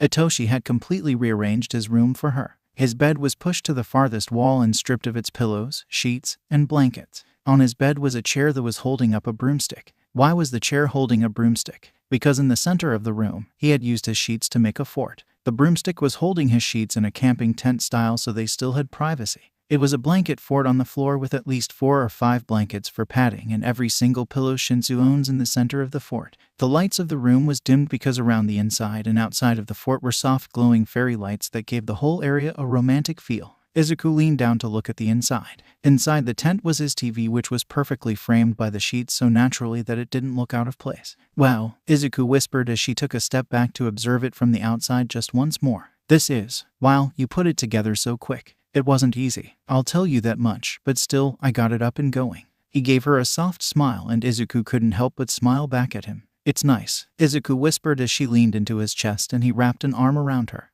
Hitoshi then helped lower her into the fort. Izuku crawled onto her stomach and laid flat down with her arms resting under her chin. Hitoshi crawled right next to her with a satisfied sigh, and the two of them were touching, nearly on top of one another as the area was cramped, but a comfortable type of cramped. Tight, but not too tight. Izuku leaned to the side just a little and felt the sheet tent move a little as she leaned against it. She then smiled at him and rested her hand on her cheek. So, I'm not gonna lie to you, Shinsu. I've never had sex before. Hitoshi nodded and reached forward to play with one of her braids. Gently he twirled the end of the braid around her fingers. That's okay, I won't do a damn thing until you're ready, he told her in a gentle tone. We don't need to have sex right away or even ever if that's what you want. I may like sex, but I respect boundaries more. His voice was soft as he put her braid down and then gently reached to caress her arm with the back of his fingers. His feather-light touch sent shivers down her spine and made her breath hitch slightly. Izuku was suddenly blushing as she realized she never really had time to explore herself or this new body. Yeah, she's seen herself naked, many times in fact, but she's never touched herself. When she was a guy, she never felt the need to masturbate unless she needed to let off some steam. And that mindset crossed over to the now. Hitoshi tilted his head as he noticed her growing blush. Is everything okay? He asked her softly. Did I make you uncomfortable? No, it's just that. I've never. For this body, that is, I never. She stumbled over her words as she kept gesturing at her own body. Hitoshi blinked once and then he nodded as he understood. Izuku felt nervousness run through her body as he moved his hand down to the dip in her hip. She could feel his touch through her clothes and it caused her to breathe in deeply. Hitoshi sensed this nervousness and looked at her. You're scared. I understand, first times are always nerve-wracking. I know my first time. He chuckled a little, shook his head, and smiled at her. God, I was so nervous. People hype up sick all the time and that hype makes everyone nervous. Izuku smiled a little at his words as ...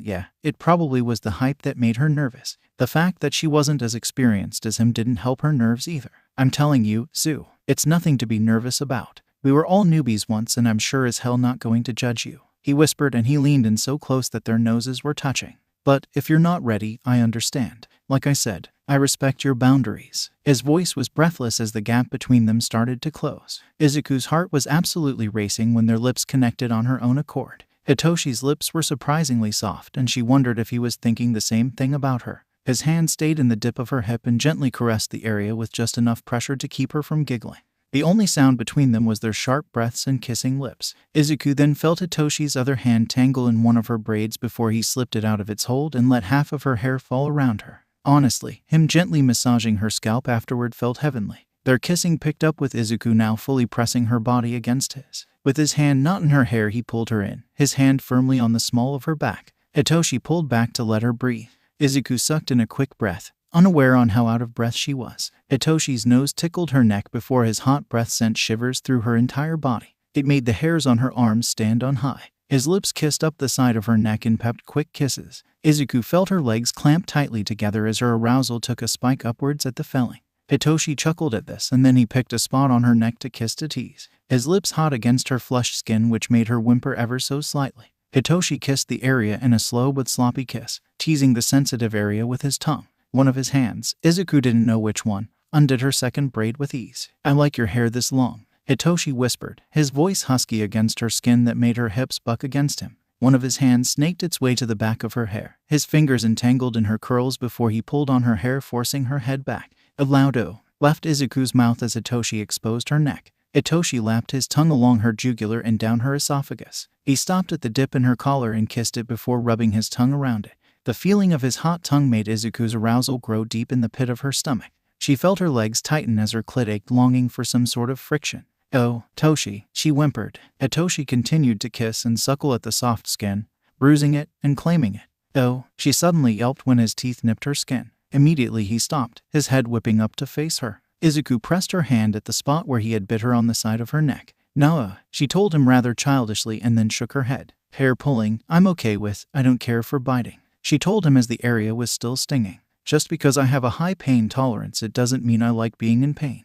Understand?" Hitoshi nodded. Loud and clear, no biting. "Are you good to continue? Or did I ruin the mood?" he inquired, and Izuku got comfortable by leaning back into the collection of pillows. "We can keep going," she whispered as she pressed her face into one of the pillows. Hitoshi smiled before kissing her lips in a soft kiss. Their kiss was slow as they both savored the feeling of their bodies against one another. Hitoshi took the kissing a step further as he slipped his tongue into her mouth. Izuku was off-put by it at first but quickly grew used to the feeling when their tongues clashed together briefly. The heat reappeared between the two of them. Hitoshi quietly crawled on top of Izuku and Izuku wrapped her arms around him. There was a thickness between them, a thick air growing stifling as they both moved on instinct between their sloppy kisses. Hitoshi's own hands moved away from her hair and caressed her neck in a ticklish feeling, making her stop everything to giggle at the feeling. His hands didn't stay long as he moved them down her collarbone and then to her melons. His hands cupped around her clothed melons, adding pressure around her nipples in particular. Izuku gasped at the feeling and her hips bucked upwards, grinding against Hitoshi's crotch. Hitoshi smirked at this as they pulled apart from their kissing.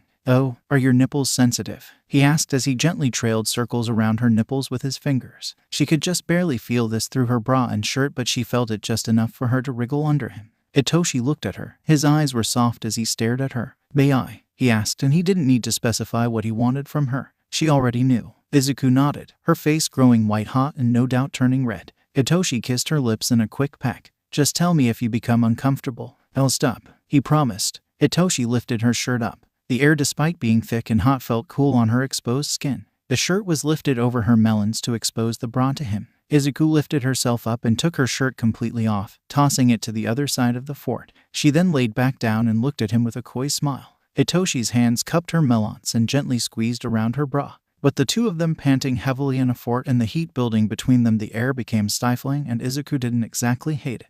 Hitoshi didn't seem to hate it either as he teased her by pulling her bra down, but not committing to it. Izuku gasped and she bit her lip, the urge to relieve the ache between her legs growing strong. Honestly, it was Izuku who couldn't take it anymore as she reached behind her back and unclipped her bra. Hitoshi hadn't even done much of anything up to that point, but she didn't care. Off the bra went, thrown away, and soon she was exposed. Of course, when Izuku was a boy, she wasn't shy about exposing her chest, and honestly it didn't feel much different now. It was just a chest. Only now she had different assets. Hitoshi looked slightly stunned by this and didn't know what to do as he was debating how far was too far. So, she didn't think twice about helping him. Grabbing his wrist, she laid his hands to her melons. "Come on, I know you've felt melons before," she lightly joked, and Hitoshi did chuckle, if a little awkwardly, as he gently squeezed. "Yes, I can say I have. But I must say, yours are the best I've seen." He then leaned against her before capturing her lips in his. She accepted his kiss happily. There was a hunger growing between them along with this new heat.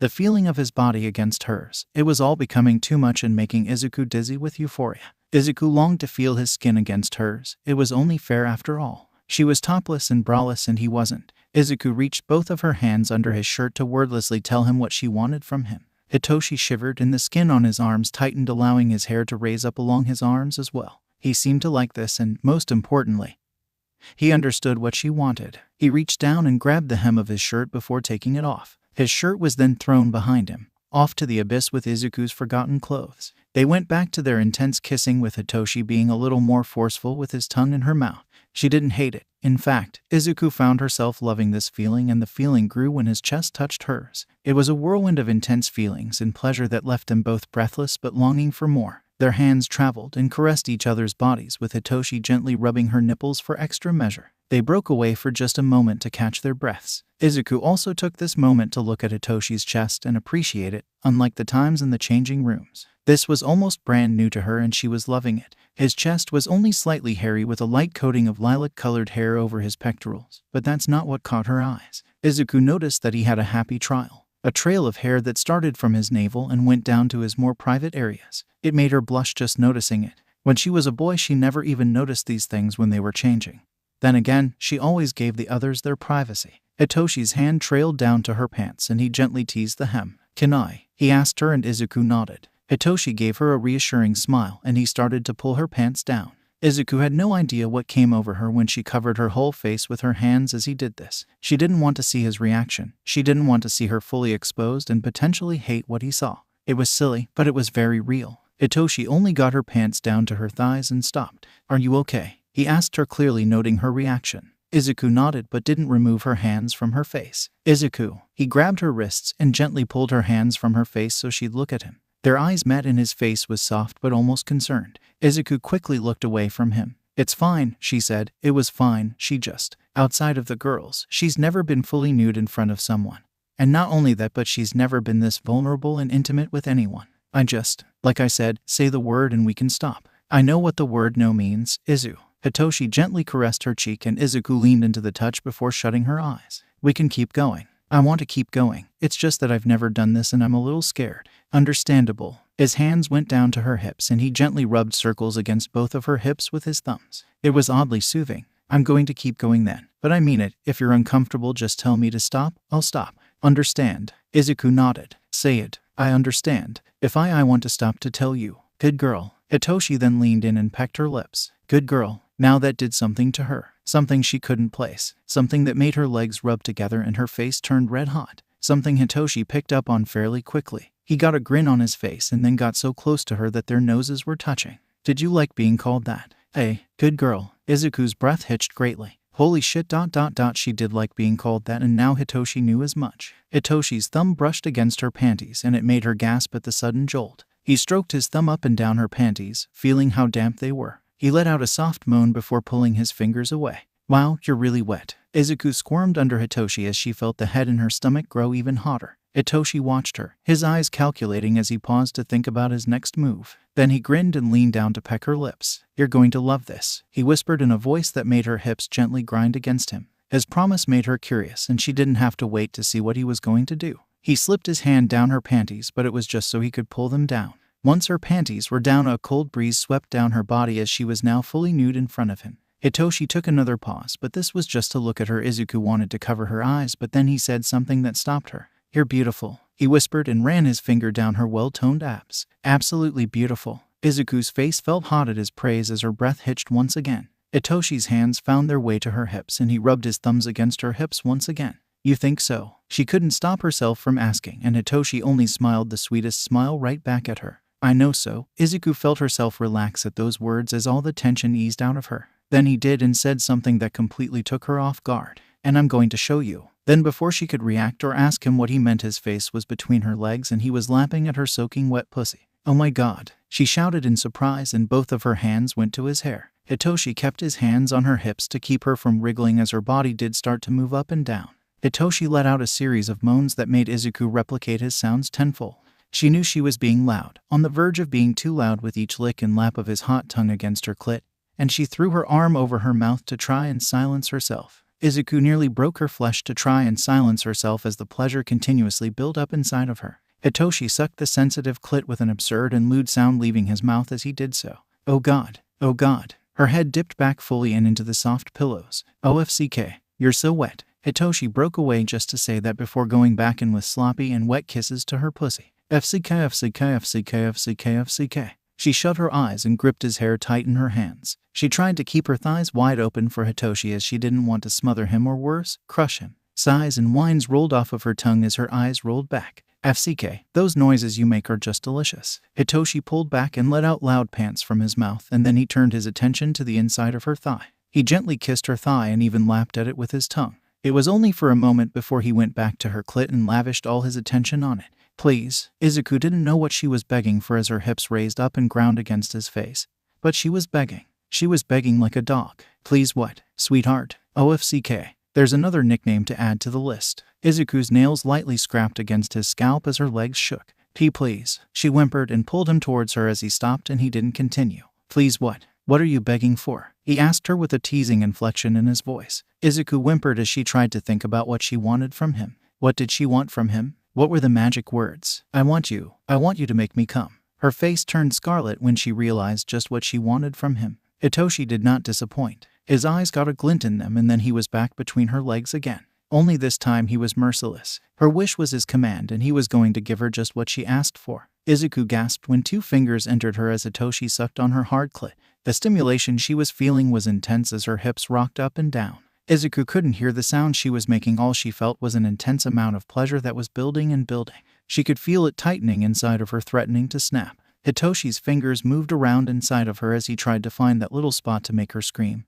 And he would find it merely seconds later. His fingers brushed up against that spot and Izuku had to bite into her arm to prevent herself from screaming. Once he found that spot, he wasn't letting up. He set up a quick and relentless pace that filled the air with lewd sounds. Izuku's hips rocked up and down as she moved with his movements. I'm coming. She felt that coil tightened to such a degree that she knew it was going to snap any second now. Oh, only seconds later did that cord give way and break, and when it did, holy shit. Izuku gasped and grabbed the back of Hitoshi's head and refused to let go as her whole body spasmed and her pussy convulsed, riding the orgasm out to its fullest. A deep and guttural groan rolled off of her tongue as her eyes rolled so far back that it hurt. Then ... it was over almost as quickly as it had started. Izuku fell limp against the blanket below her and slackened her grip on Hitoshi's hair. Hitoshi came up chuckling, her arousal coating his lips and chin. He was grinning at her as he wiped his chin. I take it you liked it. Izuku panted heavily as her body continued to shake even after such an intense orgasm. Yes, as a guy she's had many self-pleasured orgasms, but never one as intense as that. Hitoshi chuckled softly and leaned down to kiss her forehead. Stay there, I'll be right back, he whispered, and Izuku numbly nodded. Hitoshi crawled out of the blanket fort. He would vanish but stay in the room. Izuku stared at the roof of the blanket fort as she started to come down from her high and her emotions mellowed. Her muscles relaxed and her eyes drooped. That was so intense it almost made her want to go to sleep then and there. There was a zipping noise and a rustle, and then Hitoshi returned to the tent. When Hitoshi crawled into the fort, Izuku cracked her eyes open to look at him. It didn't take Izuku long to realize that he was completely nude and completely hard as his penis stood fully erect.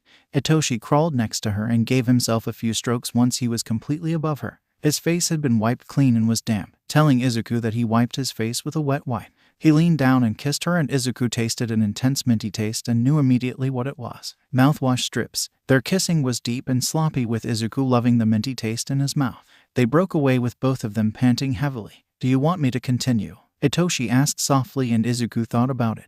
Could she go for a round 2? Yes, she was sure she could. Izuku nodded, but Hitoshi didn't take that. I need to hear you say it, sweetheart. he told her in a firm voice. Yes, she croaked, and Hitoshi leaned down to kiss her again. Izuku returned this kiss fully and suddenly tensed when she felt Hitoshi's penis press against her entrance. She looked down at it and saw that while he was out he had managed to put a condom on. Good. They broke apart and Hitoshi looked at her. Are you sure? He gave her one last out. One last chance for her to tell him no if she wanted to. But she wanted this. She wanted this. Yes, please, she whispered and rubbed his arms in gentle caresses. Hitoshi leaned and took her lips in his. They kissed slowly with Izuku wrapping her arms around his strong back. Hitoshi was slow as he pushed himself into her. Izuku gasped loudly when he fully entered her. There was no pain, but it was slightly uncomfortable as she's never had something like this inside of her even when she was a boy. Izuku bit her lip and grabbed onto his biceps harshly. Hitoshi was nothing less of gentle as he leaned down and kissed her cheek.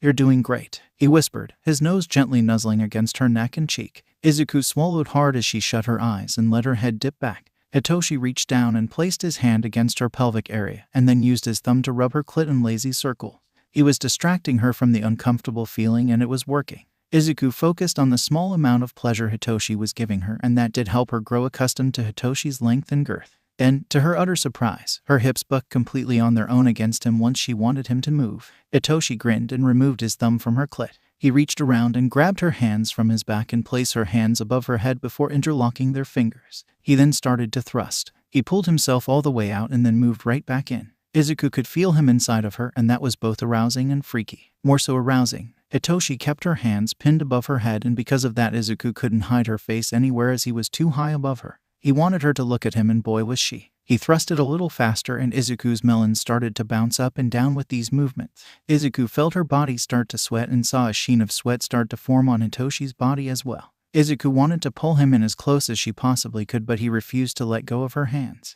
Moans and grunts started to leave both of their mouths. FCK, Hitoshi whispered as he continued to thrust in and out of her at an even faster speed. Oh God. Izuku felt that cord start to tighten again as her arousal built right back up, only this time it was like an oncoming train and she realized she was going to come way before him, and she was right. Izuku bit her tongue to muffle her cry as she came for the second time that night. Her hips bucked upwards as she felt her body shudder with the sudden orgasm. OFCK, Hitoshi moaned, and he was now chasing his own orgasm and his hips stuttered with his thrusts no longer being rhythmic. Hitoshi whimpered, and that was a noise Izuku never knew she needed in her life until now. Then, with a loud cry, he slammed into her one final time. Hitoshi hissed loud as he too rode out his orgasm. Then, when it was said and done, he fell beside her in a heap. The two of them panted heavily, the hair stifling, foggy, and hot between them. For a good minute or two the only sound between the both of them was their own pants and breathing. Then, when their breathing started to regulate, Hitoshi wrapped his arms around her middle and pulled her into him.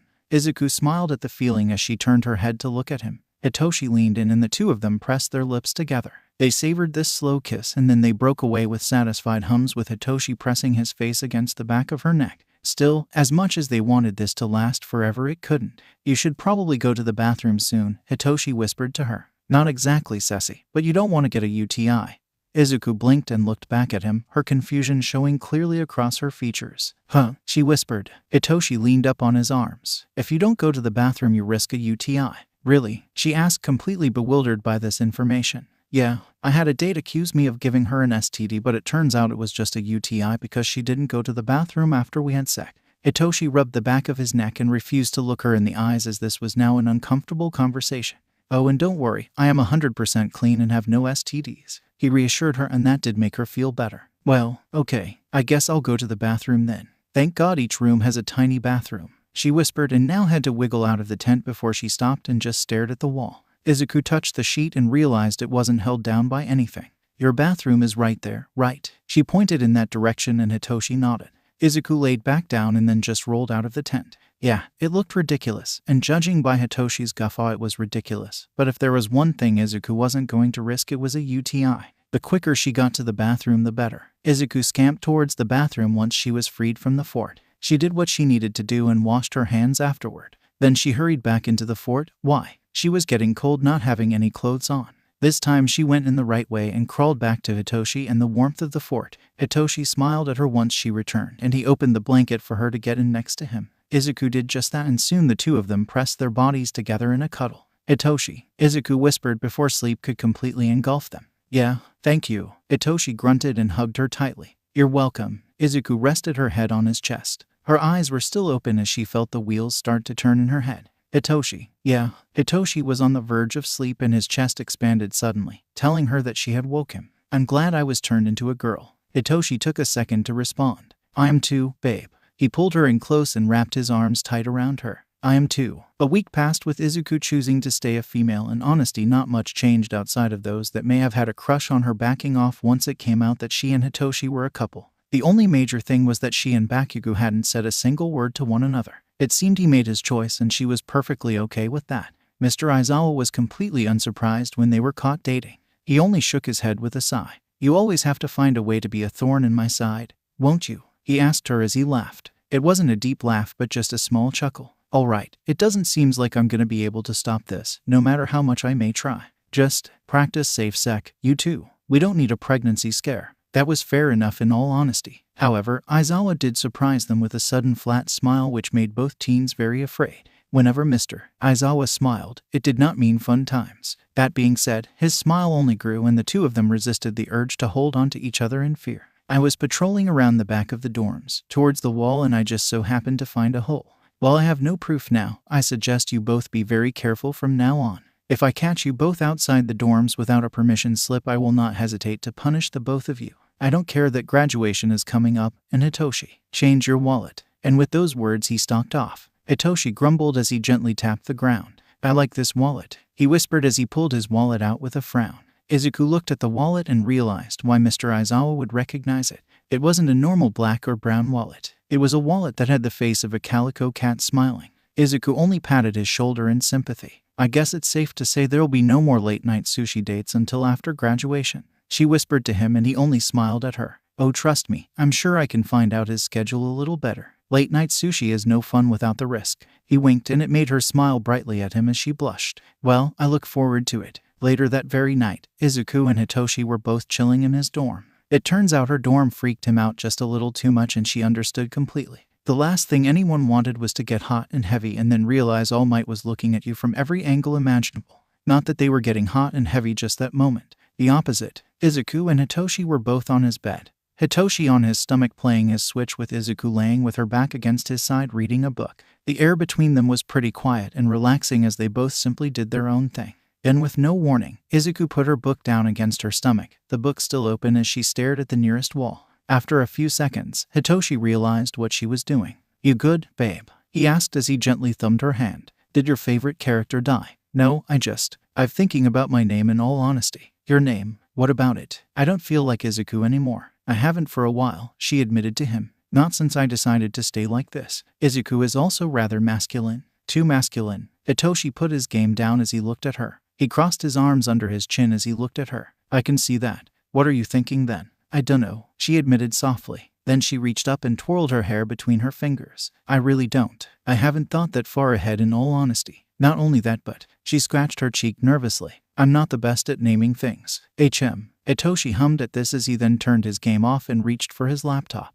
Okay, well then let's see. He then opened his laptop and started to type for names. Izuku watched as his fingers danced across the keys before a list of names pulled up. There are hundreds of thousands of names. I'm sure we can find one that catches your fancy. He did have a point, Izuku realized as she shifted so she was laying next to him on her stomach. She didn't care that she was laying on her book at the moment as she looked at the list of names with him. The names were just a list of popular names that weren't in any particular order it would seem. Ah, here we go. How about Izumi? That feels up your alley. Hitoshi circled the name a few times and Izuku scrunched her nose a little. No, she decided pretty firmly. She didn't feel like that was the right name for her. Okay, Hitoshi and Izuku both looked at the page of names quietly scanning for any name that stood out. Oh, Sayori. No, Hitoshi rubbed at his face. Oh, this one was made for you. Midori. Izuku just looked at him. Midoriya. Yeah, that'll fly. She rolled her eyes with a smile. That made Hitoshi smile. Please take this seriously. Okay, sorry, let's see. They scrolled through the page with Hitoshi throwing the occasional name out there, but none really stuck out to Izuku. None giving her that yes she was looking for. Hinoka. No, she found herself whining against the pillow as she was growing rather tired after so long of this back and forth. Hitoshi only gently messaged her shoulder. It doesn't have to be right away. I know, Izuku whispered as she lifted her head from the pillow under her arms and just sighed. I know, but I dunno. You don't like being Izuku. He filled in the blanks and she could only nod. Well, Hitoshi went quiet as he scratched his head. He stayed quiet for a little while as he looked thoughtful, and then he looked at Izuku. "Can I see your book?" "My book?" Izuku inquired and lifted her body up. She reached under herself to grab her squashed book. She had laid on a page wrong and thus bent that page weirdly, but she didn't mind it. "Here, why?" She handed it over to him and Hitoshi sat up. "Well, you were reading the book when you suddenly realized you really wanted to change your name, right?" "Kinda." She shrugged and sat up fully with him. The two of them were on their knees on the bed as Hitoshi scanned the pages. "I mean, it's been on my mind, but you really wanted to change your name now." "Let's see. Noah." "No, still nothing," and Izuku felt this was getting kinda silly at this point. Hitoshi flipped the pages. "Rei." Izuku felt her eyes roll again. "Shoto would name me." "Good point." Some more page flipping. "Oh, Mizuki." "And wait a minute." For the first time she felt herself pause. It was only for a moment, but it was a pause nonetheless. It made her put her finger to her chin as she thought about it. "Mizuki." She repeated and let the name roll off of her tongue to see how she felt about it. "Mizuki." She repeated it just once more for good measure. "You know, it might be a little too soon, but we may have a winner. I do like that name. The way it sounds. I feel like a Mizuki." That made Hitoshi grin as he handed her book back to her. "And there you go." Izuku kept her smile as she took her book and looked at the page in particular. "How do you figure that out?" He shrugged. "I just had a feeling you might have subconsciously picked up on that name while reading. It was also a last-ditch effort on my part." "Well, I'm glad," she told him and then kissed his forehead. "But I still need to sit on it. Of course, there is no rush. Just let me know when you want to change your name. I'll be the first to call you whatever you please." He reached up and pulled her into him. His hand gently moved in small circles along the small of her back. Izuku found herself loving his touch as it was so gentle and loving. She hugged him and he leaned into her body. The two of them are more than happy to just sit there relishing one another company. Mizuki would change her name by the next week. Hitoshi and her would call everyone down to the common room. Hitoshi held onto her hand tightly as she felt suddenly nervous. He rubbed his thumb over the back of her hand and it did help keep her calm if only a little. Telling everyone went surprisingly smoothly, although some, Denki mainly, expressed minor confusion by saying, "But you're Izuku." To which he got a harsh elbow to the rib by Gyro. "Not anymore, she's not. I know it's just ... It's gonna be hard to not call you Izuku anymore is all. I respect your decision, it's just." He rubbed the back of his head. "I may slip up is all and I don't want you to get mad at me." Mizuki understood where he was coming from and so did others as they looked rather guilty of this mindset. Of course, for the last 3 years she was Izuku and it would only make sense that they may accidentally call her as such. Then, she snapped her fingers as an idea struck her like lightning. "You can still call me Izu, if you want, as it's still in my name." Several of her classmates looked like a weight was lifted off of their shoulders. Well, save for one. Bakugo only snorted and turned his head away from her. This made her scowl just a little, but then Hitoshi rubbed her hand gently and that brought her back to him. He looked at her and she smiled at him in return. "Mizuki, I like it." Tsu poked her tongue out as she then smiled sweetly at Mizuki. "I do too." Ochako pipped up. "It fits you well." Soon the other girls were all in agreement with the others, showing some form of support. Everything seemed like it was going to be okay. Soon, everyone would split off to do their own thing.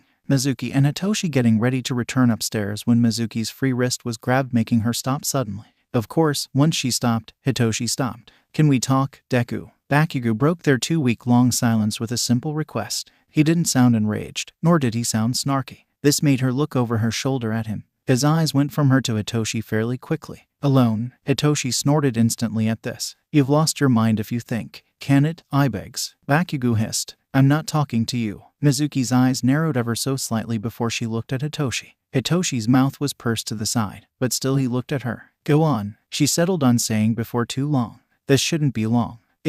Fine." Hitoshi let go of her wrist and then to prove himself he sat on the first stair and crossed his arms. "I'll be here." Mizuki looked at Bakugo and then gestured towards the front door. "After you." Bakugo only grunted and the two of them walked away and outside of the dorms. Mizuki shut the door behind them when Bakugo only sighed as he sat on the edge of the porch. There was a rather tense silence between the two of them as neither of them spoke right off the bat. Bakugo in particular seemed at a loss for words, a rarity if Mizuki has ever seen. He closed his mouth a few times before he finally came out and just said it. "So, you're serious about this?" Mizuki opened her arms wide before slapping them down in exasperation.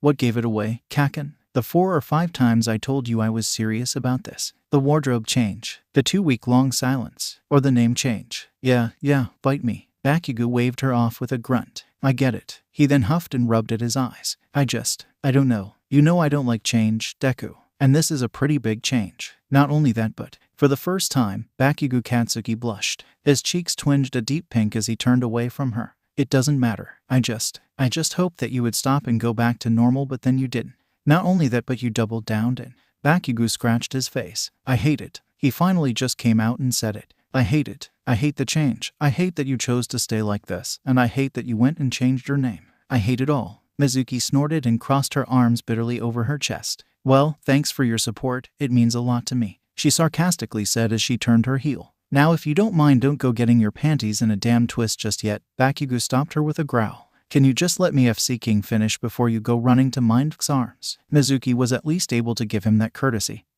As he turned back to look at him, still, she had her arms crossed tightly over her chest and her mouth in a frown. Bakugo sucked in a breath. I don't get it. Not in the slightest. I don't understand why you'd just change who you are like. He snapped his fingers. But over the past couple of weeks, I think I've come to realize that maybe it's not for me to get. That there's no getting it anymore, you know. I think. She really didn't know, but she'd let him keep talking nonetheless. Right. So, I give up. I give up trying to get it. You like being a girl. I guess that's all there is to it, right? Yes, that's it. That's all there is to it, Kaken. That's what I've been trying to tell you. Bakugo rubbed his head. Okay then. I guess this is the new normal, and this is something I have to get used to. Mizuki could only sigh in relief as a weight was completely lifted from her shoulders. Yes, this is the new normal. I don't think I want to go back to being a boy. Can you just accept that? Bakugo made a face as he looked away from her. I still don't like it, but I guess I don't have a choice. He then stood from his spot and dusted himself off. Bakugo then put his hand on her shoulder. Fine, I accept it. That being said, I'm not going easy on you. I'm still going to give you all I have, female or not. I don't expect you to go easy on me, Kaken. I never did. Good. Also, tell Mind this. I'm watching him. He started to walk but then stopped and looked at her. Oh, and I guess you're not that hideous after all. Mizuki only gave a soft sigh as she smiled at Bakugo's retreating form. Of course, Kaken. She then jogged after him. So, sparring tomorrow. He laughed. I'll FC King destroy you. You're on. Mizuki only smiled as she followed her friend inside the dorms. It was a start at the very least.